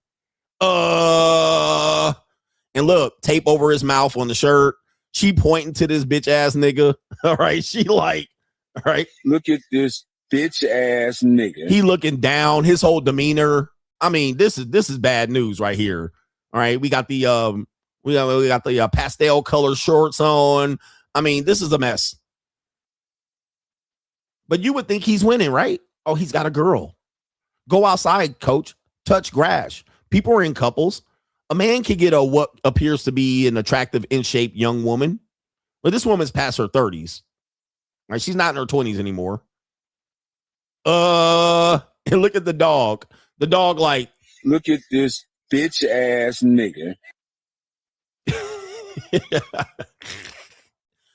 And she said, that's you. Look right here. Hold up. Let me see if I can get the sound effect. And that's you. And that's you, nigga. You. She don't pay a dime. You know what time it is. You. Just say me. Here we go right here. I do, or he does. He does. Why do you? I do, and he's walking off. And look at her. Look. And that's you. Wow. I mean, let's break this down, bro. You take it upon yourself to do that as a man, brother. Standard, right? Standard, right? Bitch ass nigga. Okay. Look at this bitch ass nigga. Look at the goofy smile. See, once confronted, this is why I say when people say go outside, look at people who are happy in relationships, he knows what he's doing. He got caught. He knows what he's doing. He know he getting filet mignon out there, but he get to walk around with this girl like he ain't paying and she loves him and he getting burning desire. Standard, right? Nope. No. What I would have said was, what would I have said? I would have said to keep and maintain the leverage of this relationship and make sure I'm getting the benefit from her that I need to, I will stand 10 toes down and make sure I get that by what I'm providing. That would be the best answer. Not standard, right? Of course, we all grow out of this. We all were young before. but I'm maintaining leverage and options. I get to exercise my options because of what I'm doing. That would have been a better answer, but no. Standard, right? Yes, it's standard for white. What I tell you is white boys cannot leave the matrix. They're born into the matrix. Their family enforces the matrix. The church enforces the matrix. The women enforce the matrix. The white men oftentimes going to be in the cup chair, right? They're going to be in the Andrew Wilson chair.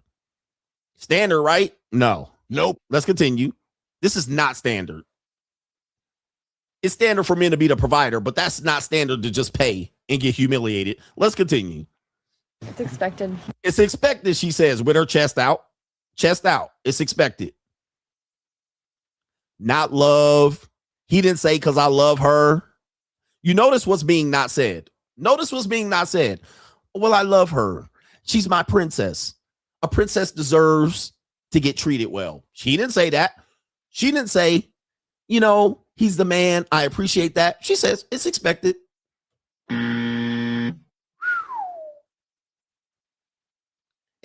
let's continue. Let's break this shit down like a fraction. It wouldn't work if you pulled out your card and paid the bill. I mean, we would just be friends if that. Damn, friends. If that's the case, we would just be friends. Look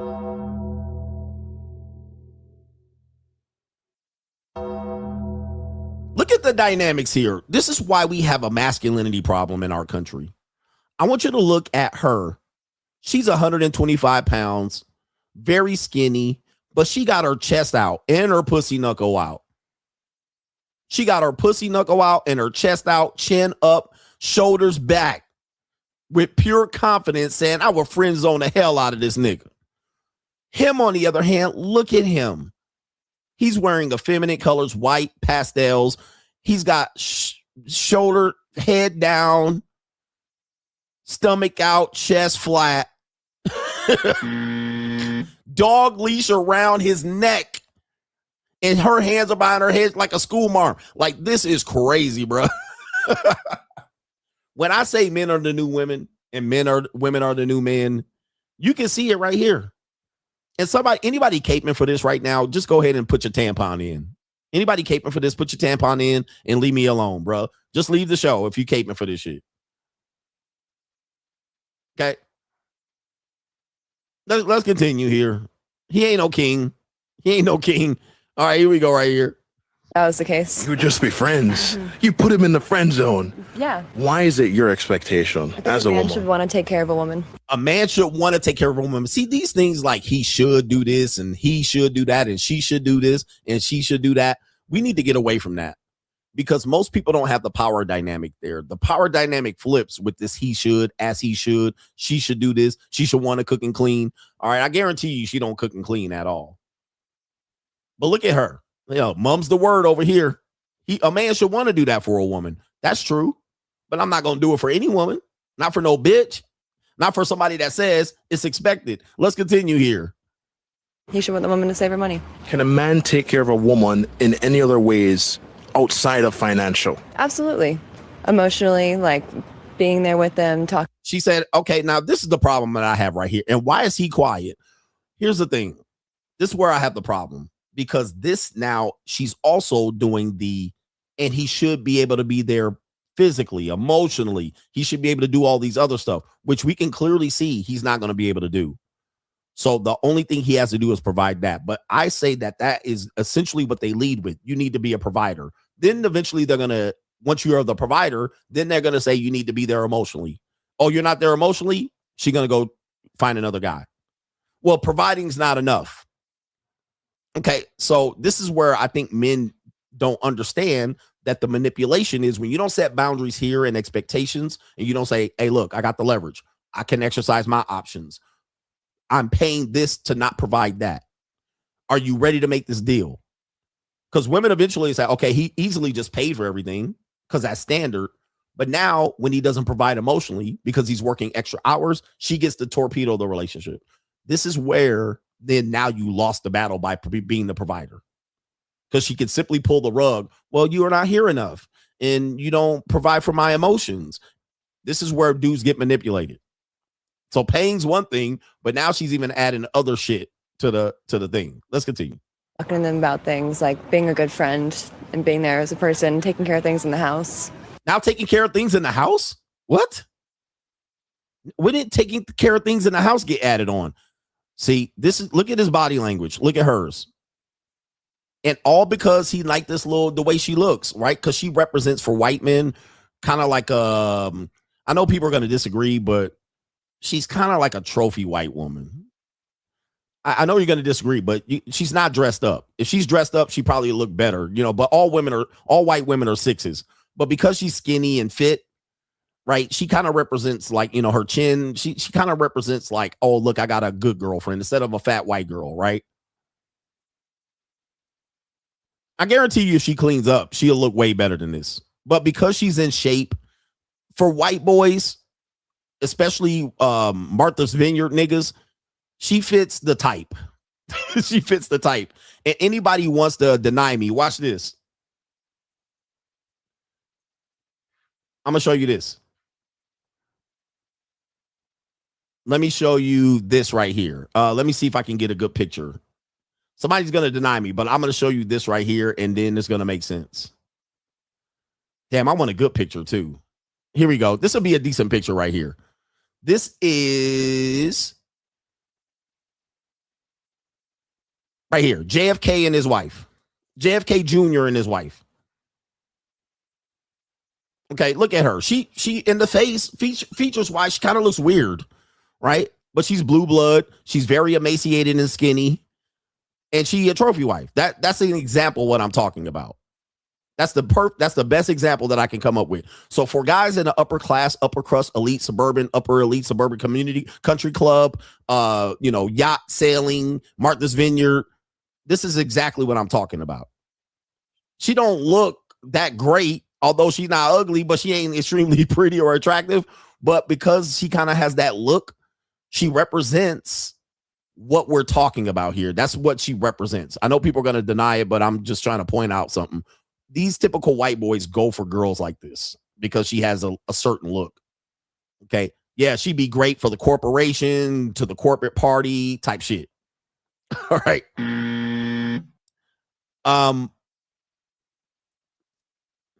And it's normally just the body. He really don't care about anything but that. He don't care what she thinks. He don't care what she looks like in the face type shit, right? She can kind of look like a 4 or 5 and a 6 in the face, kind of googly eyed. I'm just describing her, but she fits this right here, this boxy white woman look. She fits that. Gwyneth Paltrow, yeah, same thing.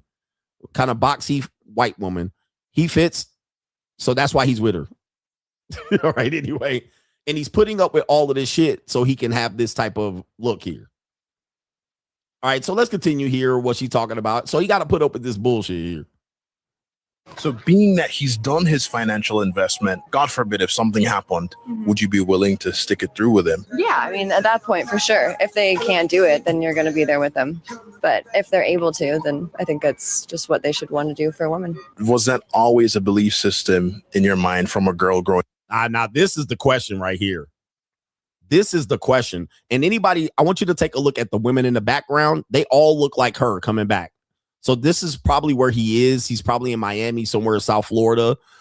If you take a look in the background, look at the women in the background. They're really pretty much going to fit the description as well. But listen to what she says. And this is what men don't set boundaries on. He asked her.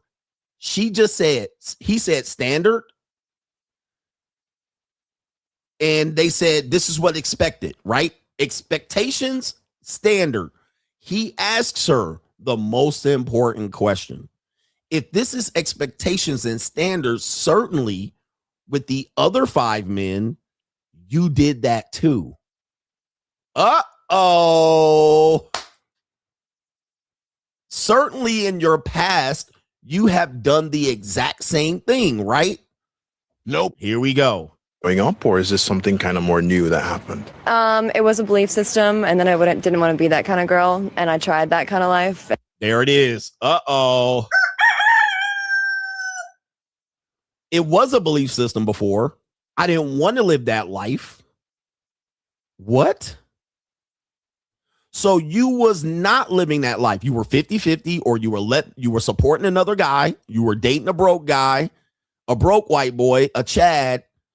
Then you figured out after you turned 30, 31, 32, you figured out that ain't work. And that's I was a feminist. I didn't let men take care of me. I went 50-50, or I took care of bum niggas. Now I got a goof ass and nigga. That's you. Now that I'm 32 and it's time to get married and settle down. Did anybody hear differently? So in my opinion, this is the first guy to do what she called standard. This is a guy that hasn't set boundaries with this woman, whereas the other man has set boundaries. Okay. That's exactly what she's explaining here. I believed it, but I didn't practice it. But now I'm practicing it now, what she calls standard. And I realized I just don't think it's that manly when a man doesn't want to take care of a woman. It's not that manly anymore. So again, no boundaries. As you can see, the flatbacks are coming in the background right here. It's not that manly. And look at my boy. Why you so quiet, bang? Now, this is when I said earlier this week on Locals, and I'm sorry I got to break this down. When dudes are telling me hoes don't get turned into housewives, I'll be like, where are you looking? Where are you looking? This is prime example. I guarantee you she's been monetized. She's had sugar daddies. She had broke niggas, right? She dated some niggas and let them run a train, if you will. She dated bum ass white boys. They smoked dope and had fun and ha-ha and kikied. And then you telling me you hoes don't get wiped up. I guarantee you if you looked at her rotation of dudes and she has them just like the previous mixed girl had them, you're going to find it. But now she's putting these standards over him because he doesn't have boundaries. These are the type of 304s that get turned into housewives all the time, brother. It's not that hard to figure out. Typical sorority girl. Let's continue. You tried the 50-50, or are you paying for stuff? Let me stop.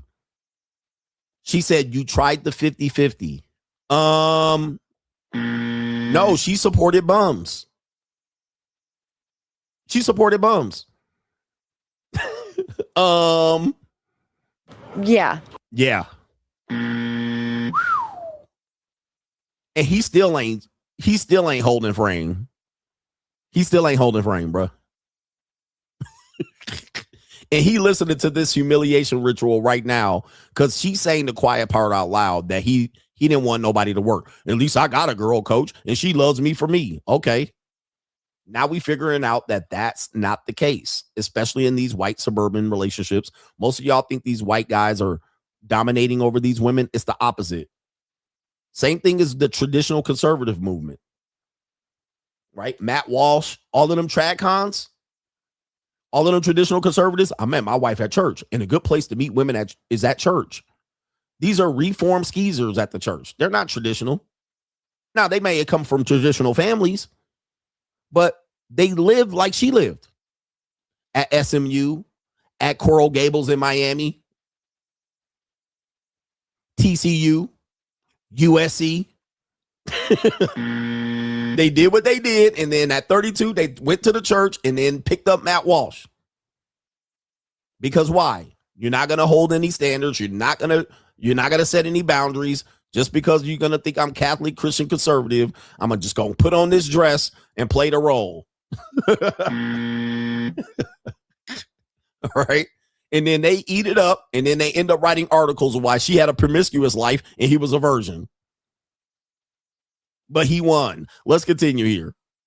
How did it make you feel internally when you just not taken care of like I want to be taken care of? I wasn't taken care of like I wanted it to be taken care of. Guys, gentlemen, listen to me, brothers. When you break it down, many of us get got just like that. Gotcha, bitch. Now, when dudes talk about tricking, I don't know how you don't see that as major league tricking like that. That's literally tricking. That's the definition of tricking. Right? Because he's paying for something he ain't getting. She playing a trick on him. And she even said at the beginning, if he pulls the finances away, she gone. She gone. Gotta get my bag and run. Who forgot that part? Because we broke everything down. Who forgot the part where she said, if he stopped providing, I'm leaving. He's a friend. Who forgot that part? Golly. Set boundaries earlier. There's a lot. The point of it is men, you bring a lot to the table. Because you have a scarcity mindset and you guys live your lives through women, in which you have to prove to the public that you can get a woman, you let women trash your boundaries. And you have scarcity because you want a certain body type and you want her to fit the mold. And you get so much scarcity and you come out here and you do this shit and then convince me that you're winning. And I'm like, dude, you're not. Like, that's okay. Look, if that's what you call win, go for it. But I look at it and go, unbelievable. Somebody said it's like when I say take 2 weeks off your job. My wife likes me. She genuine burning desire. It don't cost me nothing. I never pay. If this guy took 2 weeks off of his job, she would ditch his ass immediately. And by the way, anybody thinks she's faithful is out of their fucking mind. Let me see something here. Does she have a wedding ring? Who believes she's faithful to this guy? I'm gonna go on to believe that he knows she has other. Wait, I'm gonna say he knows she has other hoes. I'm gonna go into the belief that I know he knows she's not faithful. Just his body language, his demeanor. Look at this body language. Look at how men become. What have men become, man? Okay. And I think, what have women become? Even Jade Cargill, and you look at her and how masculine women have become versus how effeminate men have become. Shoulders rounded over, stump, looking down, head down. Look at her, chest up, chin up. He got a dog leash around his neck. She's out here. I mean, Jesus. Yeah, she's in control. And also age dynamics. She would obviously be in control because he's somewhere making the best money, like some of his best money he's made in 5 to 10 years of his adult life. He believes he can afford her, but if he stopped paying, she's gone. He hasn't set boundaries in all relationships because he's afraid to lose her. In my opinion. All right, this is only opinion. I can't tell you what's what. And she dresses him too. Again, not all men that are in relationships are in control of that relationship. It's not that they won. It's that the woman found a guy that fits the mold that she's in today. And it's going to work up until she reaches a breaking point, bait and switch, or he loses the money and the money dries up or whatever it is. He doesn't want to listen to her no more. We don't know. And she doesn't have a wedding ring on or a engagement ring. So that means she's seeing other men. She's not exclusive to him. I wish they had links to this right here. Because why do we know that? Why do we know she's not exclusive? Because this woman just previously said that. This woman just previously said that. I have 5 other guys that I need to let know that you want to be serious and exclusive. All right. Anyway, we got another video here. Somebody said, cause she breathing. We have another guy out here who went on a date. As you guys know, I don't date. I don't have relationships. I mate. Somebody said, check the comments. I don't date. I don't have relationships. I mate. I'm not relationship material. So the comment section definitely roasting the guy. All right. The comment section definitely roasting this guy. All right. He has a better relationship with the dog than her. They killing him in the comment section. But of course, it is a little one-sided because it's a male-oriented platform that posted the video. But he does get a little bit of crossover. I don't date. I don't have relationships. I mate. All right. I practice the art of mating. Now, I also mate with women who I don't want to get pregnant. So I do practice the art of protection. All right. Protecting me, protecting my resources and shit like that. All right. With that being said, since you guys know that, The main event topic here, showing men don't show boundaries, is men that struggle in the dating game, right? Hell, the relationship. Most men struggle with dating, meaning that you take the girl out on a date, you typically take her out on a dinner. That's not setting a boundary as well. I think dinner dates are terrible. Although I can handle dinner dates because I know them for what they are. I'm not trying to impress her. I'm just trying to eat a good meal. And she's normally arm candy. So I'm not trying to impress her and get to know her and win her over by doing this particular date. But men typically don't treat themselves well and they don't go on dates that they would go to themselves. They typically will raise the value of their investment because the woman's involved and get pissed when they get nothing from it or the woman over orders, right? And then he's going to ask what she have done in this particular case. So we're going to go to even a guy who people would say is a Tyrone. He has the look, right? Let's just say pause. He looks masculine, if you will. When he starts speaking, he doesn't. He has light eyes, light skin. He has a hairline. He can grow a beard. It looks like he doesn't look scrawny. He doesn't look ashy or poor based on his living conditions. So you would assume he would actually be able to have favor in the dating marketplace. But this guy has scarcity. Hat backwards ass nigga. Yeah, hat backwards ass niggas. Anybody that wears their hat backwards all the time, right? I'd be like, what is this shit, nigga? The bill goes into the front. All right. Put your hat on the correct way, nigga. All right, but anyway, that's just me being picky. Let's hear what he has to say about his date. And it says right here, having a 2-drink maximum on the first date. What that mean? Okay, what that mean, bro? What that mean? What that mean? A 2-drink max on a date. Okay, let's hear him out. Please tell me what I did wrong here, because according to her, I was the one in the wrong. And even if I had wanted a second date, she would never go out with me again. So I went on a date a while back with a girl I met on a dating app, and we agreed to go to dinner. Picked this nice little Italian place and met a reservation for Friday. We show up to the reservation on time. However, our table isn't ready. So we head to the bar. At this time, I was taking a 30-day break from drinking, but I told her I'll order her whatever she wants and we can just hang while we wait for the table. She says, tequila on the rocks. Okay, what type of tequila? She goes, 1942. I did say you could get whatever you want. I'm not tripping. We'll probably only be here for one drink anyway. So we're chatting a little bit. I look at her and she's looking at her empty glass, kind of shaking it around. She looks at me. I go, do you want another? Of course she does. Now, me personally, I have a 2-drink maximum on a first date. I'm not trying to get hammered, but she's going for number 2, 42 on the rocks, and we haven't even sat yet. So clearly she doesn't abide by the same rules. What? What? Somebody said, D Rich, you said you saw her side too. Did she make a rebuttal to this? Because I would love to see it if she made a rebuttal. Okay. Hold up, fam. You offered her a drink, bro. You asked her, did she want another one? Remember when she looked at the bottom of the cup and you're not even seated yet? You're sitting at the bar waiting for your table. You asked her, did she want another drink? She, of course, said yes, obviously. Now you're at a 2-drink maximum. Now you're mad she ordered another one. It's like, okay, somebody said she does have a response. So I can't wait to respond. Somebody here, do me a favor. If you're on Locals, post a response video from her. I would love to see it.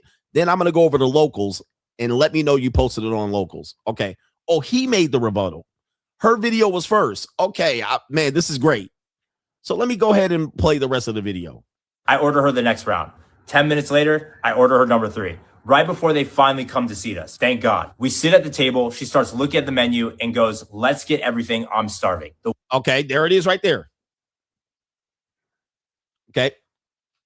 So you bought her a second drink of Don Julio or whatever it was, 1852, 1947. I don't remember what it was. Then she sits down.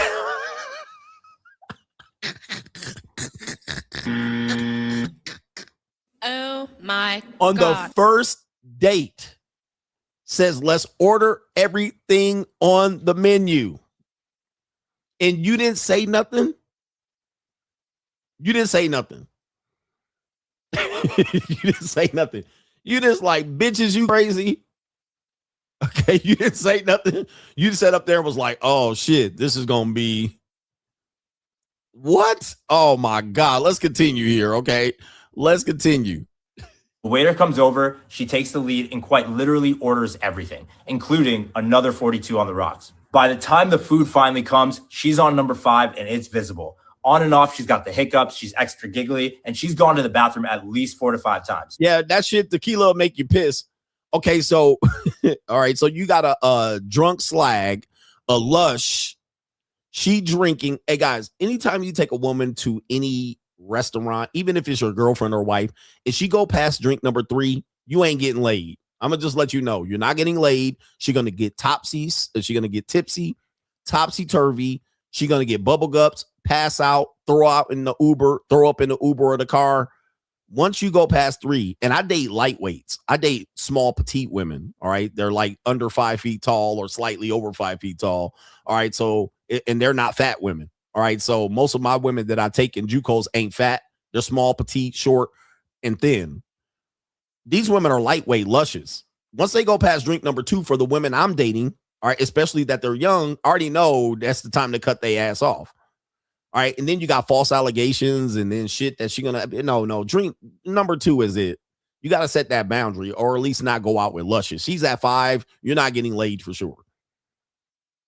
Okay, but you didn't let her drink 5, and of course tequila make you piss like a racehorse. Yeah, of course she going to the bathroom.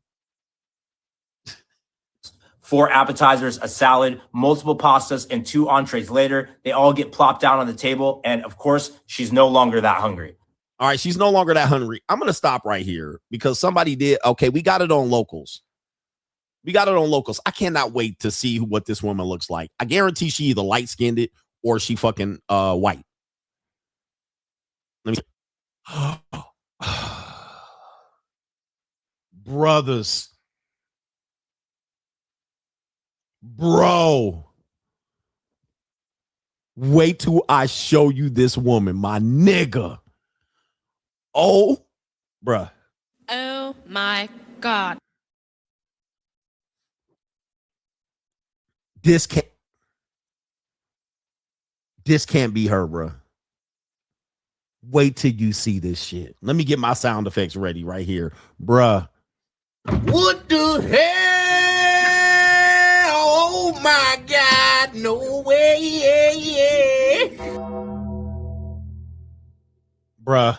You got finesse. Hey, bro, come on now, dog. Come on, man. You got played.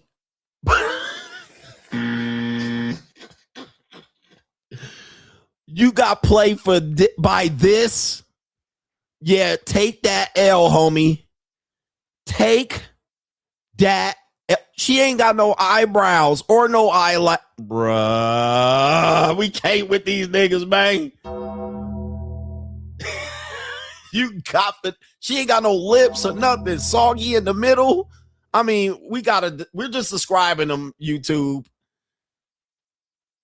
This is what you got played by. Where the white women at? A piece of trailer park trash. I mean, she ain't a bad smash. She definitely ain't ordering everything on the menu, bruh. Guys, this is when I say you might as well have went to the JUCO. Remember when I tell y'all what y'all doing out here and then you come on here on the internet complaining? I had to learn this as a man. It's better to go to the JUCO. I could have got a fine young piece of calico, somebody I would love to have on my arm. Bitch, buy up the fucking ear, eat appetizers because you about to eat this dick up too. Just go to the JUCO. You done spent like $500. He gonna tell me how much he spent. You done spent $500 on Elmer Fudd, somebody said. Trying to get some free punani, bro. You could have got your meat fixed by something way better looking than this. You done took her ass out to a 4-star restaurant. Golly, bro. Y'all out here, man. These men out here are outside strange, bro. Pathetic. Just to get some free poon, 5 drinks. Let's add that up. That's $125 on the drinks, bro. This you order appetizers and salads and meals. We know we at $450. We know we at $450. And we know you didn't smash. I mean, golly.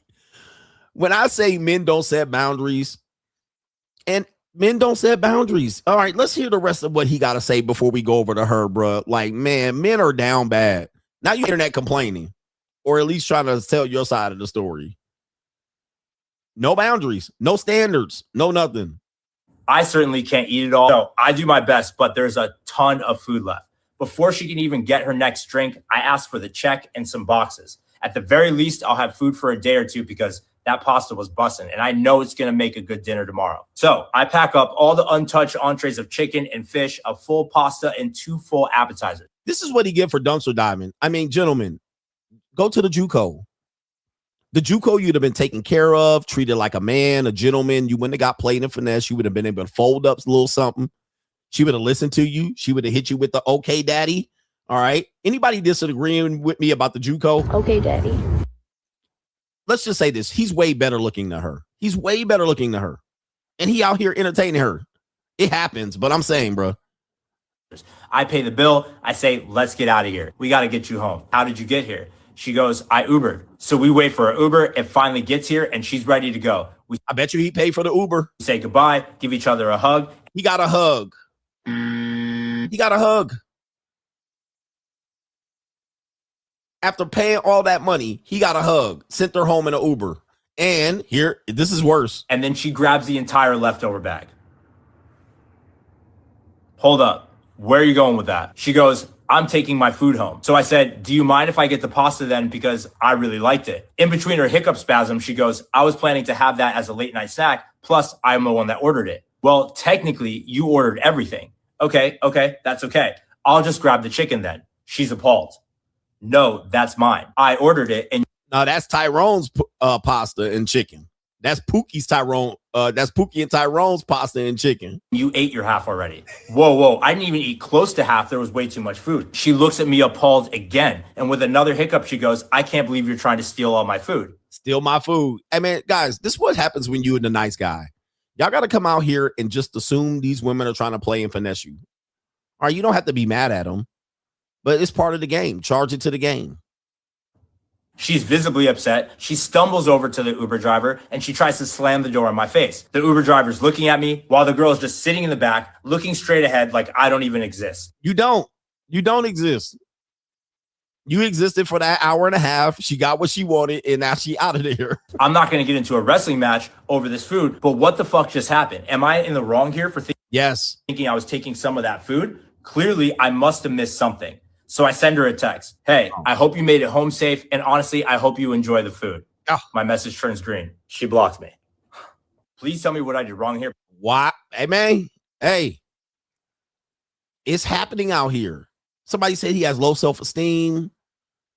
There are men out here like this. And there's men out here. I'm not trying to pause on the guy. He's not a bad looking guy. He definitely dating 2 or 3 points below his level based on this woman that I've just seen. He's 3 or points ahead because he's probably doesn't have the money either. I don't think he has the money to spend $500 on a date. Not a lot of people do. All right. So that's no problem. She let him do it and then took the leftovers. And this scavenger out here is going to tell us what happened. All right. Somebody called her Conan O'Brien. Let me hear what this one. So she's the original video. She's the original video. Her name is, I don't even know what it is, but let's hear what she has to say here. Golly. This one time, I matched with this guy on a dating app and we hit it off in the chat. So we decided to go out for drinks and dinner. He takes me to a cute Italian place. We get there for our reservation, but our table still isn't ready. So we head to the bar. This guy says that he's not drinking, which is a little weird for drinks and dinner, but whatever. I'm still going to have a drink. He's already up at this point been overly aggressive on whole, I've got money, I can spoil you, that whole thing. So okay, let me stop right here. This is her word. We don't know, but apparently he led with his wallet. Okay, so I can spoil you, I can entertain you, get what you want. So that's why she got what she wanted. He left that part out, or maybe she's lying about it. But he also did the I'm not drinking, which he could have been doing that for fitness reasons or maybe to save money. All right, we don't know. But now she's saying, nah, he led with his wallet. All right, let's continue. I can spoil you. I said, bet. I order tequila on the rocks, 1942 to be exact. If he wants to treat me, I'm gonna let him treat me. So maybe 10 minutes goes by, we're still at the bar talking, or at least he is. He has not let me get a word in otherwise. I finally start hinting around, shaking my glass, and he asked me if I want another one. I say yes because I'm gonna need it. So this is good. There's his story and her story and the truth. Now she's saying, well, he a bad date anyway, right? He probably egotistical. He not let me talk. She figured like, fuck it. She at that point, she was like, fuck the dumb shit. All right, I'm not into this guy. Date's over, but I'm gonna go eat. So anybody saying that right now that she intended to finesse him, I think that she figured out real fast that he wasn't the one right then and there. So she was like, run it up. Run it up. I ain't feeling this dude, but I guess I'm here. I'm all dressed up. I'm the belle of the ball. He leading with his wallet. He told me to order up what I wanted. Here we go. So at this point, I don't think, based on what she's saying, he got finesse and played. Let's continue. She already done with this nigga. Finally, our table is ready. We get sat. He's still talking about his money, his career, how successful he is. He asked me what I want. I say, why don't we get a little bit of everything? He said, okay, I like that. So that's not that's a boundary he didn't set. He didn't set a boundary. He said, whatever you want, order what you want. I'm successful. I got money. I can take care of you. I can spoil you. What is she supposed to think? I don't even do that at the junior college. A woman asks me what I do. A little bit this, a little bit of this, and a little bit of that.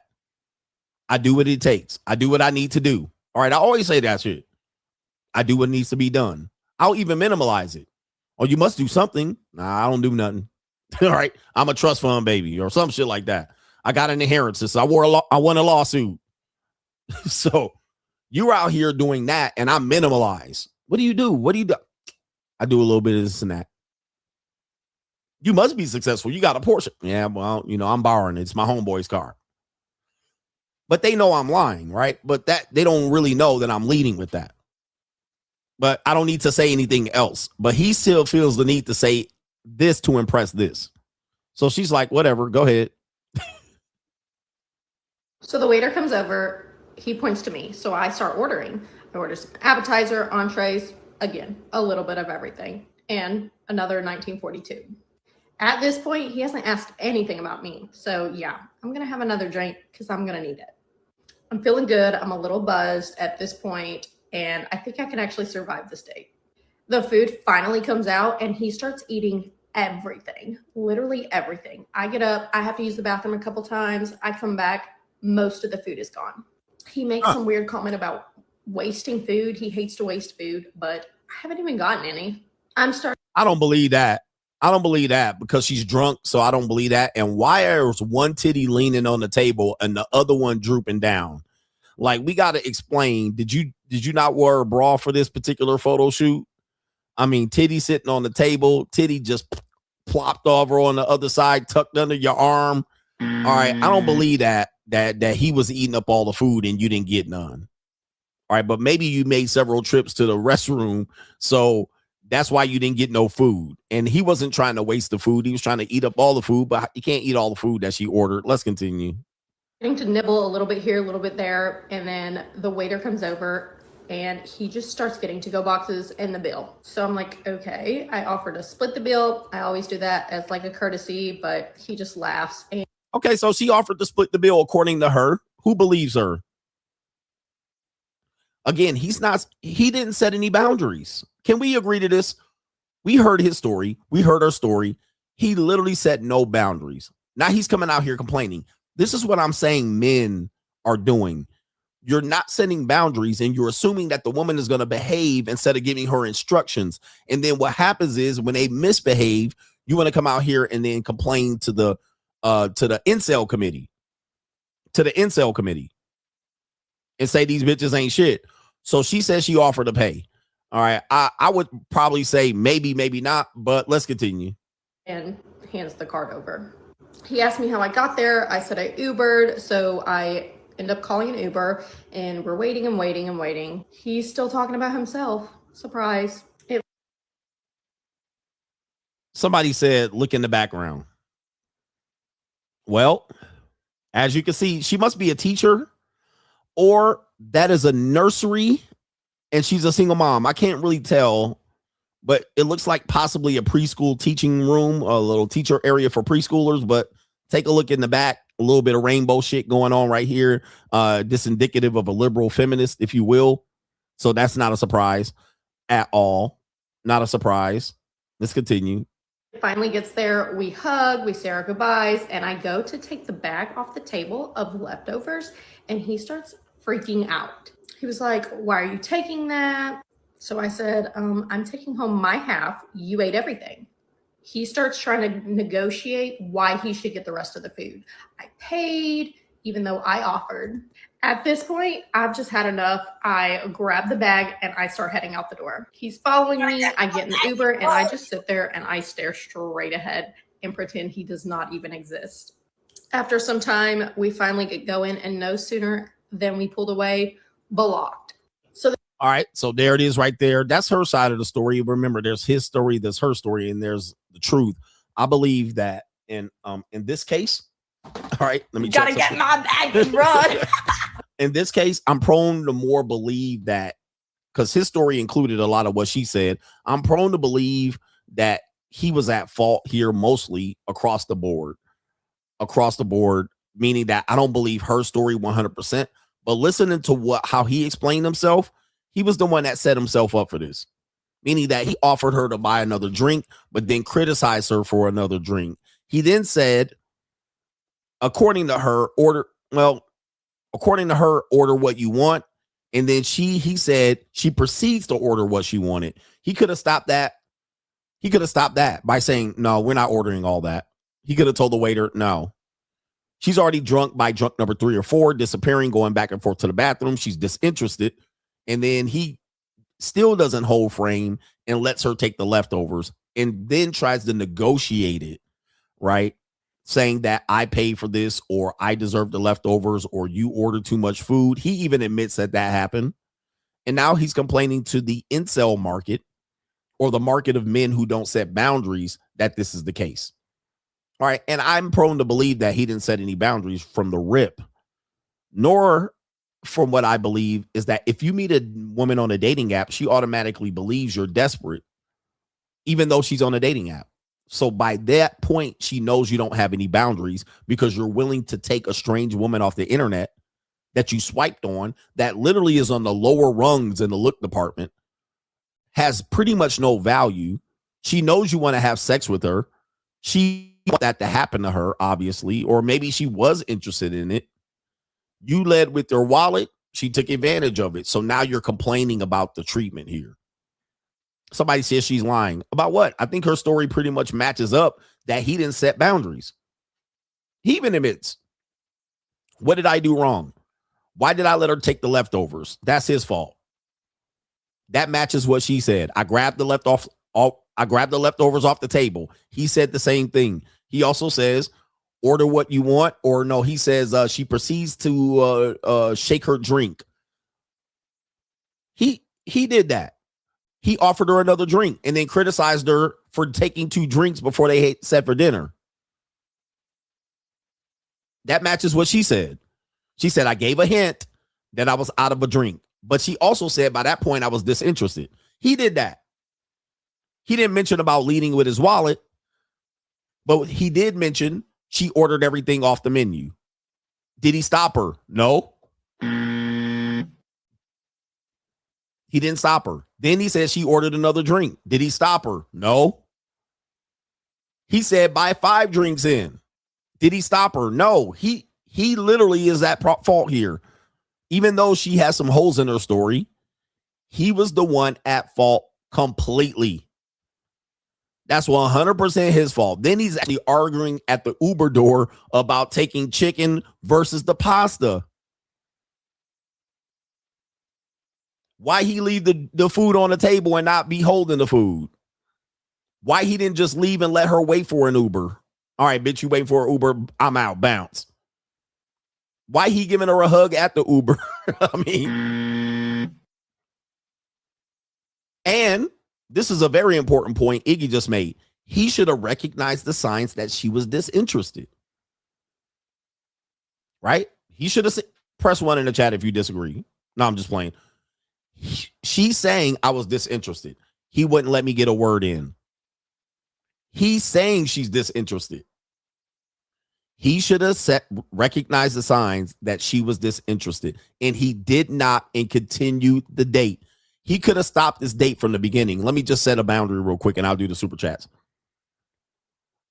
I had a woman show up for a date. Her pictures did not match. Let me just start this. Guys, stop taking women out on dates for the on dinner dates. Stop taking women out on dinner dates. This is a worse thing you can do for a woman you do not know. This should have been a mini golf. This should have been bowling. If she would have said, no, I don't want to go mini golf or bowling, next woman. You can go mini golf and bowling and then go to a dinner date afterwards, immediately afterwards. Or you can go to mini golf and bowling, and if she wants to fuck afterwards, you can go right back to home. But a dinner date is a bad deal for a person you've never met. That is number one. You got to set that boundary. Any woman that does want to go on a dinner date, either she's JUCO or you're not interested in her. If that's what you want to do, I'm not interested in that. Let her go find someone else to take her out. That's number one. The second part of it is where I don't understand where guys are coming from with this one is the idea that you're going to get a dinner date to know the woman, and that's not going to be the case. You got to read the signs that a woman's disinterested. For instance, if I take her mini golf or bowling and she's not interested during the date, I don't have to continue the investment. I would probably see where the disinterest is. But what guys think is I'm going to keep going to make her interested. I'm going to keep it going. I'm going to make her interested. If a woman's not interested in you, she's not going to be made interested, especially at a dinner date, because there's just no way to facilitate interest during a dinner date. Too many disruptions and distractions, too many opportunities for her to order shit and be beyond your control. So he didn't realize from the point at the bar, she was disinterested. She even admitted it. That's a perfect time to cut. So I had a woman show up on a date. I met her at a bar. All right. We were having drinks. She showed up, which seemed like she was a little bit high. And she showed up way less attractive looking than her photos. I literally got the drink. I listened to her talk for about 3 minutes to 5 minutes. My drink came. I paid for both drinks. And I said, good luck. Have a nice life. And I left. I left her at the bar. The reason why is I don't have a sunken cost fallacy. I realize this is a bad investment going forward. It's better that I just go ahead and cut bait now, even though it is probably not the best, most respectful, proper thing to do. It was the right thing to do. So I left her there. All right. I paid for the drinks too, so the bitch couldn't say I dined and dashed on her. I said, you know what? Have a nice life. All right. I'm going to pay for your drink. Your drink is paid for, but this is it. Cut bait. I'm out of here. I was gone. I got in the car and met with my 7:30 appointment. I was like, ain't no way, bro. She showed up a little bit chunkier and a lot more sloppier, and it appears to be high. I cut bait. I realized I wasn't going to force it. I wasn't desperate. I'm not in scarcity. That was the best, most proper thing I could do. And I did it with respect. I said, hey, listen, this is not going to work out. Have a nice life. No explanation needed. It was time to go. All right. I thought that she was not being genuine in who she presented herself as, and she was sloppier and she was a lot more poorer than I thought. So that's an idea where for guys, I set a boundary. That's a boundary. Now, you're not going to come like this and throw this little trash on my fucking table. All right. I'm going back home and I'm not going to waste my time. All right. It's not worth it to waste your time to try to impress a person that seemingly is disinterested, or in the case of this woman, coming in more sloppier and chunkier looking than she actually is. Now, let me see if I can find, let me just do this. And I'm not trying to shade or shit on this woman here. I can look at her profile and assume what her dating profile looked like. Brothers, take a look at this. I mean, look, this brother was starving. Yeah, that brother's starving. Yes, sir, brother. Her dating app pictures could not look better than this, bruh. You did that yourself, my nigga. Gotcha, bitch. You got exactly what you deserve. Rehab. How much better could her dating profile look if this is her TikTok, my nigga? I'm sure she wasn't allowed, but you should have seen the pictures on her dating app. This woman looked like she cold or sick. All right, she's cold or sick. I mean, she looked like chicken cutlet, man. She got the face of chicken. Let me stop. YouTube don't like this. Western Kentucky, not a shocker here. This is the woman that finessed you out of a $500 meal. As I said, black men are the bottom of the barrel when it comes to dating. And shout out to the white women here. Where the white women at? You're on the internet complaining that this woman finessed you. I would have just be quiet about this and learn. Just stay quiet next time. This right here is probably the best she looked on a dating app. Right here. That's probably her best dating app photo right there. That's the best he was fixing to get. And you spent $500 on that. Gentlemen, let me show you what I spend $500 on.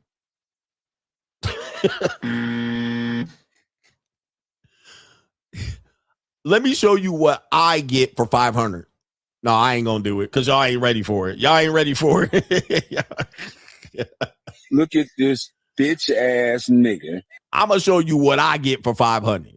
All right, y'all called me a trick, but golly, he spent $500 on, man. Men are down bad. Ninjas are down bad. Set boundaries. Put your foot down. Put your foot down. I mean, men are in bad shape. And I don't feel bad about it. I don't feel bad about it. All right, let me see here. Did I get these already? Pause. Okay, I'm going down. All right, I'm looking at this. Shout out to Dennis S. says, look at here, boy. The next time grown folks is talking, shut your bitch asses up, man. They don't know nothing about that. Shut your bitch ass up. Okay. When grown folks is talking, shut y'all bitch asses up. Shout out to Everett says, your message about men and scarcity is so true. My cousin has no luck with black women, started dating white women, and the same people constantly talking shit about him can't win. You have to exercise your options. Shout out to rest in peace to Kevin Samuels. Men, you have the options to do what you need to do to get what you want out here. You have the time on your side. You have the ability to change your body. Guys, God bless men. God gifted women to men. But God bless men, meaning that physically we're stronger typically, but women are catching up to some of y'all bitch ass niggas. But a man can lose weight and change his body faster than women. This isn't to put women down. This is to show how fast you can change your life and your narrative. Some men can get a haircut, trim up their facial hair, or grow a beard and can change the direction of their life just on growing a beard, just for getting in shape, losing weight, haircut. It's not that hard for us. Now, apply that to women. A woman can't change themselves that fast, especially as she ages. It's tough. She got to go under the knife, inject something in her body. She's got to, work like hell to lose weight, body sculpt, like fat transfers, nose jobs, cut and color hair extensions, and so forth and so on. Us as men, it won't take us very much to do so. We could do that in our living room, change our body, change our style in our living room. Big up our chest, unbig our back. 2 years, we come out as a whole new person with very little investment, but a little bit of time and sacrifice, picking up shit and putting it down, just like that. And we become a little bit better. We can also travel, make a little bit more money in the marketplace. with less education. We could get a certification and change our world. A woman got to go and get a doctorate degree and an MBA, $45,000 in the debt just to try to compete in the sexual marketplace, in their employment marketplace. Meanwhile, you got a certification in HVAC, and now you got a whole company and a fleet of trucks. Like, just like that. All right, 2 years, 3 years down the line, 4 years, 5 years, 10 years, no matter what it takes. You can move from one country to the next. You can literally stay in Kentucky and stop dating black women and date white women. You can stop dating white women and date Mexicans. Like, just overnight, open up your window. Travel 9,000 miles and you got like 2 million more women to pick from. I mean, just like that, like overnight. But then dudes will tell you to practice scarcity. Stay in the town you live in. Try to impress the women you did. But you can literally change the women age you date. All right, I'm 45. I don't want to date 45-year-old woman. I want to date 25-year-old woman. Just like that. Just like that. Okay, 25, no older than 30. 25 to 30. Like that. Okay, I don't want it for free anymore. I'll pay. I'll pay to be able to be 50 and date 24-year-old woman. How much it gonna cost? What's that cost? I got a little bit of money. I don't want to date 42-year-old women. Well, you could get 42-year-old women for free. I'll take the 24-year-old women. How much is it gonna cost me? All right. How much is it gonna cost me to not date these fat 42-year-old single fucking mothers? How much?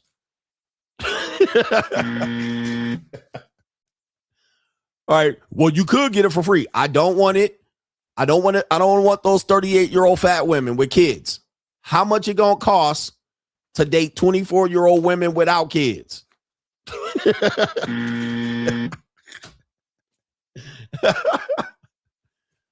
Just like that. I completely changed overnight.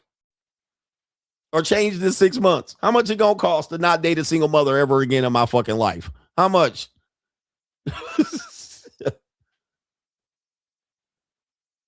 It is crazy, but the whole scarcity thing is men creating scarcity themselves and then jumping around and then trying to make men live in scarcity and not abundance. Okay, live in abundance. Tonio Ocasio says, did you hear about the warehouse worker that burned the building down? I did. Nate the Great says, if it wasn't for you, you'd be dealing with 4s and 5s. Shout out to Ohenji, says I opened his eyes. Okay, 100%. We trying to open eyes out here.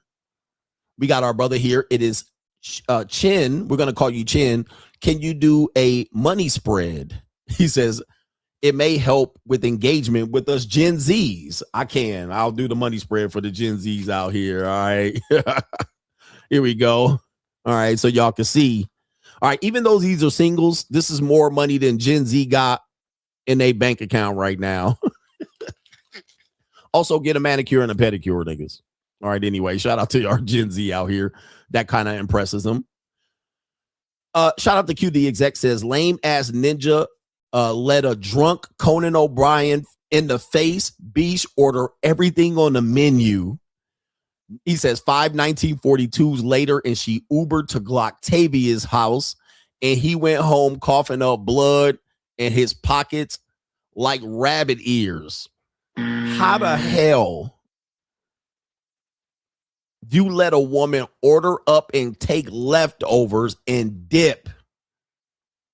I don't, man, that is mind-boggling. And I wonder what his age is, because there ain't no way. Ooh, Poggy. I mean, there ain't no way, brothers. We need to check ourselves before we wreck ourselves, bruh. Gotcha, bitch. Does she have kids? I'm trying to see if she has children. Kentucky too, bruh. Hey, look, you can move. You don't have to date women in Kentucky just because you live in Kentucky, bruh. You don't have to date women in Kentucky just because you live in Kentucky. I mean, golly. I would have kept this one to myself, bro. Or at least I would have made sure she ain't on the internet talking shit. Hey, we all be down bad at some point. I'm gonna let you know. Shout out to our brother Swarthy Wizard says, Coach, would start a family with a Hispanic or a Keisha? Would I start a family with a Hispanic or a Keisha? Well, I wouldn't start a family with anybody right now. But in my opinion, although this would be unconventional wisdom for the Negro community, the Hispanic woman would be better. Okay. All right. Because they'll be like, well, women in the black community know how to treat their man and they go through same thing. And dude, here's the problem with the Keisha. Keishas emasculate their men. I'm not trying to get emasculated. Like, I got standards. Right? Black men get emasculated by their women, all while that woman saying that it's better to date those women. You're going to get emasculated. I don't think black women can do anything but emasculate niggas. Like, it's programmed into their DNA. It's their software to emasculate your black ass. I don't like women who try to emasculate me. Some of y'all got mamas still emasculating y'all bum ass niggas. All right. But they oftentimes try to emasculate you, and I can't deal with that on a daily basis. I can't deal with that on a daily basis. That to me is like, that's torture. I'd rather get waterboarded than a woman attempt to emasculate me on a daily basis. All right. Anybody disagree with me on this one? But they do. Like, it's programmed into them. We've seen TV shows that do this. The whole mama's boy thing. George Jefferson. And let me tell you something. Almost anything that Keisha likes in terms of entertainment is going to center on emasculating a man. It's going to center around. What is that show? Blackish. Blackish is a show where a emasculated man posing as a successful man is literally emasculated by the whole fucking series. Anthony Anderson is the guy. Funny show, good show. But he literally is emasculated the whole fucking show. Like, I mean, like, he got the wife that's the doctor emasculates him, and it's funny. He got his mama at the house emasculating him, and black women love this shit. They love this shit, bro. Why? Because he literally like the fucking ping pong ball getting thumped around here. Then the daughter's emasculating the nigga. Like, and black women love that shit. Ooh, I love this show. Because he got a rich guy, successful, a black family, and he the fucking ping pong ball. The whole show. I'm like, man, hell no, bro. I can't be that dude. I can't be that dude. And it's hard. It's very rare that you're going to be the masculine figure in a black household. Very rare. It is. Even the dad's emasculated. The sons are emasculated. They got a sapphire daughter in the show. She's a young kid, but the son's emasculated. He's a lacrosse playing, limp wristed ass. They got a progressive daughter that went to college. Like, I just can't deal with this shit, bro. And so in general, you have to know that they're indoctrinated in the belief to make household stable. They got to emasculate you. I don't deal with this shit, bro. I can't let women just emasculate me just waking up. You're supposed to get emasculated. All right. No, not me. Anyway, we got our brother here. Chris Mack says Ninja got finessed by the wicked witch of the West. All right. Literally with the chin and the lips. Oh, man. Chris Mack, co-sponsorship. I'm rich, bitch. Co-sponsorship. Shout out to the feminine black women out here. But, I even say there's stuff. We're at the 5-hour mark. Thank you for sticking around. I know the audience is waning. But in our culture, we just appreciate more. I think the hypocrisy is that masculinity is toxic unless a woman is doing it. Like, if women are masculine, they get praised, except by men, right? But they get praised. Even the woman, the wrestler we showed, oh, she's dominant, she's this and that, she's brave, she's fierce, she's masculine. All right, you're a go-getter, you're a boss, you're employed, you go girl. Even to the point now, older women are dating younger men. Oh, it's to the point we got to date younger men in their early 20s. Like, what? Right. So, they're psyopsing you. When you exercise these options, they're doing it to try to prevent you from doing it. But when it's time for them to do it, they're going to do it. Now, When men are masculine, oh, he's an alpha. He's too masculine, toxic, cigars, cars. And guess what? If a woman gets a Ferrari and smokes a cigar, it's sexy. If a man gets a Ferrari and smokes a cigar, he's an alpha. He's toxic masculinity. Like, think about the bullshit that you guys are dealing with. You're literally being shit tested in psyops, especially if you're not setting boundaries. Do not let these people do this to you, man. If I showed you a video of a woman driving a sports car with a Ferrari, are they gonna say she having a midlife crisis? But if I do it, I'm having a midlife crisis. I'm overcompensating for being short. But if a woman's doing it, she a boss babe. Oh, let me see if I got an example of this. Let me show you this. Let me see here. I know I got time here. Let me see if I can show you this real quick.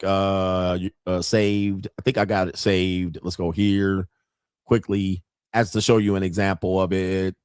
Do I have it? God dang it. I thought I had it saved. But there was a woman driving around, and this night she walked out all boss and walked to the valet and got her car, zoomed off in it. And everybody was like, oh, the women were like, oh, that's so fucking hot. It's so fucking sexy. Now let an old man do some shit like that. Let an old man run around and get in the car like that with a young bitch. Here we go right here. This is an example right here. It's just a psyops they're pulling on you guys. They're fucking with you. Here it is right here. They're totally fucking with you. So here's the woman right here. Here she comes. She got her fucking bag on and her designer shit. There she is, letting the nigga carry the bag. Here she come. All right. There she is. All right. Oh, and what? And she undressing? All right. She gonna take off her little shit. There she is. Oh, boss babe. Look at the women. Made this well find me. She always tips. All right. Here it is. Mood. I love her clothes. Oh, she got her feet out. Smart woman. She's definitely smart. Let my black ass do this on the internet. Let me do this on the internet. Niggas gonna be hating me. Women gonna be calling me names. Bitches gonna be calling me bald, short. Niggas gonna be calling me a finesser, a scammer, a grifter. Niggas gonna be hating, bro. Fake alpha, midlife crisis. The haters gonna be in there hating. I would get cooked if I did some shit like this. Cooked. Fake alpha, midlife crisis, bald headed, overcompensating. He got to pay. He a trick. Get cooked for doing some shit like this. But oh, look at this.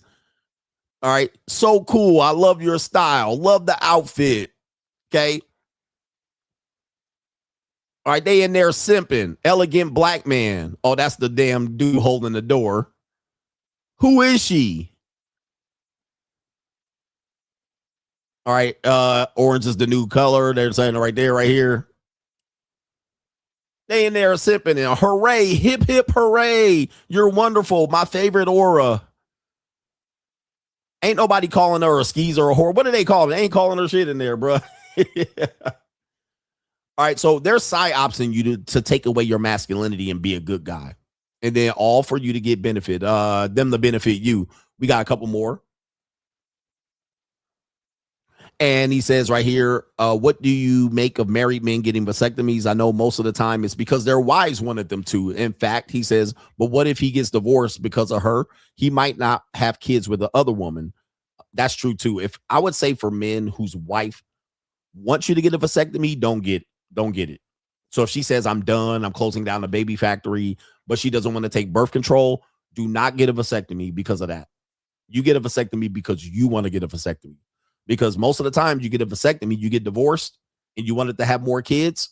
She gone and your dick balls done get cut off. So normally if a woman asks you for a vasectomy, a divorce is going to follow within 5 years. Don't do it. Or she's going to emasculate you because you literally went in there and got your ball snipped. I wouldn't do it if the wife wants you to do it. If you want to do it, fine. But if she says no more babies, but it's safer for you to get a vasectomy than for me to take birth control, don't do it.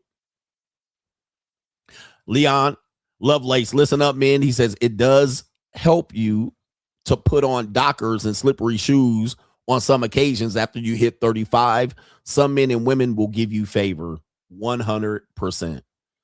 Okay, dress up. Try at least. Try. Have some pride out here.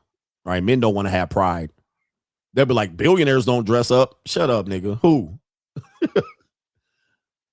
Cutie Exec says, cue up the Boondocks. He says he fell for the sweet white nectar. Oh, Lord, have mercy. He says, just got a box of Pappy Van Winkle cigars and a box of Tom Ford for my B-Day. Boss up. Fuck your uncle out here. Shout out to you, man. All right. And somebody called my mom. Boss up, nigga. My massage therapist ain't here. That's why I'm going long. Pause. Shout out to Q the Exec. Enjoy those cigars. Be masculine. Okay. Be masculine. Never run away from masculinity. I'd rather be toxically masculine than to deal with being an effeminate bitch ass nigga. And because I have abundance, I don't have to deal with people's opinions. And American women don't believe you have abundance. But what I've showed and demonstrated is I have abundance, even to the point where they're like, well, he had to pay. Okay, well, I still got abundance. I'm never going to run out of women. Whereas on their end, they want to shame you for running out of women. You better hurry up. You better get married. You better marry one of these women. Nah, I ain't going to do it. So be masculine. Never be afraid of it. And last point before I go, most women like masculine men anyway. Most women like masculine men. They may not marry a masculine guy, but they want a masculine guy. So always center towards being overly masculine as opposed to being a bitch ass nigga, effeminate nigga. An effeminate guy gonna get ran over out here, guys. An effeminate guy's gonna get ran over. An effeminate guy's gonna get ran over. Point number one. Point number two coming up here. I would tear towards being masculine, like hyper overwhelmingly masculine, as opposed to being effeminate or feminine or not effeminate. That's the wrong word. Feminine or emasculated. Always go above board being masculine, even when they don't like it. Oh, he's smoking a cigar. Even when they don't like it, just be unapologetically masculine. Trust me, is going to save your life. Now, doesn't mean to be rude or crude or vicious towards women, because masculine women are not mean to women, because there's no point in being mean to women. A sign that a guy is faking masculine is if he's mean to women. You never need to be mean to women. Why? You never have to punch down. I never have to punch down on a woman. I don't have scarcity. All right. I can get her and be like, hey, you can be direct with her. You can be honest. You don't have to be mean or crude to a woman. Being rude and crude to a woman shows effeminate behavior. But you can basically look them off and be like, bitch, you don't bother me. Or if you want to be bothered, we can do this and I can choke you and get that neck. Or if you want to serve me, you can serve me. If you want to do and overdo, you can come overdo, so forth and so on. Anyway, I got to get out of here, man. Shout out to the Coach Gang. Hit the like button on the way out. We'll be back tonight on the Coach Greg Adams channel. Peace.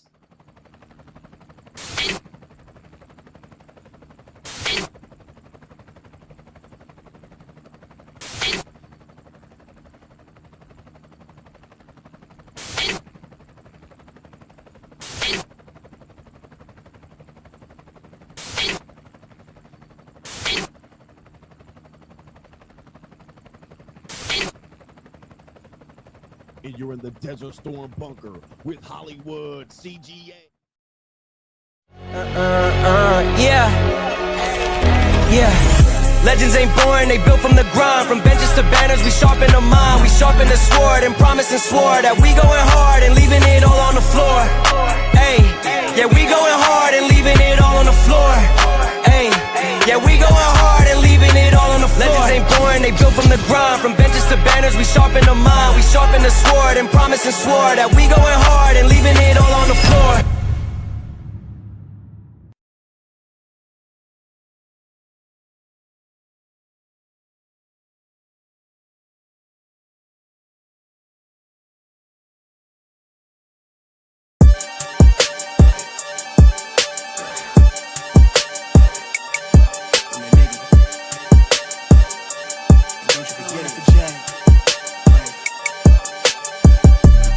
Vibe blowing at the J, got the loud jumping at the bag.